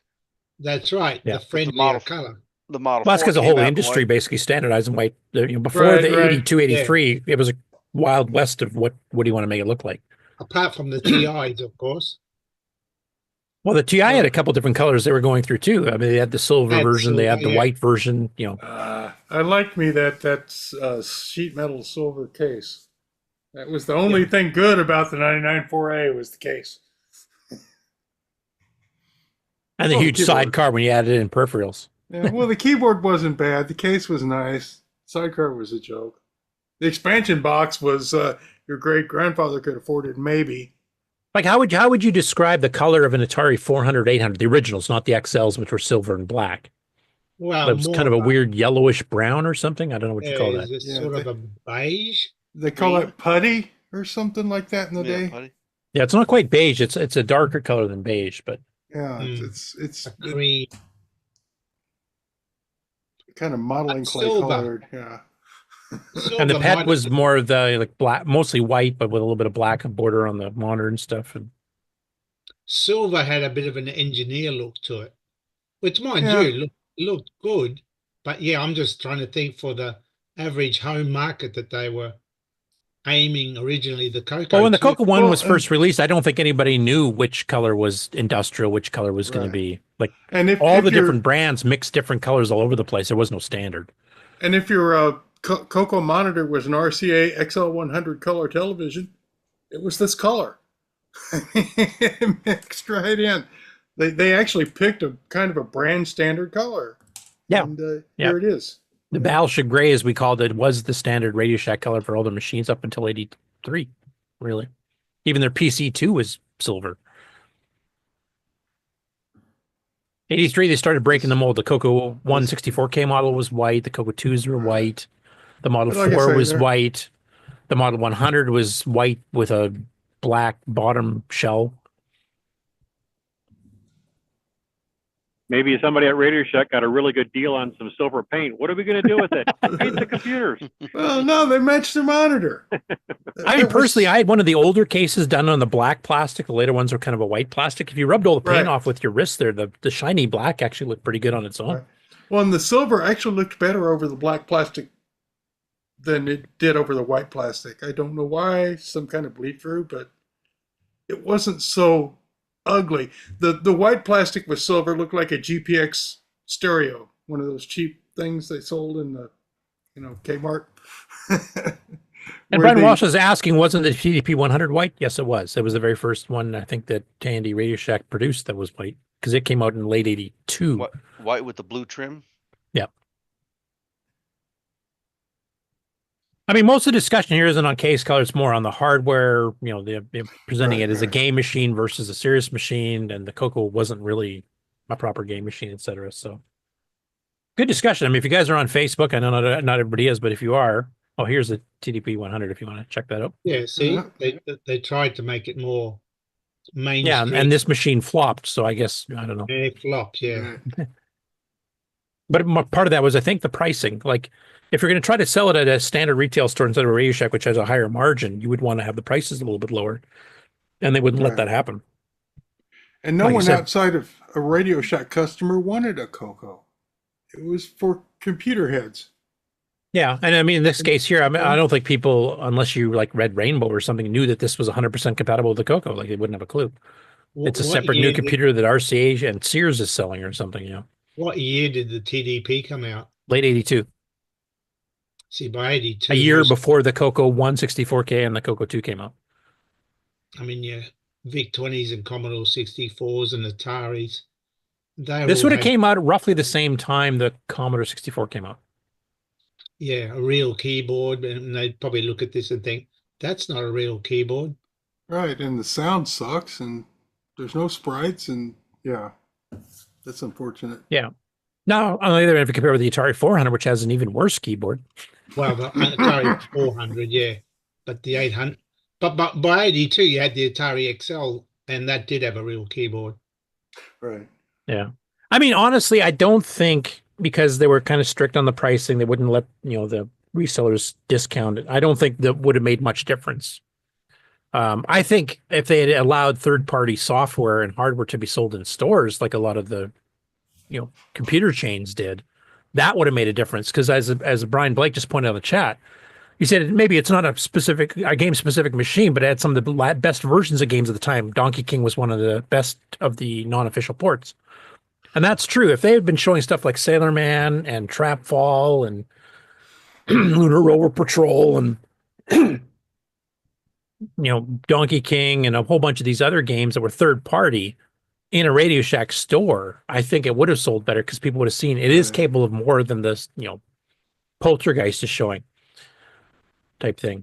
Because I like, if you go through the games catalog that Tandy themselves showed, especially in the pre-1983 era, there's a couple really good ones like Skiing, Polaris, I'd say is really good. Space Salt, Nets, and average Space Invaders, nothing great there. There's not too many, you know, titles that would wow across platforms. Skiing would have, if you're into that type of game, but not many. But yeah, they suffered. Zaxxon. Yeah, but that wasn't until late 83 when they, you know, Datasoft sold it on their own in early 83, and then Tandy decided we better get some official titles here, and they got Puyan and Zaxxon. For some reason, they didn't pick up Moon Shuttle, although it was ready as well. We had Dino Wars. Yeah, which, I mean, on a technical, this is getting back to the geek side of things, technical perspective, have real-time scaling and stuff, and perspective distance and stuff, a rolling camera. Like, these are all really advanced. Nobody else was doing that. But the gameplay is not something I would get the teenagers. It was more for younger kids. Well, and you had to know ahead of time that you would like that game. There was no exposure to it if you weren't already exposed to the CoCo. It didn't go out and get people. It was kind of like TI. They wanted, you know, 100%. Well, TI did it even worse than Tandy, because, I mean... Yeah, they did it worse, but they wanted 100% of 20% of the market, and they were happy with that. And Tandy kind of went that way. They didn't want outsiders in their playfield, you know. Yeah, and if they saw something really good like a Zaxxon or Puyan, they'd license it. The Panic Button we covered earlier, that's another one that was on sale for a year before Tandy picked it up. So they did occasionally bring in some third-party stuff and made it their own type thing. But I think if they had allowed, you know, Mark Data Products and Spectral Associates and Tom Mix Software to sell stuff directly, like they did in the UK, I think they would have done a lot better in North America. The reason it didn't work in the UK is that the CoCo itself was so exorbitantly priced because of tariffs and taxes on it that it was, you know, double the cost what it would have been in the States or Canada. It was not competitive. I mean, if you took the CoCo 1, you know, 4K, $549 Canadian when it was launched, and then you know, bump it to the UK with all the extra taxes and tariffs on it, all of a sudden it's $900. Well, I wouldn't have bought it either.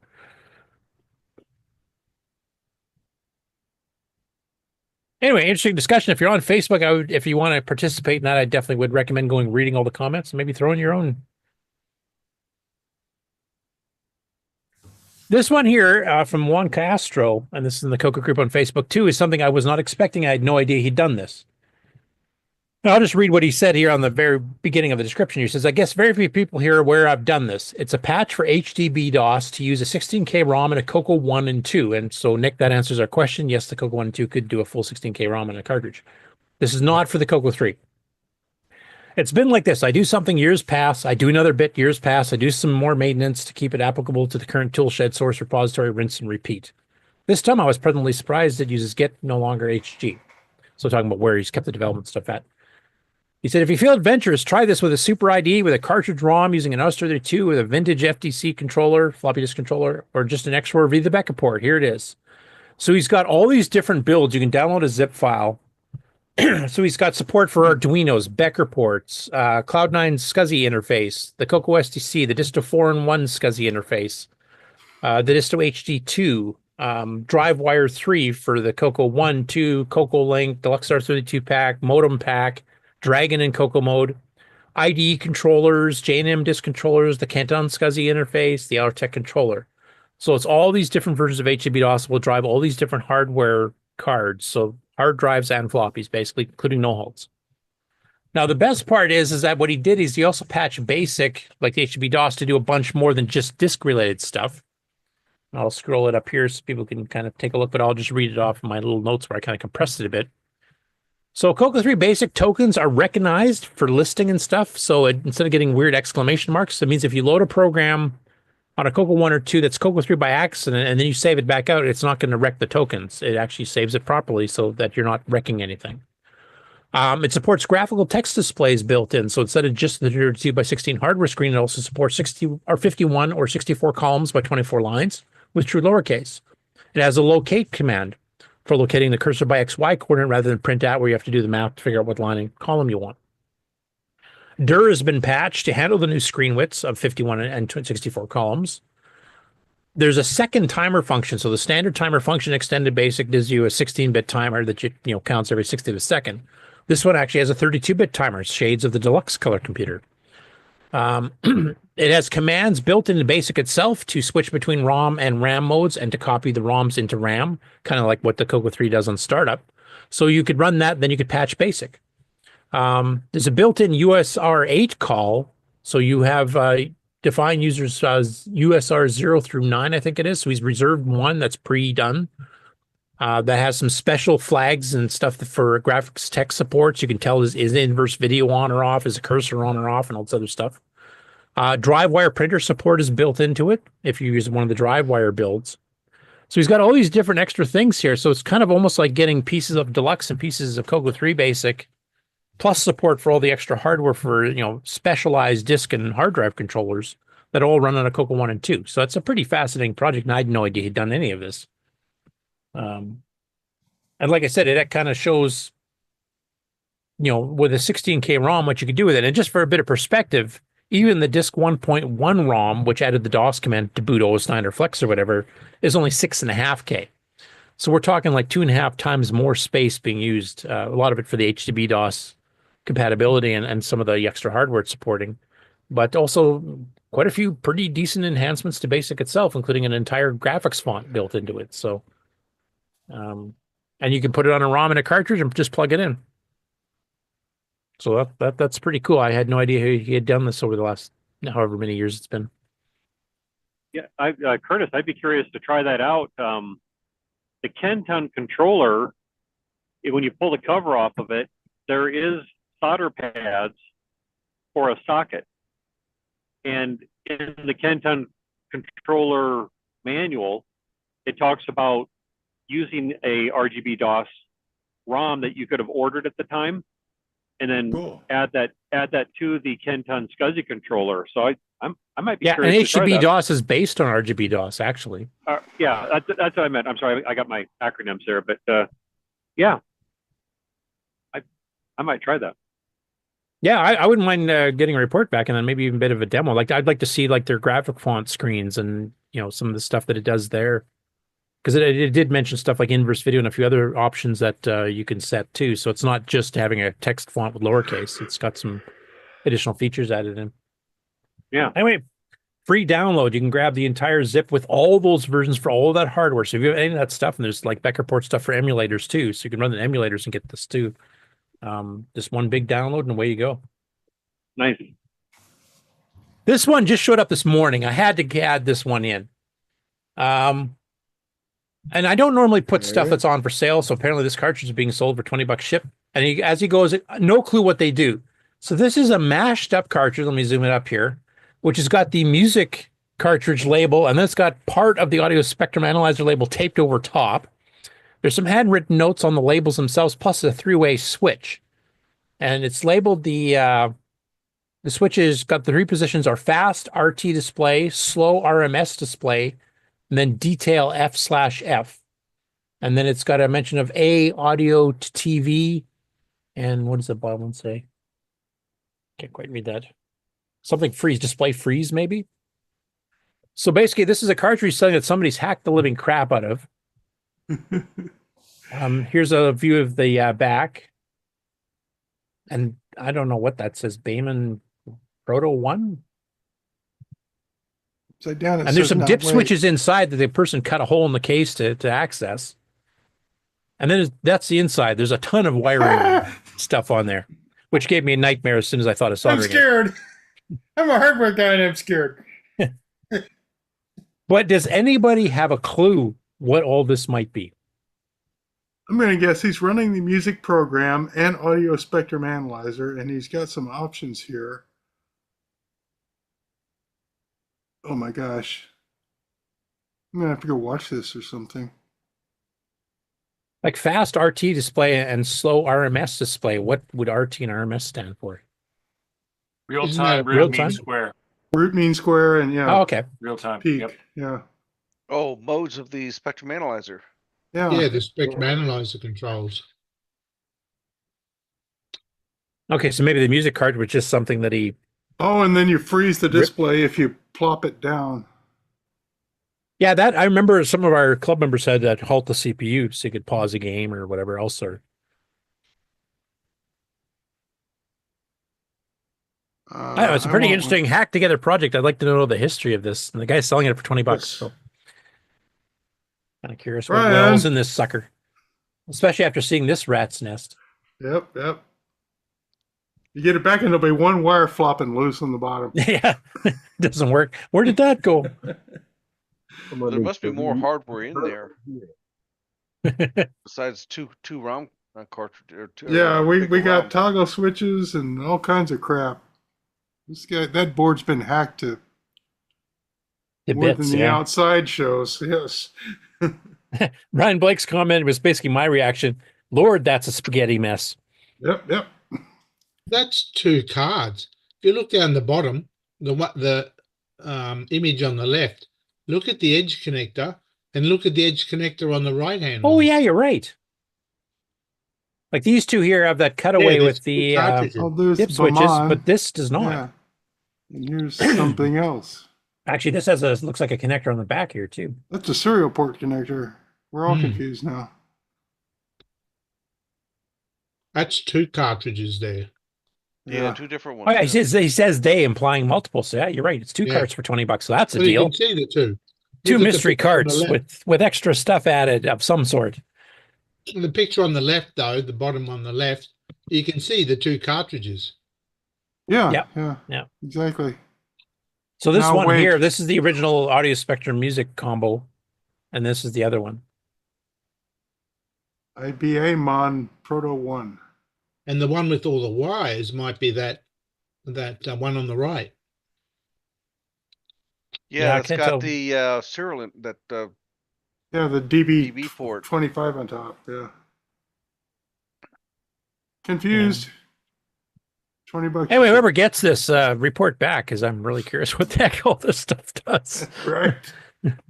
And maybe if they get some history from the seller, like who the heck made this, and I'm curious. I thought you hardware guys would like that, though. That's hacking. Yeah. Anyway, a bit of dragon related stuff. So the first one here is Top Banana with Amigo Aaron. I don't know if you guys have heard of this, but Iain Lee, he has a podcast. He's a British bloke, but he's also a famous TV presenter in the UK. So he's actually hosted shows on BBC and stuff like that. And he had a podcast that he'd started years ago about going into retro stuff. and he's bringing it back. And his first interview back was Aaron from the Amigos. And ironically enough, he started on a Dragon. That was his first machine, and he wasn't as impressed with it because, of course, he was a kid and he wanted a game, so he eventually got something else. But Aaron kind of mentions, well, his first machine was a CoCo, so they both have a common history there. So it's a pretty fun interview. They have a lot of fun talking about it. I've actually talked to Iain a little bit on the Amigos Discord, mentioned some of the later games on the Dragon that he should definitely try out, like if he wants to see what the Dragon was really capable of, not just the launch titles. There's some pretty good stuff in there, like Lucifer's Kingdom and Return of the Beast, and Karen's later Tetris clone, which names escapes me at the moment. But anyway, a really fun interview. Definitely check it out. He's bringing this back for all retro machines. Of course, I'll have a UK slant. But he's a very entertaining and a good presenter, obviously, because he's done it on the BBC for decades. So I look forward to even seeing future episodes, even if they don't have to do with the CoCo or the Dragon. And specifically, I think they'd just be very entertaining just to start with. So I would definitely go check it out.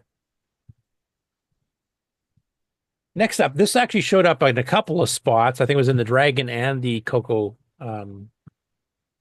pages on Facebook, or groups on Facebook. So Lee Perkins posted this, and this was actually a basic converter chart done by Personal Computer Magazine back in 1984. I'll zoom it up as much as I can here. But basically, it's a list of the various basics for a bunch of different machines, including the Dragon 32. And the Dragon 32 came with built-in extended basic, so the CoCo 1 or 2 with extended basic would match. They also covered like Amstrads, Applesoft, Ataris, BBCs, Color Genies, C64, VIC-20, IBM PC, Memotech, MSX Basic, etc. There's some other ones there as well. And basically what it does is compares to see out of all the basic keywords from Microsoft, standard Microsoft Basic, not extended. This is one thing that kind of miffed me a little bit about it, but it goes through each one and then, it says which ones have them and then any special notes if it's implemented a bit differently.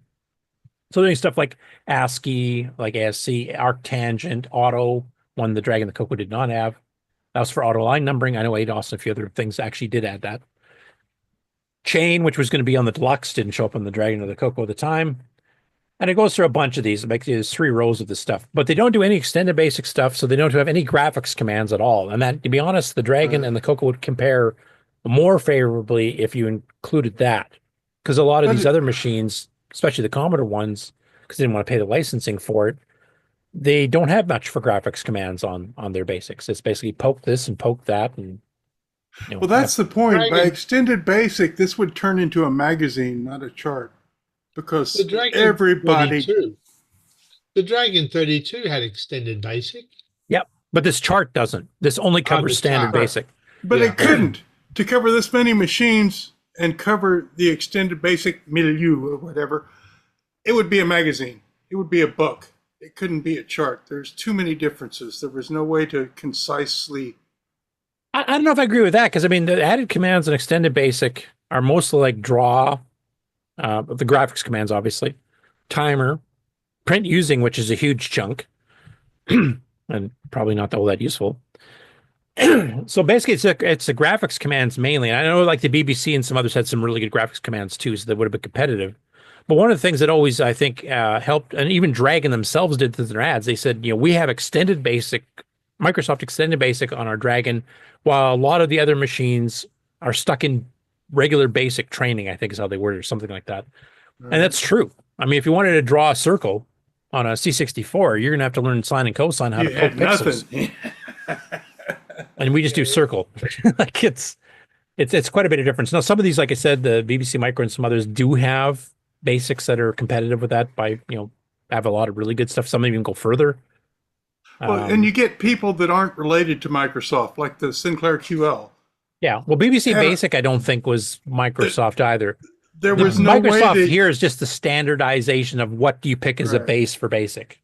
But you couldn't do that. You couldn't have, okay, randomized, that's kind of a normal thing. But once you get into graphics, there's no way that you can say this command, it just doesn't translate very well.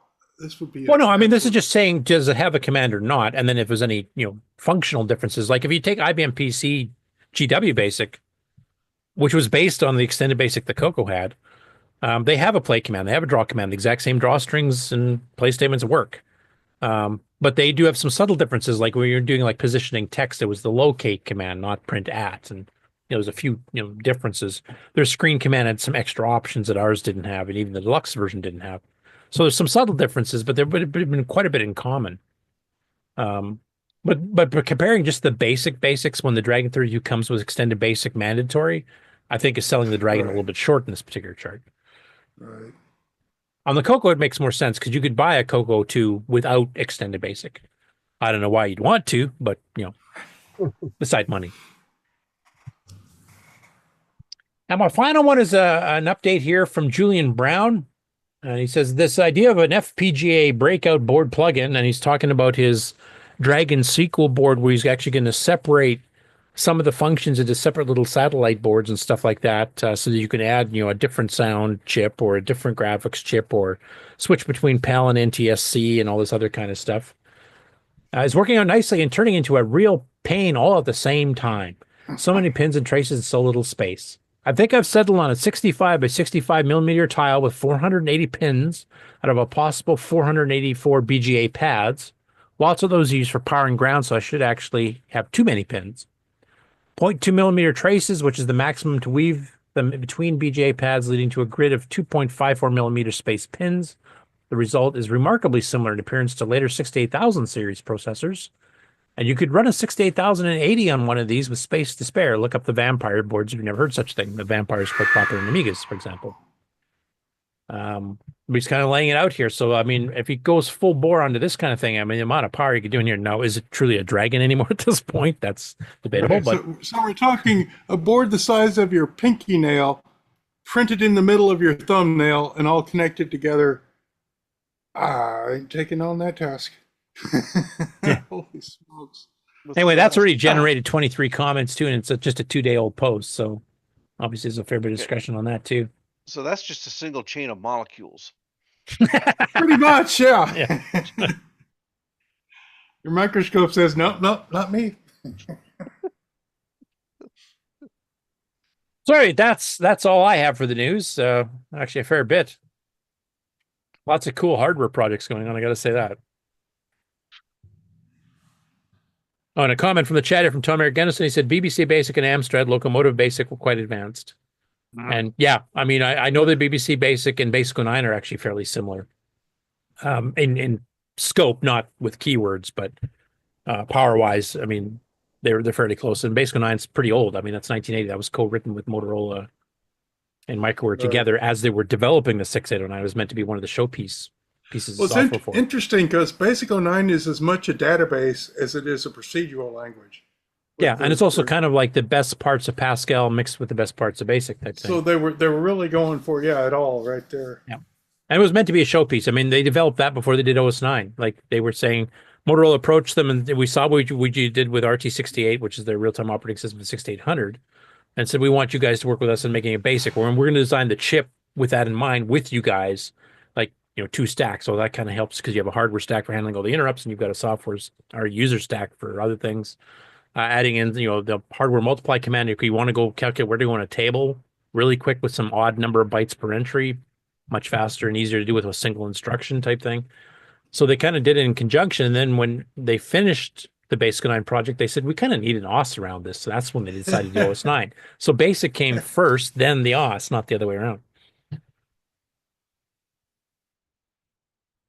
Someday I hope to have Ken Kaplan on to, talk about the whole story of that. And I keep trying. I've been trying for 4 years now to arrange that. It's never seems to happen yet. Hopefully it doesn't wait too long like Steve Bjork, where you just don't get a chance to. So we're concluding the show on something meaningful? How the heck did we do that? That's a very good question. Let's never do that again. Okay, so actually I'd like to have Mark do a recap of next week. As far as when we're starting, where to show up, and what the shows are, the ones that are still going. Because we don't happen again until that's already started. Yep. I don't know if the Game On Challenge people would be in the same audience that would care about that stuff. So yeah, it's probably good to do now. If Mark's around. He may be herding cats. Right. I know I'm first, and then or off taking a nap like I was there. Yeah, there's a lot of napping on the show today. Some even before the news, even Henry was nodding off for a bit. Oh my goodness, it was bad. It was so bad. Right. And now you're pepped up because we did the news. That's kind of like anti. It's all done. I'm up now. That's It's the all- Quark universe or something. All gray out and cold, and nobody wants to be outside. And Gray. It's been dark for some time. Hi, Sloopy.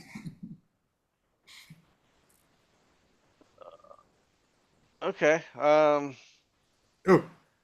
Well, I guess we'll have to make an assumption that. Well, my first question is for the live Virtual Fest. Is that going out on the Glenside channel, or is that going out on the CoCo Nation channel, or both? Do we know? As far as I know, we're using this channel. I have heard nothing to disagree with that, so we should be appearing here an hour earlier. I was of the understanding that it would be on this channel. Okay. Because Glenside does have their own channel used for the meetings and stuff, and since they're a kind of a sponsor of the show, I wasn't sure what was happening. Yeah, but no, I think Mark's using his CoCoTech kind of thing, so we should be here just early until we're here as ourselves, and then we're here as Mark again. Which Mark? So I don't know. No, I wonder if Jim, if he'd updated the actual page that got set aside for this. I can bring that up and see if they have schedules on there. Oh, there's a schedule. Now, I don't know if this will include the cancellation that Mark was mentioning, but the cancellation was 2:00 Eastern.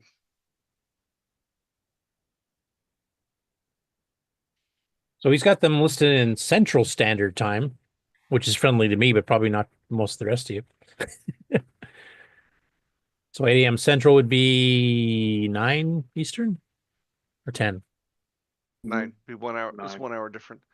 So yeah, I know there's empty slots ahead of me. Yeah, so really the first thing is Rick at 11 o'clock. 11 Eastern. Okay, and that's talking about your network card. That's the CoCoIO itself? Yes, I'm chasing exactly after what Nick was asking. How do you get stuff on and out of this card simply without getting into the weeds too much? So okay, yeah.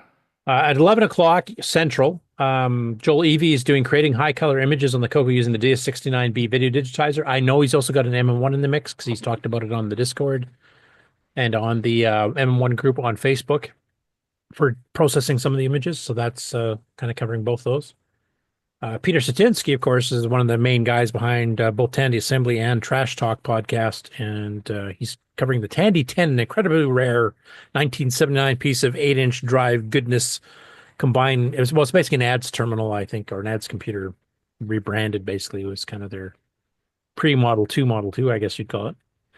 Then we have us stuck in the middle there, the CoCo Nation show for 3 hours, so I'm going to have to trim the news to fit that. And we have CoCo Digital Archaeology. So you'll still get 5 hours out of me anyway, because that's another 2 hours. There you go. With me and Bob Fisker and Brian Weezer talking about using tools like the Grease Weasel to archive magnetic media. And there's a lot of going through the hardware and software and how to recognize formats and stuff like that. But there'll also be some surprises of stuff that has been found that we've not talked to too many people about that you guys should tune in for. Just a big hint there. Then we got 6 p.m. Central's FujiNet networking on the Tandy color computer by William Athing and Henry III. William's the one who handed out some FujiNet, the old pigtail versions of it to a few of us, including myself. And I don't know if Henry wants to add anything more to that. Not at the moment. Okay. The 7 p.m. one, that's the one that got canceled. I believe Retrostack Info was going to talk about the Tier City Model 1, the original Tier City from 1977, and he won't be able to make it, unfortunately. And so I think Mark's gonna ask the 9 o'clock one to try to move it to the 7 o'clock, so we're not spending all day. And that's Henry Strickland talking about the new single board computer he's doing called the TFR9, which is a 6309 based modern retro computer executing Nitrous 9 in Color Basic. Kind of like some other projects like Frederick has been doing, getting a 6309 based hobbyist single board computer there.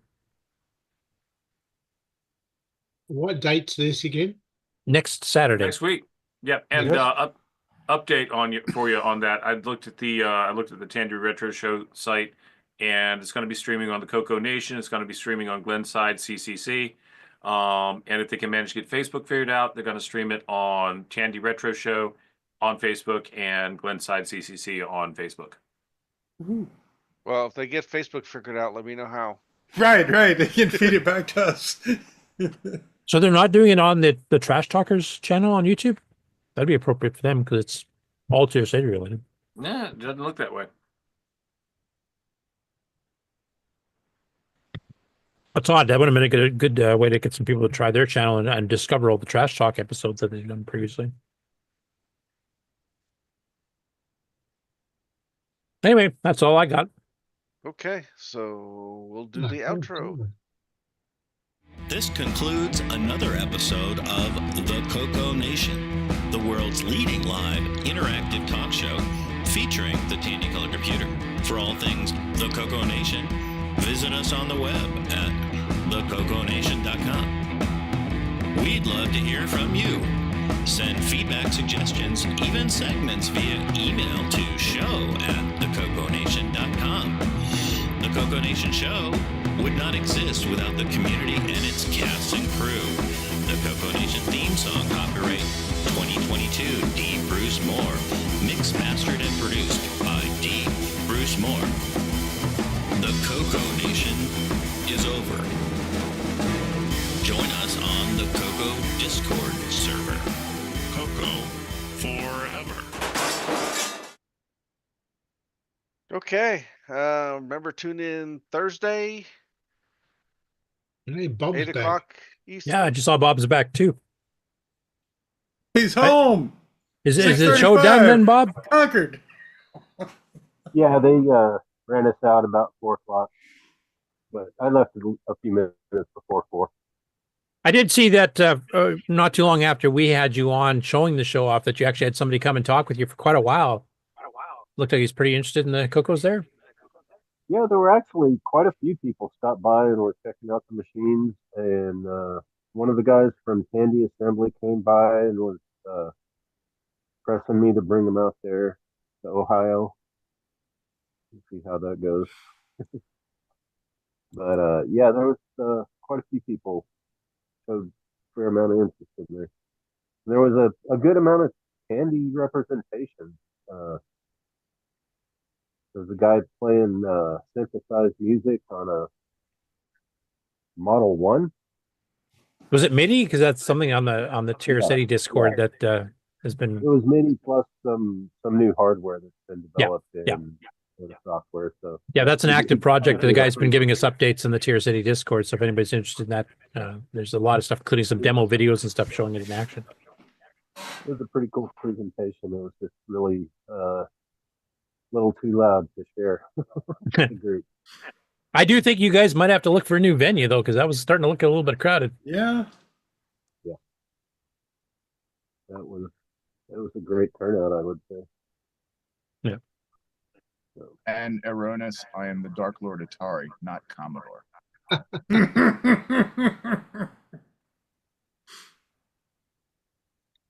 Okay. So,